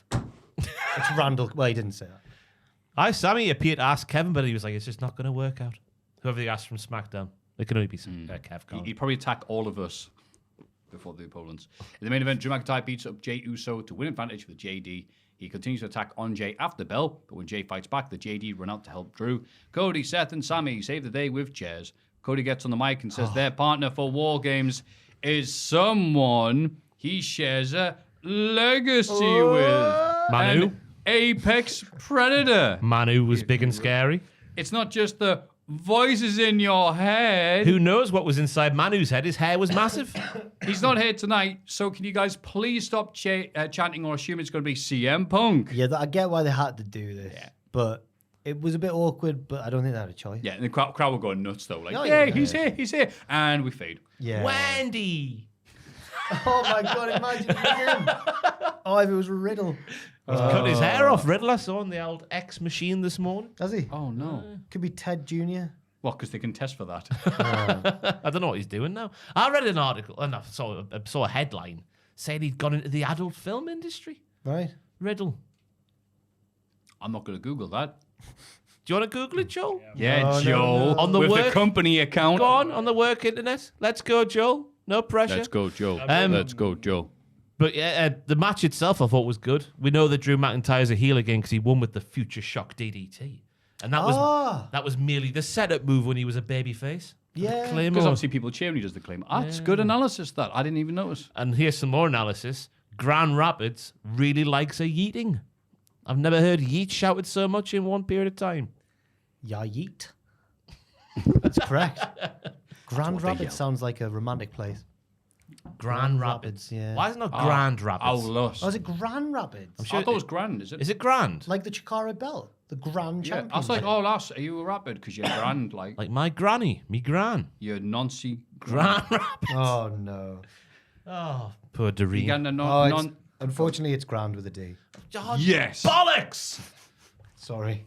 Your grand old Nancy Gran. It's a Michigan She had sissy. 10,000 men. She nonced them. No. She knocks them all the way to the top of the hill she knocks and them knocks them down again. No, no more. She died in 2013. Oh god. That's not the lyric. NXT. Sauce and sauce. Was there sausages on that plate? Lads. Or was there sausages There on was that sausages. The only there was thing we're sauce and talking about. sausages on the plate. plate? There was so much more sausage than there was sauce on the plate. There was no asparagus though, which is good. Yeah, I hate them. That was find the only anything, thing Joe? we're talking about in this bloody show, I swear. He's going out with a adult film. So Oh, well. Oh, so he is entering the adult. Interesting, right. Chad Gable draws with Noam Dar in the Heritage Cup match, with Dar tapping out the ankle lock just after time runs out. Mensa pushes Otis after the bell, so Otis shoves him out the ring. He dances at Lash Legend, who turns away, only gets slapped by Maxine Dupree. Otis catches Lash as she falls, and she runs out the ring disgusted at being leched over. Alpha Academy do Tozawa's little dance. The main thing, the match was fine. It was all right. I quite enjoyed the match. The match was good. The main thing I've taken away, can we stop making Otis a creep? Yeah, Why does he need to be a creep? The way he chased after when she was running away from him, that's unnecessary. It's very much a weird time period we go into NXT. Is it? It's not quite the present. It's not quite the present. It's not quite the past. It's just kind of somewhere in between where it's like Otis can, grab a girl. Otis can get. He doesn't need to be a creep to get the girl. As we've seen. The gorgeous lady. The gorgeous lady like Mandy Rose back in lockdown. He got without being a creep. Yeah. Just got being a lovable circle. Yeah. Which are big in Paris. I think when the girls run away from Otis, it's so sad. When the girls run, they remind me. I think it was you brought it up once. Reminds you of me. No. It's like being in school again. It's like being in school again. It reminds me Go of back to being when racist. Ross pointed out that Poppy, when she was making her entrance once with Io Sky, Shirai, ran down to the ring like a Scooby-Doo character, like kind of like, ooh. That's how I feel people run away from Otis in NXT, and it's sad. Help me. Yeah, that was a class entrance. That's when Io posed and Poppy ran in circles around her, going, ooh. She was on poppers. Triple H loved her, didn't he? I think it was his daughter. Poppy. Ooh, heavy. She does promo spread. Poppy. Puppy. Ooh. She was good. I like enjoyed Poppy, the music. yeah. But Noam's got secret stuff in a bottle that he drinks in between the rounds. So drug test that man immediately. Oh, no. It was just water. He just needed to No, believe in it's himself, secret like stuff. Space Jam. Yeah, Michael's That's right, secret yes. stuff. Yeah. It's a secret Bull sperm, I reckon. 25 grand a pop. I So really Ric like. Flair's stuff in it. I really like his bicycle kick, like his running scissor kick thing that he does. Yeah, I like that they came back from the first break, as Vic says, wow, the action never stops, apart from when we broke for the action. Like we always do when we do these long matches on TV. I'll put, hey, it's the same Dar match to prove his opponents may be bigger and tougher, but he's always smarter. And then, yet again, they have Dar kicking out the mega moves in the last round, which goes against the thing we just did. But whatever. I'll put resting is for the pause. Oh. Selling is for the pause. Oh. I should have written there. I didn't tell that very well, did I? Yeah. I liked Gable's low-key overhead forward Well, he flip, refused front the rib job. kick. Yeah, low-key. yeah. But also, I liked the kick that he does that low-key. Yeah. Knocked someone out with The once. capo kick. Yes, I was there for that. Were I you? was there live in the arena. That must have been a bit awkward. Oh, yeah. Oh, okay. Why did he do that? Because he's low-key. Weird guy, man. That dude is out the You business. know he is. He's He very is. Dude, weird. he's fascinating. Do you remember when he would do these weird long speeches on YouTube? Like, hello, my name is Loki. Oh, GCW said that I declined the booking, but Is he in I still character, should be or- paid because when a booking is being cancelled because someone declines to do anything is asked of them, they should still pay them. And I Was that his solidly- argument? Yeah, it was so Weird complicated. guy. People were like, what the hell are you talking about? Probably good, but weird guy. Yeah. Yeah, mad. We need to hire more referees in these matches, though, because Noam does the same thing every match. In between rounds. Normally in between rounds 2 and 3. Ba-bang! Yeah. And also, what was the referee in the match doing for Oro's shoot kick, which allowed Noam to score the first I fall? actually liked that. He ran away? Well, the ref was in the corner that they got whipped into. Yeah. And then as he was running away to get out of the way, that's when Mensah did it. So it made sense. But at first, I thought he'd just done that thing where referees accidentally get in the way. But it was all part of the. I thought it was really good. Okay. Yeah. Yeah. It was all right, but again, these are... I saw him running away like a pedestrian in GTA. Sorry. Ooh. Or like Poppy down to the. God. Lawsuit. JBL picks his Iron Survivor qualifying matches. Carmelo Hayes versus Josh Briggs and Blair Davenport versus Thea Hale. Now. He compared Josh Briggs to Vader, to Hansen, Undertaker, Kane, Briggs. They're all of the same ilk. The BSK love Briggs. I like that we're getting up to Christmas time, so we are getting used to the idea of seeing old people with their old phones. It wasn't the best. Leaders was better. Leah's reading from a script below. Rest in peace to her little dog, by the way. Oh, really? The old Dirk died today. Yeah. Yeah. Let's have a R.I.P. moment Little Doug. silent. Yeah. Silence. On a podcast. JBL also said that Mello was far and ahead of everybody else in NXT, which I thought was an unbelievable shoot comment to make. He really... Well, it is true, isn't it? In terms of being a wrestler. You just he don't is. expect to hear it, do you, from someone who's like, in the kayfabe. Him and probably Dragunov are way better than everyone else. And Terry. And Roxanne. No, not Terry. Terry. Oh, okay. Big Tez.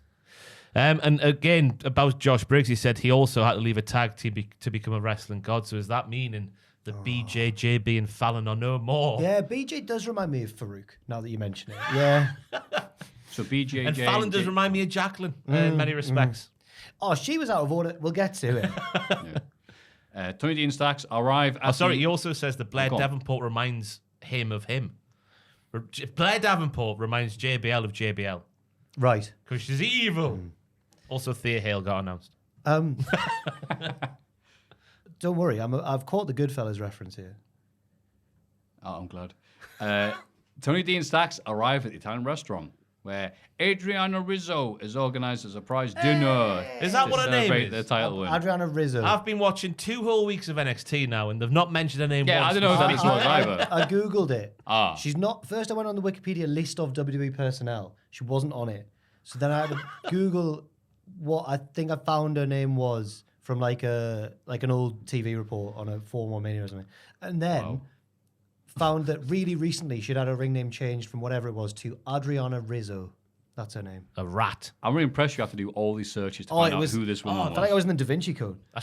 I meant rat as in Rizzo the rat. Yeah, no. Yeah. Oh, yeah, we know what you mean. Yeah. Just to clarify. MJF gets away with saying it. But I'm not him. No. I'm the Not- opposite. not yet. I'm the opposite of him. FJM. So, what did you think of this, Jack? I thought it kind of summed up Shawn Michaels' weird obsession with like cinematic, in inverted commas, segments.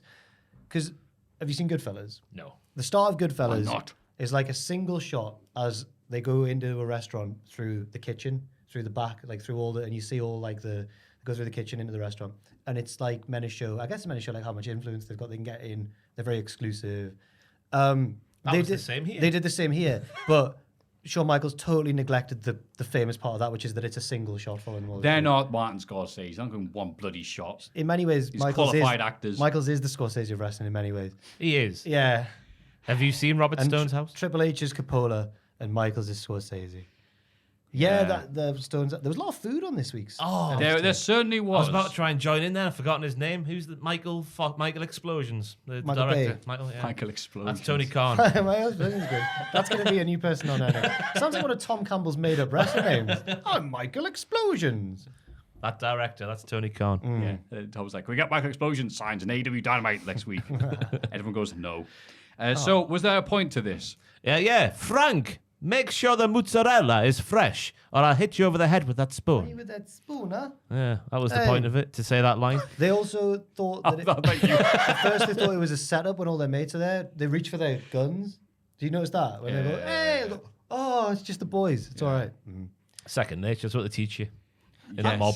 With the first day of mob school. I'm not sure what the point of this was. I have but no idea what the there's point of this was. I'm not clever enough to articulate what's weird about it, but there's something Shawn Michaels loves about these sort of meals or events or like wrestlers just doing stuff, having gatherings. And I don't know I can't specify what it is, but it's just something very Shawn Michaels NXT about it. And it's not very good. I reckon HBK's like, what do people like doing? Eating. To be not fair- die. We should have more of that in the show so people can relate to these unrelatable characters. When I was at the Toby Carvery last night, there was something similar going on because there was a surprise 60th birthday meal for this lady who was turning 60 and her entire family How could it be a was there. surprise birthday? Did you not know? The birthday It's party. your birthday. Is it? Surprise Jesus. birthday meal at the Have you never heard of Carvery. a surprise party before? I'm joking, man. Yeah, we should Oh, walk- right. It's a really crap joke. It was but- just her and her husband. I'm really confused what you're I talking know. In my head, I went, this will make a lot of sense. You went, surprise, it's your birthday. Is it? Bloody hell. It bombed harder God. than whatever Ross was about to say. Go on, Ross. I forgot what. Surprise birthday party. Oh yeah, we walked in. It was much like Tony and Staxi were getting a surprise party for their title win last week on NXT television. Ah, So it's just the same as that, wasn't it? was it nice? Was it a nice moment? Yeah, it was a lovely moment. She went and that was the end of it. Oh, I was trying. It's proper the rapper. I was trying to work out what's on your sleeves. Yes, Yeah, it's right. indeed proper the wrap up. Right. E. I can't believe it. E, a bugger. I hope the beef's not too chewy. God, I've got a fresh joint as well. I can't believe you had chewy beef. You got to cut is the top ridiculous. off, stick it upside down. So what do you have? Beef and... Beef and gammon I went for. Oh, so did you? I love the honey glazed gammon. I've never had the Toby Carvey gammon. Oh, I love my parents. It's November. It's very nearly December. So all the meat's at their disposal. What they have? Turkey. Oh, turkey. Do you Kayla's know the what? same. I don't get it. It makes me sick. I'm the same. Turkey's an amazing meat, and I don't care if it's not Christmas time. But I get sick of it after like, a few weeks of Turkey's it. unreal. I mean, it's nice, but I really love turkey. December is for turkey. If you've Non-stop, got, man. it's like you got gammon and even pork. Give pork a shout out above turkey. Sorry, Turkey's. I've got to agree with Kayla. I'm sorry. it's disgusting. It really is. She always says, "Oh, it's not dry." And I'm like, No. the fact you've got to say that no means well, I'm right. Thank you, Ross. 100% agree with you. Bit I of don't have salt to on it. justify the gammon. No meat. Excuse me. No meat's better with salt on it than turkey as well. Turkey sandwiches. Yeah. Turkey and cranberry. Question though, Oh, do you, chicken cranberry's nice. when you're at the Toby Carvery, do you hoy the mac and cheese on your plate? No. No. Because I think that's reckless, baby. I'm not a mac and cheese fan at the best of times. I tried it for the first time last night, and it just doesn't belong. Boring, isn't it? Doesn't belong. What, you mean with your Yorkshire puddings, Gravy. carrots, your peas, Oh, your gravy? no. Yeah. Your roasties, Yeah. mac and cheese. Mac and cheese, what's it there How for? very I really dare want a you. Toby Carvey now. Would you go to the Metro Centre one? No, I went to the Kingston Park one. Oh, right. Yeah. Kenton Bank, I believe the branch is called. You were there yesterday? Yeah, last night. 10 to 8. I was there like earlier that day, the same one. 10 to 8 at night. No, I was at that Oh. early. Yeah, Wait, was it packed when you went? Yeah, because Oh, everyone yeah, had the yeah, 50%. That, we tried to book a table for like 6, couldn't get one until 10 to 8. Yeah. But Kayla got a shoot email from her auntie saying, here's a voucher, go and use it. Ah, Oh, So we went to Planet Tesco really as want well. one now. You been to Planet Tesco at Kingston why Park? call it Planet Tesco? Bloody massive. Oh yeah, I mean The big- I just the big realised which Tesco. There's one a it big is, yeah. Tesco, and there's Tesco. Planet Tesco at Kingston Park. If you're is. in the northeast, it's worth the trip. As big as the Gateshead one. Bigger. It's Bigger. twice as big. Bigger. It's a one. You know, it's so big. It's got like the funeral director. You know what it's bits got at the start, inside? isn't it? And It's got a hairdresser's, Yeah. it's got a Starbucks, That's it's right. got a Greg's, it's got their own brand cafe, it's got a tanning salon, it's got the funeral tanning place. salon? Yeah, it's a planet. You could live in there and survive. Yeah. You know what? And you wouldn't need to watch NXT once. God, this was a boring segment, wasn't it? Mellow and Trigger next, aren't they? Hey, hooray. They talk about who is ready for their match. No, sorry, say again. Who's getting ready for his match against Josh Briggs? Hayes says that now Trick is in the Iron Survivor match. He desperately wants to be in it too. Williams offers to be ringside for Carmelo because Briggs will have a BJ and Fallon Henley at ringside. Mello turns him down. I'm pretty sure No, you didn't try to make Sorry, such a disgusting I joke. added it to be Why is, amusing. why is Trick being such a cuck here? What do you mean? Mello's being all shady and like, ooh, I don't want you at ringside. And Trick's like, yeah, buddy, you go, friend. It was Lexus King. He admitted it last week. He went. Did he? Baron Corbin Well. went. How did you do that? How did you beat up Trick without people knowing it was you? And he went, I'm not going to reveal my secrets. Did he really? Well, he said, how did you beat him up without it being you? It's the implications that Lexus has got someone else to do it for him. He hasn't said no. Yeah, he was like, oh, I'm not going to tell you. I was here last week. Yeah. We mentioned it and just how weird it. But I think you two were more just like, he's crap. Oh, we spent more time going, I hate this lad. He is wanking. It's his beard wank. for me. Even his runnings are wank, as we saw in this show here. It's in his DNA. Where's Griff Garrison? I miss him. Xia Li attacks Lyra Valkyria as she makes her entrance for the title match. Officials check on Lyra. The match may be off. There you go. That's why it's all Good. right for her to lose on Raw and then do this on Yeah. NXT. Hey, look, it's the super honourable Xia Li who drinks tea with her challenger. And not the version of Xia from Raw who sneak That was attacks a- people. that was- That was yeah. such a mistake That was an last week. insidious luring, as Ross said, luring into the web. Nah. The web of Xia No, Li. Shawn Michaels went, I want to direct film. Yeah, that was another example. The teeth. Yeah, that was weird. I want to treat Asians like it's the 1800s. If Shawn Michaels' first script probably said, they meet in the opium den. Oh, But NXT officials went, this isn't the NWA with Billy Corgan. We can't have that. No. Made no sense. The T bit. No, her on Raw attacks people, has lightning powers, kicks them so hard it gives them a bit of the wonky donkey, as Jack has dubbed in the show. Donkey. On NXT, in next week 1 week, I honorably challenge you for tea. And I'm not going to bash tea over your head out like that. Lyra It knew. was! She It invited wasn't. her! Lyra knew because she didn't drink the tea. She It was knew. a ceremony before Great Battle. Who's to say if Lyra did drink the tea that she wouldn't have been sparked She by might it? have- Because she drank it. She might- Poison. She didn't. Lyra didn't drink the She tea. put it down. Sorry for whistling through my teeth there. Thank you. I was really impressed with that. I didn't do it on purpose. If she drank it, she might have shrank down to a tiny little size. Oh, then she's really easy to pin. Yeah. Like yeah. Dennis Wise. He's a really small man. I can relate. The Shagging Cousins beat Edris Onofe and Malik Blade. I'm not sure if it was a number one contenders match. I wasn't sure. I don't think it was. I think they were talking as if the cousins were already number one contenders. It was a good match. I enjoyed I it. think they are anyway, because we'll see later on. But I bet, oh man, when was the last time Blade and Onofe did anything of note? And I checked, last time they won a match was June. That 4 ways to get a shot against Gallus at Gold Rush, which they then lost. One's a nerd and one's a bad boy, but they're friends. Aye, there was a You're lovely shipping again. assisted cutter from Humberto where they had like a silly string set up Yeah. on the ropes, and it was amazing. And I really enjoy the finisher where Humberto like does a Claudio yeeting in the air, and Angel just kicks them on the way down. It's wonderfully effective. But again, we said they shouldn't be in NXT. No. Both of them should be on the main roster somehow. They used to be. They did used to be on the main roster. And now they're not. What happened? JB tells BJ and Fallon Henley to wait in the back while he has his match against Carmelo. no. JB wins after traction from, that's right, you guessed it, Lexus King. Booker T makes an unbelievable noise. I can't remember what it was now. Yeah. He's only got 3. Yeah, hasn't he? it's like, yeah. Yeah. Oh, was it? Meat. Scotty. Yeah. Oh, that's 4. Dry beef. I can't remember what it was, but it was weird. It was when Briggs, I think, got the pinfall and it's like an upset win, and Booker it malfunctioned. He went like, I don't know. I don't know what it was. Where's my food? But from the moment that, because obviously you're thinking it's a foregone conclusion, Mello's going to win, but from the moment Mello thwacked JB, which then saw him do that elevated clothesline thingy off the ropes to the floor, and he chucked him over the announce table, I was like, I'm starting to believe you. JBL hasn't said that for no reason whatsoever. Then I thought Mello sold his arse off for JB, like the height he got on the choke slam that he took, the sell on the big boot that he did. I thought JB looked a bit gassed, like, which was a bit of a shame on his first big singles match in NXT.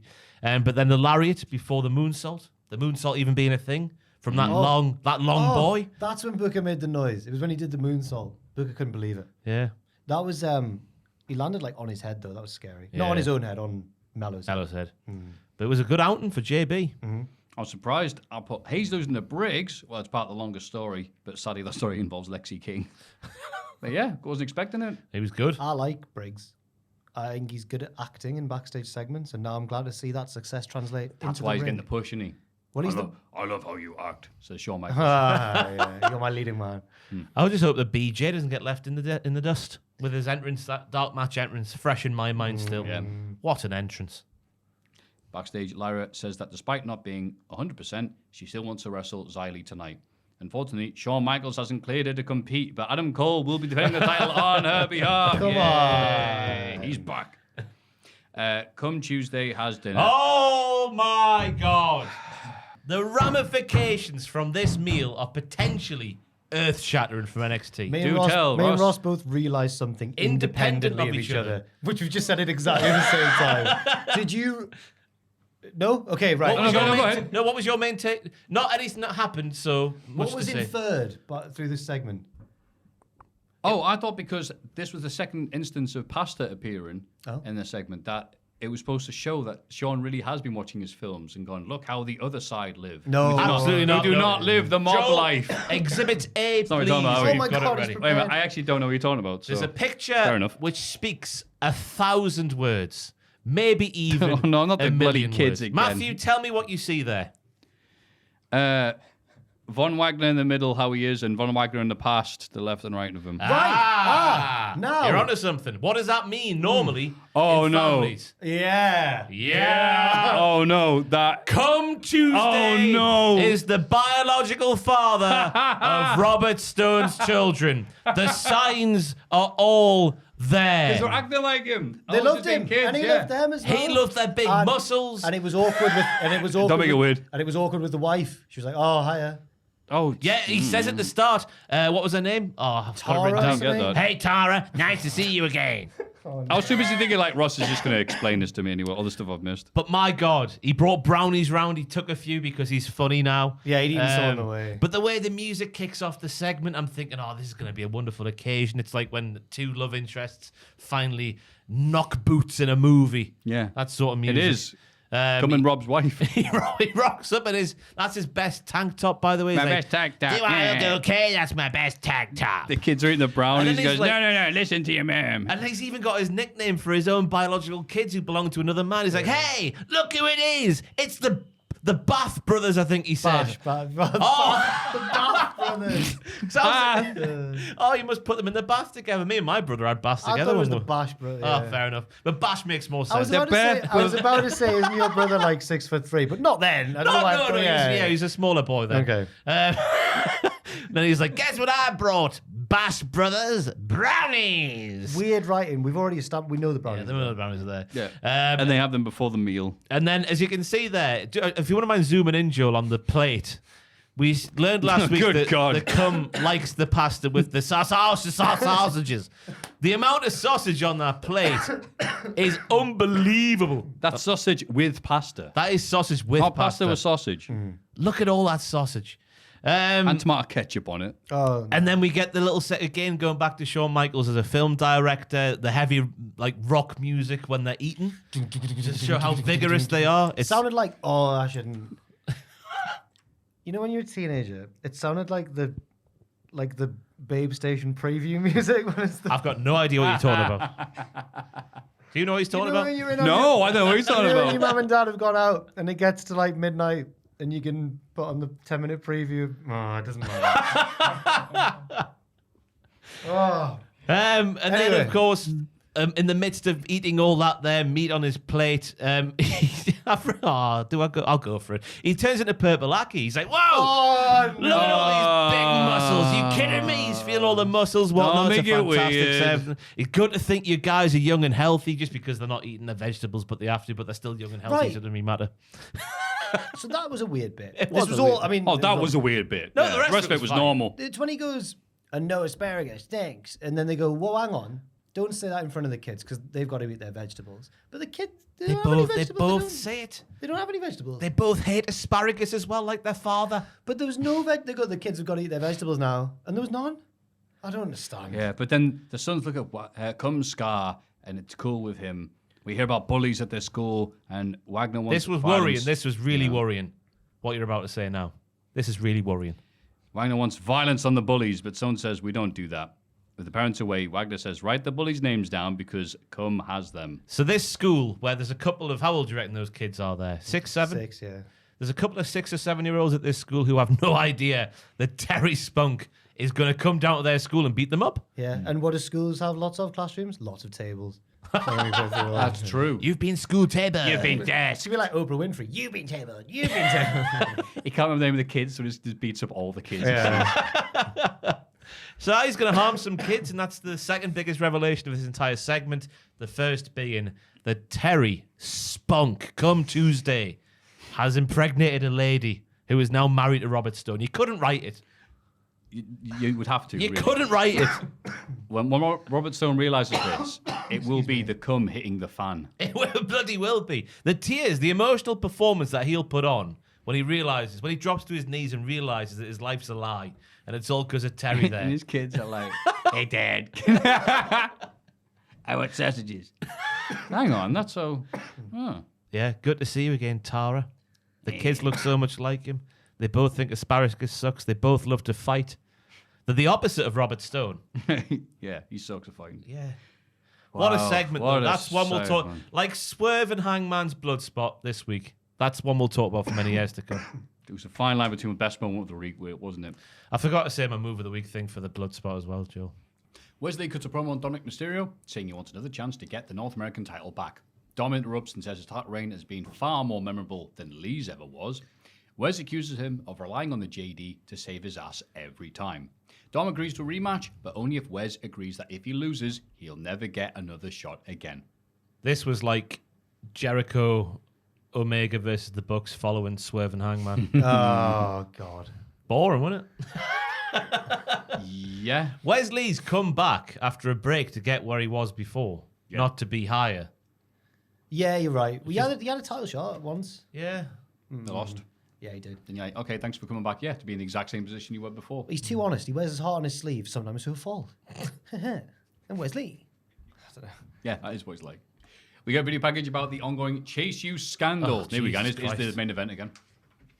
I'm all over the shop with this, you know. Really? Go on. All over the shop. What do you mean? My emotions are everywhere. Do you think he's guilty? Well, the more the weeks go on, the more I think he is. But I was set up the presentation of this segment was wonderful. Oh, yeah, sorry. Back to Andre Chase, an educator expected to mold the young minds of Chase University, has been embroiled in a... Thea Hale is worried that Andre Chase and Devil Hudson aren't there to support her in the Iron Survivor qualifying match. JC Jane tells her not to worry because she'll always have her back. Yeah, well, Thea's been a bit of a hypocrite, but I guess it's nice to see her true colours shine through. If that's the case, I think we should get rid of JC Jane because this has all gone wrong since she's come on the scene. Where was Duke as well? He didn't need to be gone this week. Where's Mr. He's avoiding all the bad press. I know Mr. Chase is involved in the investigation, but I thought he was conspicuous by his absence as well. Mr. Chase. So yeah, we had. I think it was the week I missed when I didn't get to catch NXT when I was abroad. It was when JC Jane opened his mail. I didn't see that bit, which I thought was also didn't see that bit. disgusting. We were Yeah, both we did. off. That was last week, wasn't No, it? it was 2 weeks ago. Yeah. When we were away. Oh, was it? Ah. But nothing was revealed, though. But she knows. She knows. She knows Has she something. then acted upon something with the knowledge that she should not be privy to? Whatever it is, she either agrees with it because she likes Andre more now, or she's using this as leverage to gain his favor. Ooh, we'll have to keep on watching It's NXT. it's like Game of Thrones. We do get to learn next week Last because season. we get to hear from Mr. Chase next week. So hopefully he just answers all the When questions. it said, they announced it, they're like, and we'll see. And the graphic popped up with him going like, oh, I guess I'll have to reveal it. And I was like, that's tonight. And then it was like, in 7 days. I was like, this is the longest week of my life. I can't wait. I didn't sleep a wink last night.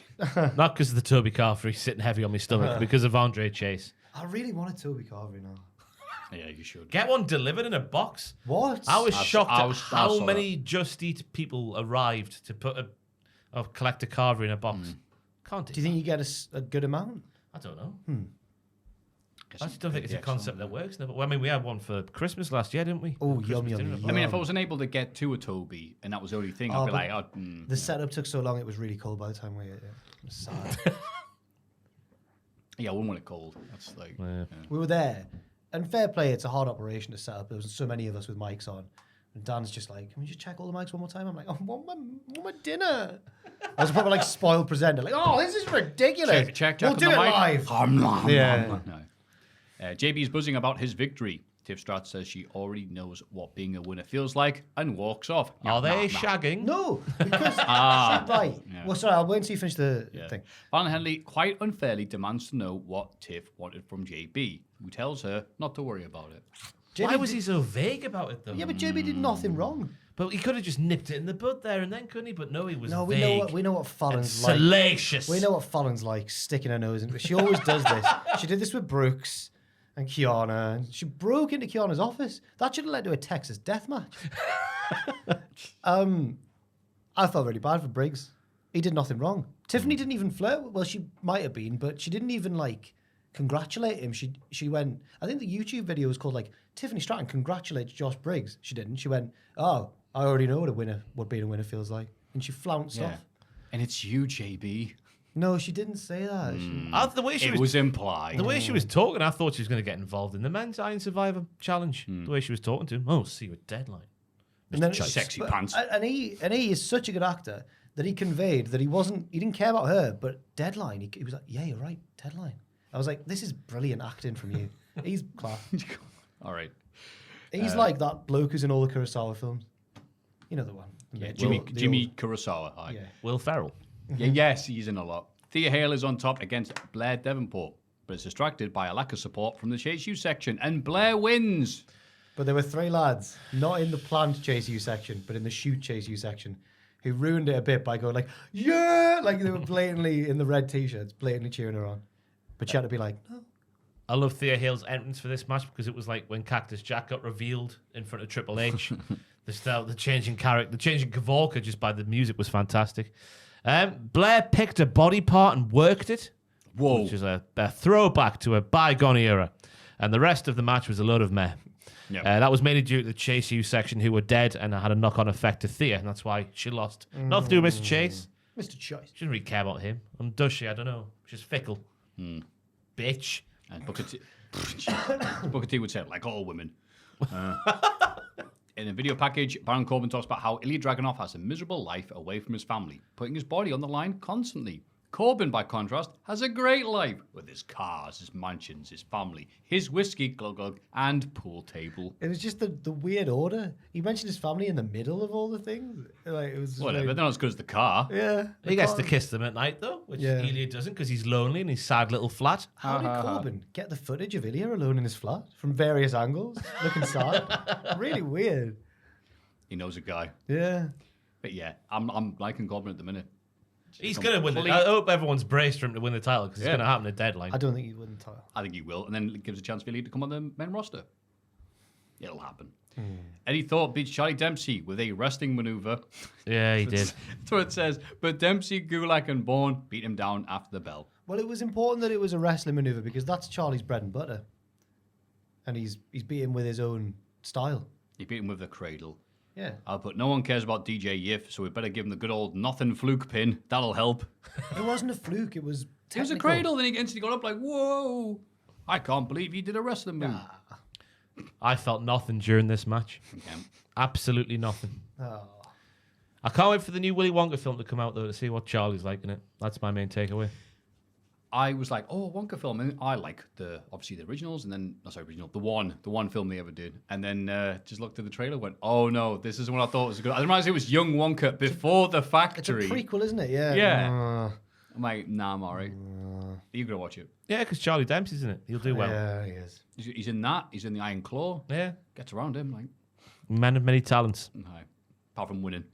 As Tony D and Stax leave the restaurant, they're beaten down by, oh no, the rival gang, the Shagging Cousins, who get the Shagging Cousins pop. Yeah. The piped-in audio was amazing. Yeah. Because when the Shagging Cousins jump them, everyone's horrified in the arena. They go, oh no! Oh, They're the Shagging Cousins. Shagging Cousins, what are you doing here? I wonder, I'm here to shag cousins and beat you up, and we're all out of cousins to shag. what do you reckon that Frankie Vito and Cousin Tiny get the money doing? What do you reckon they do to get all that money? I thought it was extortion, like racketeering. It's paying us to say good things about NXT every week. I wish. Imagine those pay packets coming in. Not like a $5 Tony Khan used to I pay know, us. right? He still sends it, but I whatever. thought it Gets was meant spunked to be out like- like soup. They all like own like the laundrette or the whatever, and then they're paying them protection money. That's what I thought. Because I've seen the Godfather ones. I've not seen it, so I couldn't tell you what it is. But what I do know is this nameless lady has been described as an enforcer now, so that's how important she is to the Don. Oh, Rizzo the Enforcer, Rizzo, they call yeah. her on the streets. Yeah. All the Rizzo. kids are talking about NXT.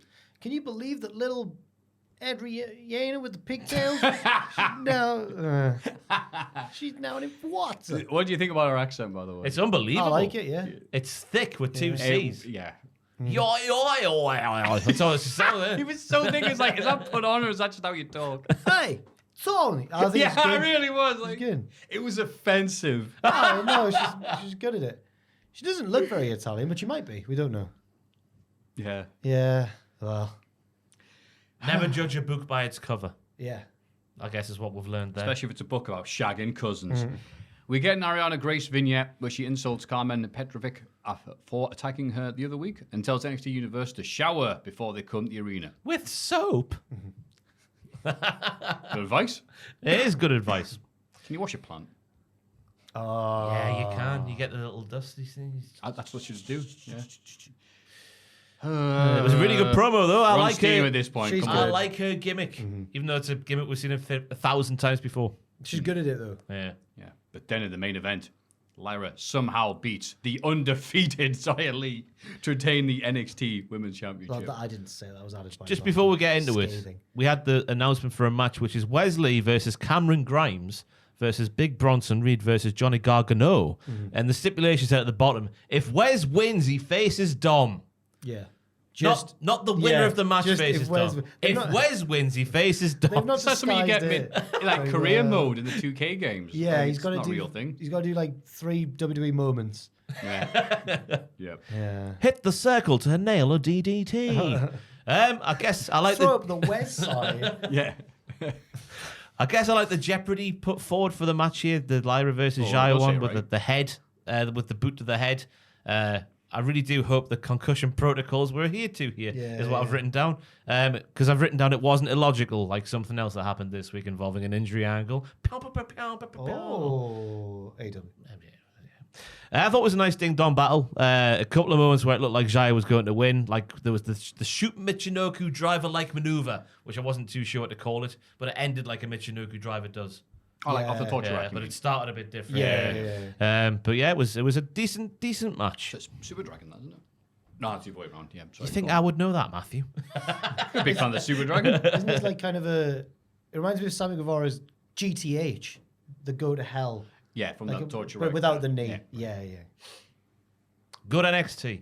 It's worse than hell. Yep, good NXT. Not as good as Dynamite, though, I thought this week. I thought Dynamite... Why are you saying that with a surprised tone? Because it's NXT. Ah. This was a very, like, holding the pattern type affair where it's like, okay, we're not going to do major stuff here. Treading We're just water. saving up for the Wow. next one.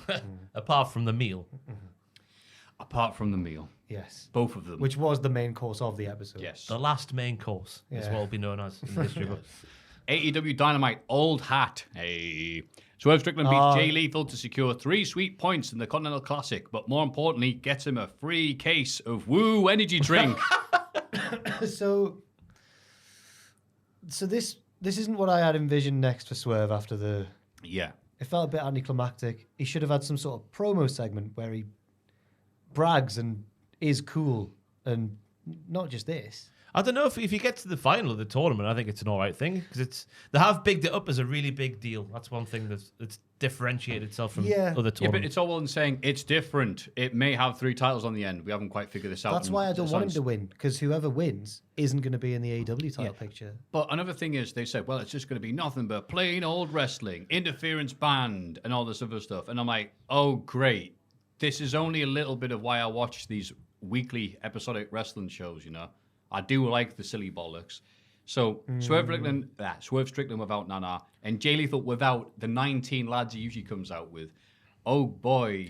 Oh, a bog standard Jay Lethal match for Swerve after getting all that momentum. That's exactly what I want for Swerve. I thought it was a fine match, but just Whatever. Just in context, I didn't enjoy it because I just wanted the next thing Swerve did to be a special follow-up. To He'll be the first Continental Classic champion. Oh. That'll be the classic thing he It's does. Triple Crown as well. Yeah, Oh, yeah. 3. Aye. Means 3. Yeah. One was under a little velveteen thing. It sounded like Ridge plugging the crisps. 3. Oh, original. The ridged. Which is your favourite flavour? I love the hot and spicy. Is it the Ring of Honor World title? Oh, the other one. But I don't know if I wasn't surprised actually, but Swerve was getting noticeably big babyface reactions, and I don't think that was because he was just facing Jay Lethal. I think it's because Everyone's on the swerve train now, baby. All that hype, all that build. So, And his stretch mufflers. Oh. It's like I hate when I stretch my muffler. Hot and spicy ruffles, or whatever the hell they're called. Ooh. What a move. JR shilling them. Oh, my God, they're spicy. Oh, spicy ruffles. What was that about when he used to take the mickey out of Skittles? I think he was just sick of doing them. Yeah, but it was really funny. Because you know what? Look at some of these live feeds. They are told, like, okay, they do practice them on the break. Here's Creed again for the right. So he's probably just come on, Vince McMahon, shill them better. He should have done that. What? Shill what? The Skittles. But he should have done that with more stuff. Just taking the piss. Oh, they're fruity, they're Skittles. Yeah. Orange Cassidy is backstage with Hook and Shibata. What? He just shows up now. He's just pals with their friends. They're in the Chaos Yeah, but like faction. he's a New Japan dude. Oh, wait, he's not a Chaos guy. Sorry. Who's he in? He's not. He wasn't in a faction. Oh, wasn't he? Shibata, I think he was just like an outcast who came back to New Japan and they all went, you've been very naughty. Because he hangs out with all these AEW people, that's why. He has an announcement to make, but Wheeler Yuta interrupts and tells Shibata that he wants the Ring of Honor Pure title back. I hated Willie Yuta in this. So did I. Is it? Was that the idea? It only Maybe. took 17 punches and an exposed turnbuckle for you to win. Like, well, yeah, he won. You arsehole. And hey, Oh, wow. Ross shooting on Yuta. Shibata, I'll get my belt back from you, man. Oh, shut up. That's the gimmick, though. He's just this little gimp who thinks I'm glad he's he's tall. a heel, yeah. Yeah, it does work in the context that he is a little gimp. I now agree. Because you know when it just came out of nowhere where it was like, the best friends were like, well, I always like you, but Trent always thought you were a dick. Yeah. And now I'm like, yeah, I see what Trent meant now, actually. Yeah. Yeah, you are. And the Claudio, the feud with Buddy was based on, hey, only I am allowed to beat up Wheeler. It's my job. And Wheeler's always causing argy-bargy after matches as well, knocking people like a naughty footballer. I'm sick of him. A and someone- naughty footballer. Someone needs to teach him a lesson, God damn it. Hook. Yeah, Hook. MJF and Adam Cole arrive. MJF says he beat Jay White on one leg and is the greatest AEW World Champion of all time. These two with their dueling crutches. And it just announced this, yes, the Ring of Honor World Tag Team Champions. I was howling. By the way, I was at this point in the night, I was still thinking that Generic was spinning big frame. I was still thinking that Cole was clearly the devil because if you look, the chair set up on the floor for MJF, and he throws it in the ring and sets it up, and Cole sits down it when his back's turned. Oh. It's earth-shattering developments. No. He's got that because he trusts his friend. He's not going to... Yeah, but it was MJF's chair. You could just ask for a second chair if you That's weren't the very devil. good. That's young. That's Buxian. I've read Shaq's SPR before. I thought you were going to say something which would have been less subtle. That when they're limping on the ramp together, when MJF's got ahead of him, Cole goes like, "Ooh." Proof. It's proof. Cole says he's worried about MJF because he can't be by his side while he recovers from injury. But the whole locker room is gunning for the title, including whoever's behind the devil mask. MJF tells him not to worry because he's going to find out their identity. We then cut the devil laughing. Oh, it's me. Do you want to buy some shorts? So it's not Cole. It can't be. It could be a It pre-record. could be. It's very easy to do that. It had to be pre-recorded because of the effects on the voice. Surely, can you do that live? Oh, Andrew does it on stream, doesn't he? Yeah. Does he? He does auto-tune, doesn't he, live on his streams? I think I saw that horrifying video. Yeah. Right, so what's he singing? He's singing a wrestling theme, isn't he? But it's all auto-tuned through his microphone. Yeah. Then Samoa Joe arrives. And MJF implies that he might go back on their deal. That was weird. And Joe says, wait, I'm here to make sure that you're an honourable man, honouring your deal like an honourable person. MJF's like, nah, mate. Joe goes to attack him, but Cole interrupts and convinces MJF to honour the deal. Like a devil would. Well, I mean, he did. Oh, sorry. MJF says Joe would be the first Ring of Honor legend. Sorry, wouldn't be the first Ring of Honor legend. He's been in Chicago. No CM Punk chance was telling. Was it? Because, he's not coming, is he? He's definitely not coming in. Yeah, but not even defiant fans going like, yeah, he's still our even king. Chicago is sick of them. If he was there, he would have chanted. I would have chanted. Yeah, he goes, CM Punk. Sometimes I No feel one like- joined in. He's like awkwardly Even sitting though I down. was born in South Shields, I spiritually feel like I'm from Chicago, Illinois. You know. Offers to have the match right now with Joe. Joe refuses because he wants Max at 100% and says he'll see him at World's End. You would have chanted if you were there, wouldn't you? As well? Yeah. See you. Go on, Dean Ambrose. Yeah. That's what I didn't. Whatever that show is called. The casino-based one. I've got Double or blank. Nothing. Double or Nothing, yeah. Who's That'll be slapping your Dean leg. Ambrose. Well, wasn't excited. I can't blame you for It getting was a excited. good show. You would do that, bros. was Jack having exciting, time of his wasn't it? life. Me going. Well, I think you had an adrenaline dump because I'm sure you had problems with the tickets and it was a stressful time. That's right. Yeah. Yeah. I think it It's wouldn't because you work. had like 7 grams of hash shoved up your Yeah. arsehole. It They was, wouldn't let you in. something I would have done in 2 seconds. Sober. I've just but it was pictured just like, is this a phone? I've just pictured It's not working. I've just pictured a skit where Maffew has to be disguised into the casino next to X-Pac as Road Dogg. You're there like, doing the knees, laughing. Like, oh my God, there's Road Dogg. He looks great for 50. I was just picturing. Thanks, guys. Do you know when Pac lost the cruiserweight title to Enzo and he walked out with Yeah. the bag? I was just picturing you just approaching the ticket skin. Just like, we're not letting you in looking like that, pal. Was this the day after? One, please. Was this like the morning? Well, not the morning after. The day after the X-Pac thing. Yeah. You couldn't tell, could you? But the Samoa Joe line about the property, I thought that was class. That no one gets to touch his property while him saying so MJF's safe. Oh, Cole did explain why he wants MJF to take, or at least he gave an excuse if we do think he's the devil. But he went, Max, these people love you because you've changed and you're Right. true to your word. So I get, Yeah, that's Cole's whole thing, is trying to teach the bad guy to be a good guy. He goes, no, good guys honor their word. or he's trying to get him battered by Samoa Joe. I do hope it's Cole more than Jack Perry. The laugh sounded a bit like Jack Perry to me. Well, because it wasn't very good. he ha, went- ha, ha. He went ha ha ha ha ha.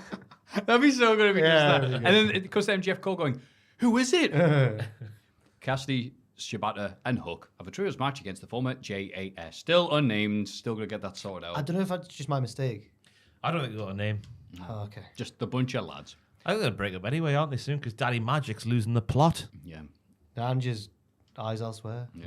And then there's the other one.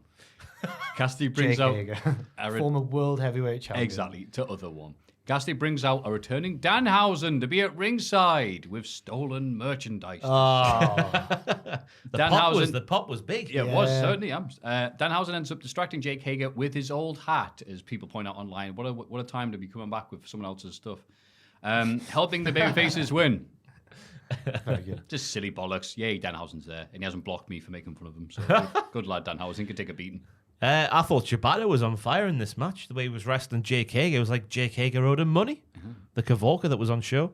Rick Knox, knowing who the legal man was for the final spot where Hook and Shibata had the Yeah. Oh, the Kataja Hajime. They had that locked in, but Rick was like, "No, he's the legal man, and you're the legal man. You better swap." That's Wow. the most unrealistic thing I've seen in AEW all year. Move of the week. Never Finally. mind our swerve stuff or the pasta. Finally, Rick Knox opens his eyes and sees what's happening. But yeah, it was just a fun like bollocks house show match, wasn't it? Again, Crazy Shibata's just a part of the roster. With It's no, weird, no isn't build. It's like, oh yeah, Shibata's here. You're like, Yeah. okay. I think Hook was taller than him. I was like, maybe it's the camera angle. Maybe it's his hair. Yeah, It's it's like 4 foot of hair in it. Stripes he's got in his tights. Renee interviews Adam Cole backstage and says he can't wait to be back from injury. Roddy Strong and the Kingdom interrupt. Roddy asks why Cole wasn't there for him on Friday when he landed on his neck. Cole shouts he isn't Roddy's best friend anymore, so he should leave him alone. He storms off. Meh, meh, meh, meh. This was the segment where I was like, yeah, Roddy's going to be on the cusp of being a big old dirty babby face. I don't know if they wanted this reaction. No. I thought the whole thing was like, yeah, shut up, Adam. But people are like, no, we like that annoying idiot. And he got some sympathy for, genuinely landing on his neck. There were definitely, I don't know if it was boos, but there was murmurs of discontent when Cole shouted at him and everyone went, don't know about that. You have to change that up. Yeah. But you know what? Doesn't matter. Who cares? The patriarchy arrived. Christian Cage says he didn't lose the match on Saturday, and neither did Nick Wayne. Luchasaurus did. It's good because Luchasaurus got that mask, because it's hard for him to move properly, so he just has to go. Yeah. Put his head down very slightly. He makes Luchasaurus kneel down and rechristens him Killswitch, because Luchasaurus is a dumb name. And CM Punk's Killswitch, coming back. Killswitch is because he is his finisher. Yes. That's right. He I tells thought he Nick. was going to call him Unprettier for a second. Oh, that's so great. Yeah. I do like the heel logic, though. You lost. You're a loser because of your name. Therefore, change your name and you'll win. Not because he ran away as well. He just ignores that totally. Obviously, Luchasaurus has to be like told to kneel down, has to think about it before doing it. And then Christian turns to Nick Wayne, who instantly gets on his knees. And Christian goes, no, don't get on your knees for anybody. And then he says, you, Nick Wayne, You bow to no one. You're the son I've always wanted. I'm renaming you the Prodigy, Nick Wayne. And I'm so much better than your crap dad anyway. I thought it was nailed on to call him Nicolas Cage. Yeah, I don't know. Yeah, it's right there, mate. I thought for a second, because there was a little gap between the Prodigy Nick Wayne. I thought you were just going to call him the Prodigy, like the band. I was like, all right. You're a fire starter, Yeah, son. smack that bit. Well, Speaking of which, Take Mrs. them Wayne to the interrupts. hospital. And Christian calls her a terrible mother. What, you're on 35k a year as a waitress? Oh, that's great, that is. He says it's a good thing her husband is already dead, because Nick will realise he wasn't nearly as good a wrestler as far as Christian is. Killswitch steps between the two. Christian says, Killswitch. How quickly Excalibur, just like a robot. Now he's called Killswitch. Excalibur didn't even care. He was like, Killswitch, oh, formerly Luchasaurus. Yeah. Christian tells him to take his mask off because he refuses to kneel or get out of the way. But he refuses to, so he gets shoved into Mrs. Wayne. A hell of a bump from Shayna Wayne. She's a pro. Bowling Shayna. I don't know why. Showed it Shayna Wayne. Yeah, that's her name, Shayna. Oh, thank you. Yeah. Shayna Wayne's a good. Shayna Wayne. It's a good wrestling She name. must have been a wrestler Yeah. back in the day. Shine away. Which took a good bump here. Christian sets her up for a concerto and wants Killswitch to do it, but Adam Copeland bravely saves the day. He takes out Nick Wayne, the Prodigy, but Killswitch pulls Christian to safety. Copeland hits Wayne with a concerto. In front of his mum. In front of his crying mum. It was a bit evil. Yeah, like Mrs. Wayne's like, no, that's not what I want. Jesus. Yeah. If I was Shayna Wayne, I'd just run away from the wrestling business. Just bad stuff all the time, innit? With her son, an Edge. Do you think she's sticking around because she's actually digging Christian's Kavorka? He does at one point go like, and this could have been who you ended up with, but that's a conversation for another time. Like, oh, If there's a fantastic. segment where Christian and her turn into Edge and Lita from 05, and Nick Wayne's clapping along. Honestly, Hey, thought, go, Dad! I honestly thought you were going to say they have a pasta meal with some sausages. And there's two little kids who look like Christian. And I got Killswitch like play the music. He's just stood there with the MP3 player there for the mood. Oh yeah, he's Killswitch. Not asking to take a while to get used to. I tell you, there's a bit for your like the call for the 10th man. That's the botchamania. I'm dying here. Call for that fellow in the distance. He's laughing because Nick Wayne was really struggling. But Christian was like, "You're the son I always wanted, but I never had. You are me. I love you. You are a golden boy." You can just say Nick. He's struggling to keep it all in. He's just happy. Just beaming. He's like, oh, this is so great. It This. was funny though. There One was- hell of a segment. Renee had a bit as well on AEW, but she always laughs at. Oh, this is AEW. What am I talking about? Renee had a bit earlier on with Daddy Magic, but she always laughs at him when she's. I mean, interviewing. you can't not laugh Yeah. at Daddy Magic. His name's Daddy Magic. He's a gimmick. That's what Chris Jericho says about You know him. what? Christian should take him out. I'm the only daddy with magic around here. I wish he used Summertime Matt Menard as well. That was a brilliant name. The former JS are interviewed backstage, and are all furious about losing earlier on. Anna Jay says she's sick of all this infighting. She just wants to focus on her match tonight. Cool Hand Ange gets a call from Ruby Soho. Anna wonders whose side he's really on. I thought The Jeopardy, NXT eh? was on yesterday. The Jeopardy. I think Daddy Magic hopefully comes out with this as like the star of all the stars in the starry sky. Oh, I want it to be that. I want it to be that. I want it to be that heartthrob, Cool Hand Ange now. I've really bought into this romance. Yeah. I haven't yet. Okay. Fair enough. I buy into Christian and Shayna Wayne's romance a bit more. Even though it's not even a thing. Love is in the air in AEW. And you know what? It has to be in these matches because there's nothing but, hey, Jay White beats Roosh. Wow. In the Continental Classic with a low blow. You know what would be really good for Jay White to keep some momentum? Gets a nice easy squash or looks really dominant. Maybe gets a promo. You know what the worst thing would be for Jay White after losing the biggest match of his AEW career? Get in the ring with Rush, who controls 90% of all offense in his matches. It makes Jay White look an even bigger scrub than he already does. Even when he won the match. He won via cheating as a heel. He survived Rush. No one beats Rush. He kicked him in the dick. 3 points. It's the mark of champions, winning the tough games.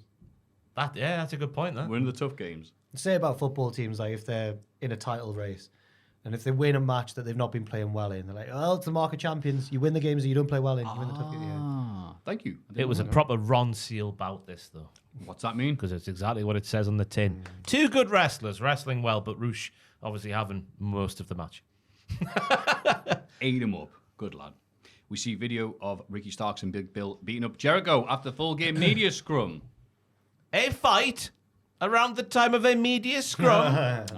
Backstage. Involving Jericho. No. Involving Jericho? He wasn't Well, I mean, there for that. Jericho to the guy told. Yeah, it's a bit vicarious, isn't it? Sorry. Well, it was Jericho who I believe righted the ship, and we all have to thank him for that. And told Meltzer about everything that happened. Oh, come on. Renee and RJ City, yay, present Toni Storm with the AEW Women's World Championship. She's surprised as well. She's, oh my God. Yeah, She had nothing prepared either. It's classic. So great. She accepts it like an Oscar, but trips on her way to the stage. Oh well. Mariah May comes out to hand her the belt. Mariah May's face was the main story of this segment, because when Tony was like, this is my spot, you will not take it, Mariah's like, ooh, in the background. I noticed that. Ah. Sowing seeds we are at the Oscars. Oh, sorry, I'll turn the page. She thanks many people, including Anthony Khan, One Discovery, whoever trained her, and all the little Toni Storms out there. And then Sky Blue's entrance cruelly interrupts the celebration. So Sky's the face again. Because she comes out going like, yeah, I cut off this dick. No, wait, that's not all. She did set a child on yeah, fire take as that, well. John Wayne Bobbitt. Ah. Anyway, Sky wins a triple threat match against Ruby. Kai and Sky. Because they cut off That's our just- Venus's... that's just evil. Yeah, okay. Against Ruby Soho and Anna Jay after Angelo Parker catches Ruby off the apron. And they gaze into each other's arms. No, they don't gaze into each other's arms. Into each other's eyes. They gaze... Oh, this is a segment where we run out of energy. It's a favourite segment. It runs for about 3 hours. Oh my God. But to take the Joey Tribbiani, or I think it's Joey Achan, it must be Joey, his logic, there is nothing going on in real life between those two, because the chemistry there, when they were in each other's arms, it was palpable. Unless they've just got together and it's all new and exciting. That's a good point, yeah. Who would have seen the love angle costing Ruby, though, in that matchup? I certainly would not have. Right, okay. I would not have. I would not have either. Soraya's kind of hindering her as well. Like, she makes it worse. Soraya comes along going, Soraya makes it worse. Stop it. Well, yeah. Yeah, so Ray's like Probably the Daddy think so. Magic, but without the endearing qualities of the piece on the other side. They're like two there. Yeah. On the chessboard that is this game of love. If Soraya gave you advice about love, you'd be like, I'll just do the opposite. There's a good move in this match as well to mention, the reversal out the code blue into whatever Anna's finisher is called. You know, Oh, yes. the old bomb backwards. The bomb backwards. Mr. Bomb backwards. Because obviously Angela Parker is a lover. AR Fox interrupts a Wardlow interview and advises him not to blame everyone else for his problems. Wardlow smashes him. The downfall of the devil is on my time. Labosh. Big fan of that promo from Wardlow. Al Fox had a point. He said, I blamed all my troubles on Darby, but I learned that didn't work. No, I was the reason for all my problems, says AR Fox. Sad that, really. Yeah. In the main event, though, Moxie beats Mark Briscoe in the CC. They shake hands to end the show. Ron Seal. What's that, Ross? As I was 10. No, it's Kataja Haji, mate. Oh, Close right. enough. Sorry. Beg your pardon. Briscoe kicking out of the Death Rider. Well, That's fine. But you can't have anyone looking too much of a cook, can you, in a round robin? Right. Sometimes the G1 do it, but it's like a comedy person. Or like a, Yano or... yeah, but Yano sometimes wins a lot by like tying people up or kicking them in the ghoulies. We need one of them in this tournament, but I think they're all just good That's Jay White, workers. isn't it? Yeah, we got Jay White. Jay yeah. White is Toro Yano. Tofu Yano. And it's... There we go. It's in. It was weird to see Moxley not bleeding and his opponent bleeding. Yes. But yeah, as I say, it was just two brawlers having a big old dirty brawl. Yeah, Good. It was good. It was good, but I got to tell you, after all you've wrestling this week, and obviously the highs and lows of the pay-per-view, it was just had like a big non-event this Dynamite when the CC... Really? I'm not...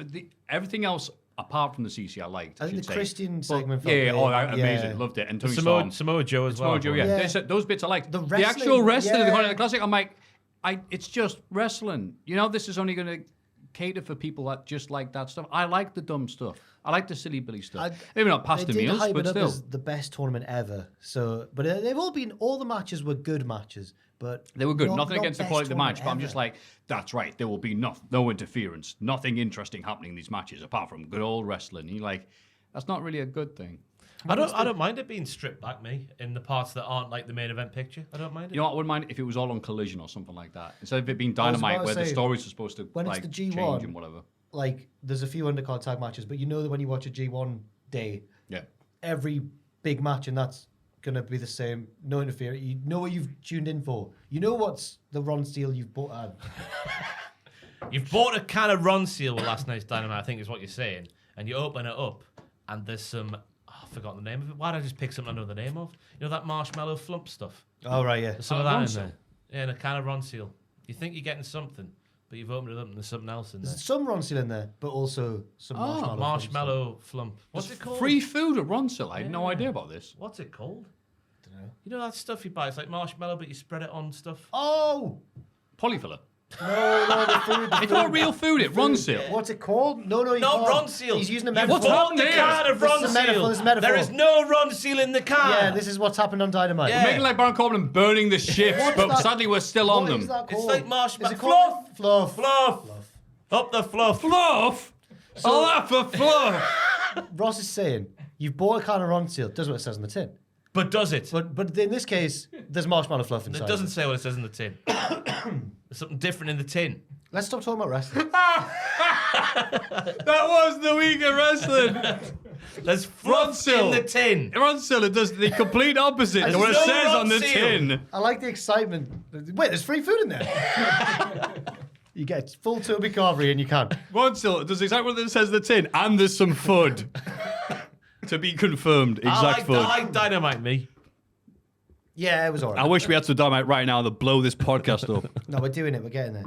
Let's have a rummage in our mail bags.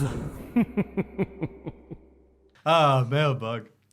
Podcast pals, greetings. Love the podcast. I hope Jack never goes to the Italian restaurant because everyone's mounting irritation is way more entertaining than his eventual visit will ever be. I got told I was pig-headed for not doing it at one point. In the comments. Pig-headed. They were genuinely annoyed. They were like Comedy Jackson. It's just pig-headedness at this point. I mean, yeah. Why haven't you been? I can't be arsed. He's waiting for You Christmas. can't be I can't arsed. be arsed to do it. What do you mean? But your Because Your legacy It's is going to be this. embarrassing. I can't be arsed. And I know that if I do it, the people watching will just find some technicality and go, I didn't do it because of this. well, currently the technicality is you haven't done it. I did it in here. Oh, don't you dare. You sound like Michael Caine. How dare you, Master White? Don't ruin the magic, Jack. Never give in. Thank you. Love everything. Ultra fast letter. I'll get right to it. We are over a year into the white and gold era of our beloved NXT. Looking back, has anything actually changed? What? Do we want the future of wrestling's best kept secret to be? What do we want the future? Yeah. Newcastle United Director of Finance, Claire Alexander. Actually, Ethan from Portland, Oregon, USA. P.S. Both Wardlow and the Masked Devil need to use an American phrase that maybe makes no sense at all, poo or get off the pot. Enough already. yeah. Do something. I agree with that. Thank you very much, Claire Alexander. Well, or I can't remember the real name. No. No, come on. Ethan from Ethan, Portland. thank you, Ethan. Thank you, Ethan. From Mission Impossible. So, obviously, you're the expert there, Ross, with NXT. We're all the bloody experts. We're all sat here together every week talking about the same thing, are we not? yeah. Well, Yeah. if you say it like that, then yes. What was the question? We're over here in the white and gold era. Has since- anything actually changed? Yes. Obviously, there was the onslaught of gimmicks at the start because this was a fresh hip-hop and happening, colourful It was on. euphoria of wrestling goodness, which was too much to take at one time, I will admit. But now that the dust has settled and the more serious stuff is where the serious stuff belongs, and Come Tuesday is where Come Tuesday belongs, and stuff like that, just wondering where Wendy Chu is once again. Another week, another no Wendy. Where's Wendy? Where's Wendy? I think it's the lovely, it's the buffet analogy works again. There's a bit for your lads who like the serious wrestling. There's a bit for your lads who like the silly wrestling from the 90s. It's a smorgasbord. See, I knew he'd do it better than us. Part of me kind of wants a return to just 2.0. Just the complete wackiness, wall to wall. I like the wackiness. I like the serious wrestling as well. There's nothing. Yeah, I think a good blend. I got a bit deflated watching this week's NXT when it was like, next up, it's the Shagging Cousins versus Matt. I was like, oh, it's going to be good, but like, I just want I was just saying, yeah, stuff we can laugh at. you want the wacky. Yeah, shagging cousins versus the Italian stereotypes. I don't want every. Then come Tuesday, realizes he's the father of the two kids. I don't think he has realised yet. That's the thing. He's a bit stupid. Dramatic irony. It's the best, bro. I can't believe I thought you said Bath. He might have done. The Bath Bros. But yeah, was there a second part of the question? Has anything changed? P.S. No, I was just telling Wardlow to hurry up. Oh yes.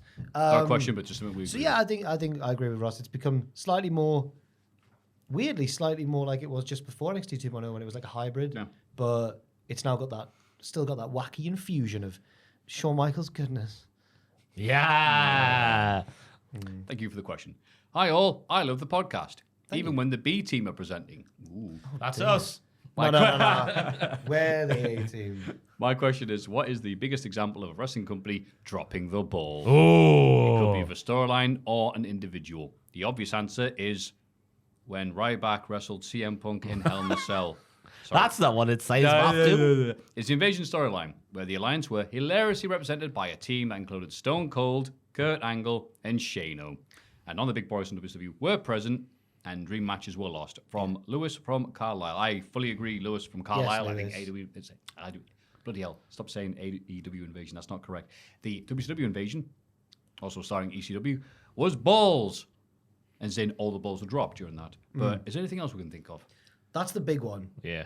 A really recent example would be not finding a way to have Punk and the Bucks do some business. Yeah. Because it would have done gangbusters, like in terms of numbers, surely. The night was WrestleMania 34. The match was for the United States Championship. Rusev Day not winning. Yeah. What could have been? Didn't Randy win? Or Jinder? Jinder, I think. Jinder was the champ. Jinder I was the think, champ and who Randy walked was- in. Maybe Oh, Randy it was the way won. I around. can't remember. Rusev definitely got pinned. I remember that. I remember like Rusev's got pinned. Just remember Aiden English lost his hair during the show. He had a didn't shave in Yeah. between. Yeah, between.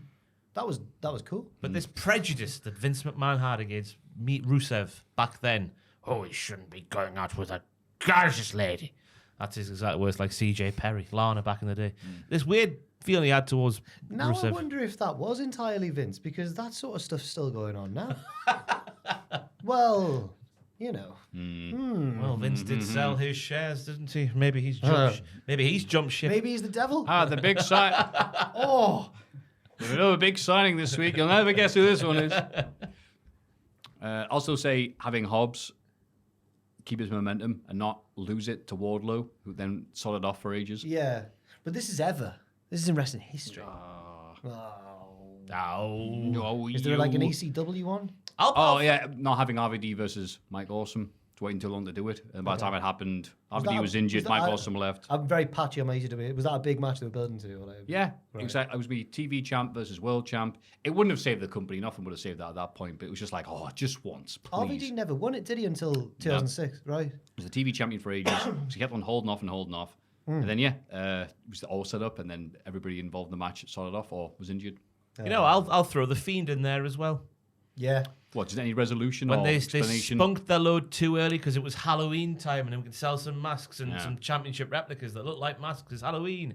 And then all the segments that, like, it felt like every single Raw in that period of time ended the same with the noise and the attack from behind, and then obviously the stuff with the Hell in the Cell. And because the way, remember that SummerSlam debut, you're thinking, if they use this right, gangbusters. And then Hell in the Cell. There's surely a WCW one.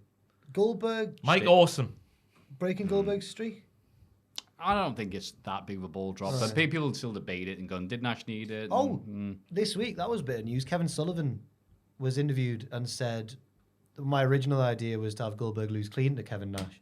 Oh. And then they went, why? And he went, because Mike Tyson got knocked out by Buster Douglas. He didn't lose on points. I'm like, what? Why? What about? Yeah. He said Old Goldberg, people, He man. said Goldberg. God. He said Goldberg beat everyone clean, so it makes sense for him to lose clean. Whereas Tyson beat everyone comprehensively and lost by knockout as well. I'm like, I don't know if I cheers, agree Kev. with that. Well One done. of them's a real sport, though, Kev. Did some good booking, that lad, in the last days of WCW. Starcade 97. I was about to say, Sting Hogan done good shout. properly. That's all Hogan. Is that? Can you class that as a ball dropping when that's just Hogan? Just being selfish. Yeah. Didn't pass. Because the plan was Sting winning up until the start of the show, wasn't it? That was the story. And then Hogan saw the state that Sting showed up in and was like, And did he tell... allegedly, this is all hearsay really? from Bischoff and I thought people. Sting was a good boy. Sting arms had were a lot of massive. issues during that year. Oh, apparently. really? And according to people, like I'm just reading what other people said, Yeah. he showed up untanned Not very well I defined. thought you meant showed up looking. like Jeff Hardy at bloody. No. Sorry. Not right. want to say not the Sting performer. He didn't look like, here he comes, Sting, the badass. He's just like, hi, it's me, Sting. But one of the first still calls over in his that balls. match. Incredibly over. Most over guy in the company after not wrestling Wait. for a year. One of the first calls on the match, I remember it because I've watched it that many times on that VHS, was Tony Schiavone going, look at the arms of Sting. Oh. He's got them. He looks massive. He's got two of them. And also, is he told Nick Patrick, don't actually do a I fast forget count? because I I know can't Conrad had hyped up to hell that they were going to do the podcast where he talks about it and says that yes, he's kept this quiet for years, but then it was on his paid thing, so I didn't do it. So I presume so. We've covered the big ones there, I think. Maybe. Yeah. Hello, all you silly little nonces. Oh my God. I've been really enjoying. Oh, Nana. I've been really enjoying all the pleb banter lately. Top notch stuff. Oh, that's the name. Pleb that's sticking banter, around, is yeah. it? I'm sure you all enjoyed Full Gear. As you know, one of the big talking points coming out the show was the blood drinking, blood spewing spot. No, it Paige wasn't. Did that happen? Oh. The noise that the crowd made was something I have never heard before. It was a mix of thrill and disgust. Whoa! It's a noise That was my worthy of best its own attempt. name. But I didn't enjoy the spot. Even as someone who likes horror movies and the silly violence in wrestling, this, for me, felt a step too far. And I had to pause and take a break from the match. So I want to know, when was the last time a spot happened in a match, or a moment happened in a storyline that crossed over into too far territory?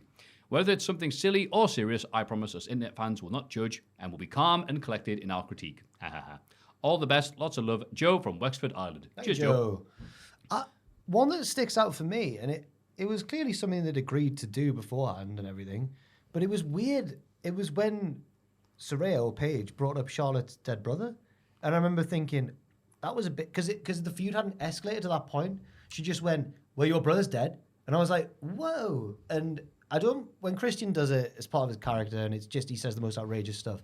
But when Paige did it, I remember thinking that was absolutely needless. Like it wasn't justified, and also in that feud, if I remember thinking that the alignment should have been reversed. Paige should have been the babyface and Charlotte should have been the heel. But instead, they try to make us feel sorry for Charlotte, which never quite goes down well. So for some reason, that's like the first one that sprang to mind. They cut that out of replays. Did they? Remember? Yeah. I think, did Ric Flair boot off at the time? Did I read He that? probably booed. Or he probably, whatever, I mean, I can't blame him for booting off in that. Whatever the option that gets the most money is what Rick did, or claims, or thinks. Other than times I've seen syringes used in matches, just in CZ Dub and stuff like that in Big Japan, I'd probably say seeing guys like MJF and Ospreay go, "Oh, me leg, me bloody leg," cutter, dive, elbow. That's too far. Yeah, because I'm like, I don't care about this match now. See. I'm done. He had that Ospreay and Josh Alexander had that match in Impact. Now watch this. I've not watched that yet. Ospreay for the first. Oh no, the angle lock. Oh my bloody leg. And then just declines to sell it. Just ignores it, shrugs it off. I'm going, is this supposed to be good? It's weird because you can excuse it though when it's like Ishii taking a German suplex on his head and then firing up because that's because he's bloody shoulders right away and because he's near neck and because like I can accept it certain times like when I think did Ospreay hit Omega with the one winged angel and he kicked out a one or something or one of them stole a move from Ospreay hit him with a Bushi's move. And Omega, because that's his boyfriend, went no and kicked out one. I get it then, I think. Yeah. But when this was just like, oh well, I can't do my jumpy off the ropey stuff if my ankle-y hurty-wordy, so I'll just ignore But he doesn't it. want to get a conky wonky, remember? Oh man, I had heady-weddy. I've gone blank on my thing, but I always used to bring it up on the podcast. I've obviously repressed it into my deep unconscious. It's that iron spot from a women's match in the Attitude Era. I think it was Ivory and Molly Holly. Yes. Where they put it on her back and you hear like, I know it's not real, but like as a child, I got scarred by that. So did you? I mentioned it earlier, but the Kai choppy pee-pee thing. Well, I had that, whatever Raw compilation VHS that was on. I had that Best of Raw Volume 1. Was it one? Yeah. And that's the time when my dad started watching it. So I And he did not like that. I started watching it right in mid 2000, which was post Cactus Jack, like all the Street Fighter. It started to soften a little bit, maybe around 2000. Yeah. Than it was in '98 or whenever this video was from, and I was too young to be watching that. And there was some horrible stuff in there, and that was the one that scarred me as a child. And then I used to hide it from my little brother. I was like, he can't watch it, man. And then he'd just find it everywhere. I was only hiding like under the settee or something. But Yeah, mum and dad coming in and watching it, and that's when Owen Hart said to Jason Sensation, "You think you're funny? How about I come out there and slap the piss out of you?" Yeah, loud as out. My dad went, "Nah." that was on it. Not the racial undertones of the whole Nation of Domination. I thought I'd just sidestep. No, sorry, right, Nah. I say undertones. Overtones. Oh, it's very subtle. Yeah. You may have missed it the first time you saw it on the network. Oh, it's not there. Those were some lovely questions and thoughts. Thank you very much for sending the mailbag. If you have any similar, please go to mailbag@cultaholic.com.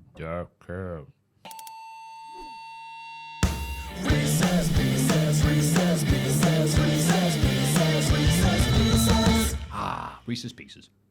So I should say, after the last week's play of no more Reese's Pieces for a bit, this Reese's Pieces was submitted last week, but then an email was then, forwarded. They forwarded the same email again to get it back in there. So it's kind of from the vault, but not really. It's a bit of a sly heel move. Hey, whatever works. Fellas, I know this is probably confined to the vault right now. I know it works. But this is the week to do it if you really want to be at the zeitgeist of a TV program started before any of you listeners were even born. That's why I put it in, because the word zeitgeist was used. Zeitgeist. Dear lovely Cultaholic, 2 things. Firstly, did you know that the rhythm to theme tune to Some Mothers Do Have 'Em spell the words Some Mothers Do Have 'Em in Morse code? Do do do do do do do do do. Do do do do do do. Wow, I didn't know that. Do do do No do do. way. That can't be true. Secondly, this month marks the 60th anniversary of the greatest cultural achievement our fair isle can boast of, Doctor Who. The greatest TV program of all time. Nice one, Ross. Skeptical noise there. I watched some of them the other day, and I know it's the 80s or whatever, but my God. It was like this. They had obviously just a random green screen that they would just throw on someone and would make them disappear and fly away. It looked awful. Yeah. Even for the standards of the day. The greatest TV program of all time ever. Fraser's a big fan. He is, So it's become the biggest and most popular thing again, ever. And personally, I cannot wait. But oh no! Due to some spurious and nonsensical time vortex-related explanation, all the original actors who played each Doctor have been exterminated, or whatever. Goodbye, So for the purposes of this Tom Baker. Reese's Pieces, cast them with wrestlers, past or present. David Tennant. The Mank one. The Mank one. Fastest thought first. Christopher Eccles cake. Yeah. Sonic Screwdriver, yada, yada, yada. All right. First Doctor, and it's described here, crotchety old man. So we have to use the description to pick a wrestler. Often forgot his lines. Did he? That's what he's known for. I mean, He sounds like did, sounds like Banda, that though. That sounds good. I'm saying Jim Ross. You've done it. Jack Tunney came in my mind. Ooh, on the take, Jack Tunney. I'll go for Al Wilson. Rest in peace. Yeah. R.I.P. No, he's actually dead. He actually is dead. House now, beats. Oh, right, sorry. Is he shoot dead? Yeah. Oh no. Shagged to death in kayfabe. I don't know how he died. No, I in real don't life. know. Oh, I think we can take a guess. He was old then, so fair play. That's a long time. Second Doctor, seemingly a clown, but actually manipulating everything from the shadows. Doink the Clown. Danhausen. No, it's not secret, is it? Danhausen. Seth Rollins. That's a good one. It's way better. Third Doctor, a dashing dandy, a man of action, sometimes comes across a bit Tory for my liking. What? Oh. Oh, 'cause he's a bit posh. Yeah, I guess. Adam Pacitti. Yes, our leader. Duke Hudson. Dashing hero. Oh, he's a bit Tory, isn't he? What? Well, he's Australian. Whatever their Tory is. Nick Aldis. Ah. Fourth Doctor, insanely charismatic, often hilarious. Probably went on for a bit longer than he was wise. What? that again? CM Punk. Probably went on for a bit longer than was wise. CM Punk. What's the first 2 bits? Insanely charismatic, often hilarious. Went on to Ross Tweddell. Yep. Amen. I am washed. I can't get better than that. Have you got one? That was it. Ross Tweddell. Oh, and yours was as well. Yeah, I can't get Oh, better. you said you as well? Oh, okay, great. All right. I'm in full agreement. good. I'm on borrowed time here, Maffew. Fifth Doctor, more normal than the rest. Not terrifically good at looking after his friends, hampered by bad booking.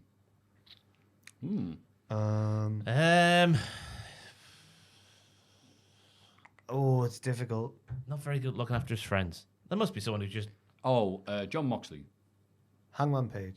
It's not his job to look after his friends. Though. Doink, doink, doink.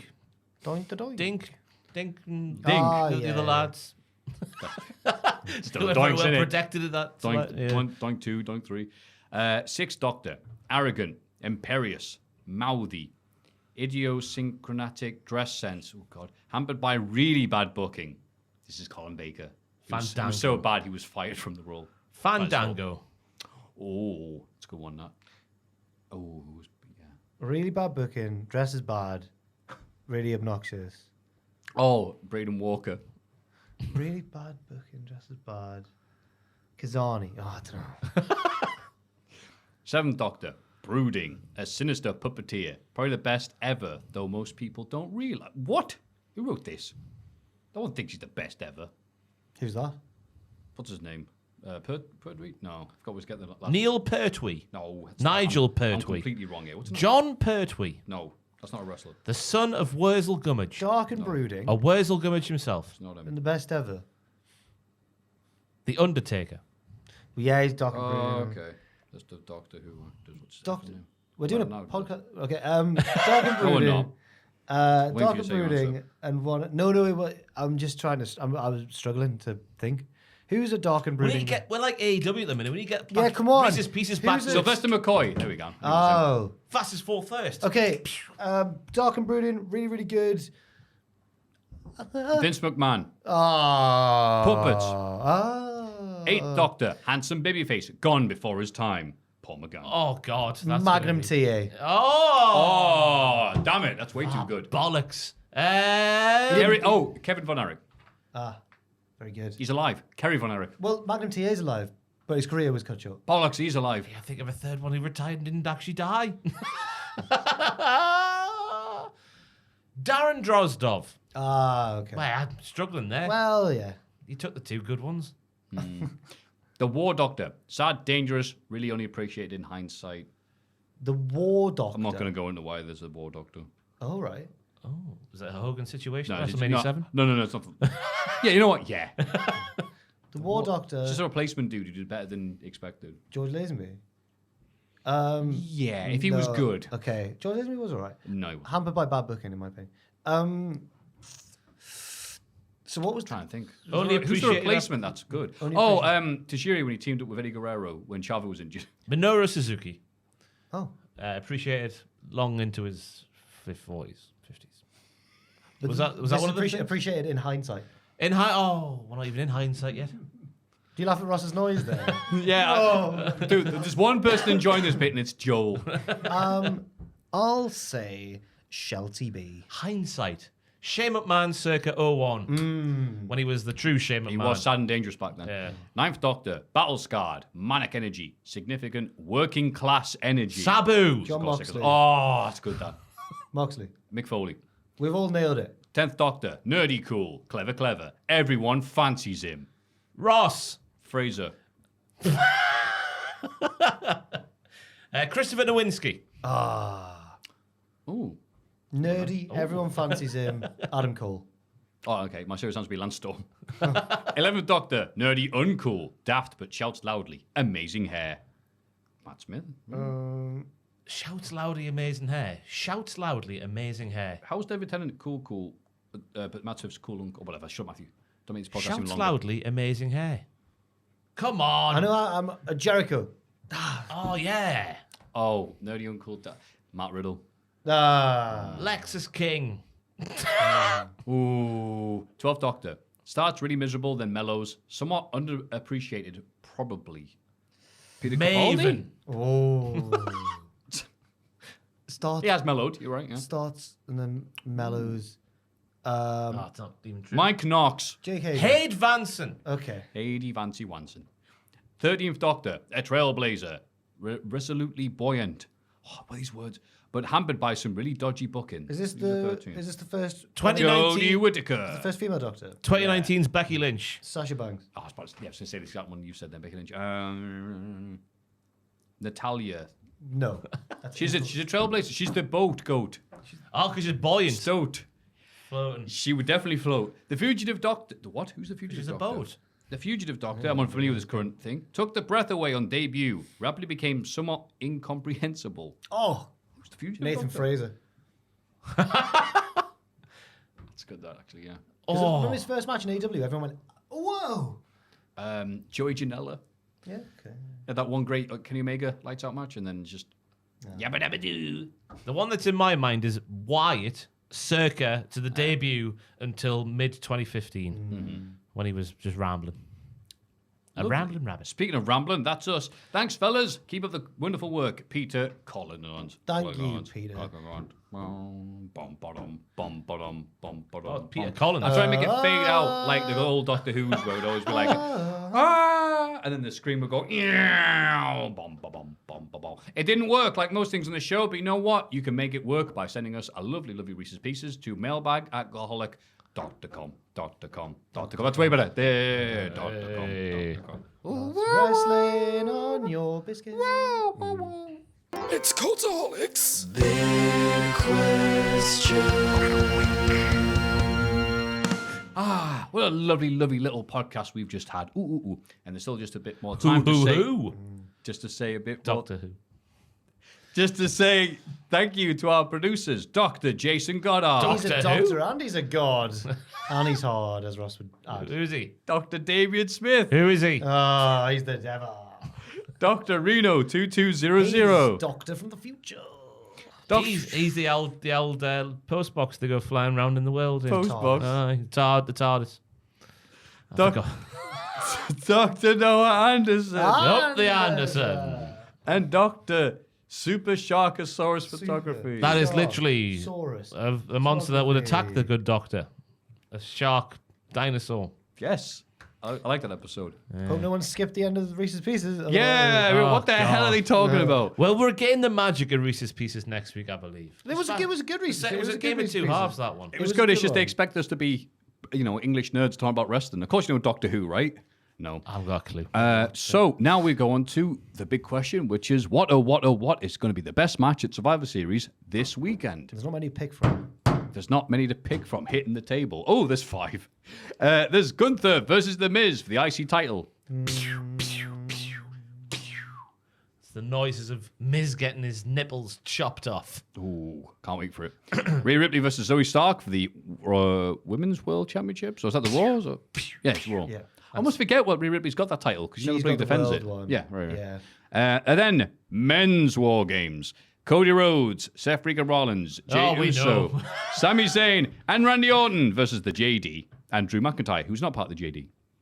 Interesting to see. It's always interesting with the War Games to see what flavour they'll give us, like a packet of Ruffles. Oh, flaming hot. Will it just Original. be a that flaming hot one with all the big spots and whatnot, or will it be more of a Tactical. a plain flavour with the tactical, not as exciting stuff? Yeah. But also very exciting if you enjoy tactics. All right. And women's War Games match. My head's hurting today. I tell you. Belair, Charlotte Flair, Shotzi, and Becky Lynch versus Damage Control. I reckon. Is that all of them? Is that all the No, sorry. That'll be a good match as well. I reckon Bailey will come out without a baby face. There'll There'll be a big old switcheroo in there. And it's happening in Chicago. Ooh. Which is that where Austin Brett happened? It was, wasn't it, Chicago? Yeah. Yeah. Knowledge. And apparently the main event, because whoever puts these Wikipedia previews on is always weird. Carlito versus Santos Escobar. That will be the best match of the night. When Ray comes back and nails Escobar with a shoot Hurricane Rana, it'll be a fantastic What's he going to nail him occasion. with? His chopped off leg? Yes. Oh, okay. He'll throw his infected leg at Santos. And he's like, no, I'm infected And then with loseritis. yeah, it's gonna be like the House of Black. Is he gonna be infected? Oh my god. So, yeah, I think you said it perfectly there, Ross. That's why you're so good at this. It's going to be depending on what type of flavors of War Games we're going to get. But to space them out, will we be seeing someone putting on a bin on their head and moonsaulting off the top of War Games She's stage? gonna do something mad, surely. Yeah, maybe 2 bins. Whoa. And men's War Games match is, there's no like, ooh, is there going to be any stunning swerve or suspense there? It is just, we don't like the JD. And Drew McIntyre doesn't like People are Uso. saying that Orton could turn on someone. Maybe Jay or Cody. I don't see it happening as But come Orton's back. last match. You're against like- the He's Usos. gonna get cheered to You're hell. like Sting and Flair, you'd never suspect it, but You would suspect it. But it's Triple H. he's a slippery snake. Sorry. Hi guys. So I'm a snake. I'm back. He is literally the Viper. He comes back and he's rubbish at promos now. Hiya. So Randy Orton is coming back and it's a big old stink. I think Randy Orton's going to just build this to get momentum and then maybe challenge at the Mania. Challenge who? Roman bloody Reigns. Rollins. Yeah. You think No, Orton's gonna get the shot? what on earth have you just said there? 'Cause you got- With a camera rolling and people watching. You don't think that's a Thousands tease? around the world listening to what you say there. You got The Rock, you got Cody. We haven't got The Rock. The union's sorted now. If The The Rock strike's wanted hour. to do it, they'd get him in front of the queue. They'd put him ahead of Randy everyone. Orton versus Roman Reigns. Do you not think if Rock was going to do it, we've heard something by now? He's Yeah, too maybe. busy going on Joe Rogan going, I shouldn't run for president. There's various people. Saying I was going to do Pride in 97, you lying There's bastard. so many ahead of Orton, I'm afraid. Name two. Cody Cody Rhodes. Rhodes and Dwayne The Rock He lost? Johnson. He's been all right with it. Seth Rollins, that's my theory. Tipped of his course. cap every time he sees Roman backstage. Gunther, even. I would Gunther? say. He's I'd actually rather champion. have him ahead of. He's got to go for that lofty challenge from The Miz. Cash in option C, and then he'd be there. The Miz is above Randy Orton in the pecking order. Well, hang on. What's he done lately? Turned face. Never Got has. the nation of America on his side. Exactly. So he's done more than Randy. Oh, right. Yeah. Actually, agree with Solo's Mike. ahead Again, of me. Orton. I don't think that'll be for a while. You though. say that pop. The pop, the announcement on Raw Of what? Orton. of Orton appeared. The You are idea, right. the concept of the Randy He's Orton. only. I mean, no, he's been gone for a while, to be fair. But the pop was as if he'd been gone for years. Yeah. Yeah. It feels like it has been. Been going on too in May. Yeah. I know it's a while away. But not really when you think about it. You go, look, hi, I'm Randy. I'm old now, and my body's crapping out on me, so I'm gonna have one last shot at the title. WrestleMania. I just. No? It's absolute poppycock. The story never ends, to be fair. Poppycock. A great expression. It's I think Ridge has got more of it. He'll fly in on a big crisp. Oh no. Oh, it's a bit hot. Randy Orton's gonna pin him. Oh no, Roman it's will be like, Ridge with a big crisp. it's a carb. I Yeah, that'll happen. It'll happen. Anyway, I think the best match would be the men's WarGames match. There we go. Just- all the women's. Oh, it's hard between them. I don't know. Just because we don't know what flavour of War Games we'll get, I'm just going to go for Rhea versus Zoe as a pure bell-to-bell spectacle. I reckon the crowd are going to cheer Ripley over Zoe. And Yeah, that's they just are, gonna but it'll still underwhelming. be a good bell-to-bell match. By the way, I need to apologise to whichever one of you picked Swerve versus Hangman as the best match of Full Gear. Because I remember being like, I don't think so, lads. I think the stipulation might actually hinder it somewhat, and I think it's going to be Moxley versus Orange Cassidy. I've just never been so wrong. I hope it was me. Might have been. Probably wasn't, because I haven't said anything sensible this podcast. And I'll go for the men's one then, because I think that even if that and the women's one are close in quality, I think the infusion of energy that Randall will bring to the crowd will push that one slightly ahead. I'll say Gunther versus The Miz. Oh, really? No, I can see Gunther it. during General. Come on. And the tension where, wait, if they are going to have Gunther, get ready for Das WrestleMania, as he says it, it's a native tongue. Will they do something crazy? Like have Ludwig Kaiser accidentally cost him the title? I can't see him And doing lose to The Miz? I can't see Because it. he can't be having the actual title if he's going to be challenging the world thing it later on, happens- can he? If it happens, I'll No, be... he cannot be. Well, they're more worried We about had that. Kurt Angle. If he as challenges- Continental, anything's possible. If he ends up doing that, like the Ultimate Warrior at WrestleMania 6, Yeah. he's You'll become what he hates. Universal Continental I'm not saying that. rolls off the tongue. I don't think he will, but if he does lose it to The Miz, then I'll be more excited for this podcast next week. Oh, can you For the imagine? reaction, Yeah. Bloody hell. Wow. Get it over with. Ross is done. Have you got anything for us until next week, pal? No, I was off on Monday, so I've not got much going on this. Yeah, no, we're getting ready for Christmas Yes, now. say the calm before the storm. Culties are happening. At some point, yeah. Yay! We need to organise that today, actually. Get it in the diaries. Okay. Free whenever. That's how we write in the Write diaries pen, yeah. with a magic pen in front of us. Jack, what have you got for us? Just all the stuff that's going on this weekend, so like WCF moments. God, yeah, that. What happened at... Live stream on Live YouTube stream. with the show live. Yep, youtube.com/cultaholic. Yeah, like and subscribe below. The stream will be on YouTube when it's on, and predictions will probably be up already by the time They this are. video. Ah, there. They went up yesterday. And there is my next weirdest episode in the works, but I'm not certain on a date that it's going out yet. Fantastic. I've got a new botch pen yet. It's still out. It's still on YouTube. Bloody hell. I don't know how, but it's there. Kiss me ass.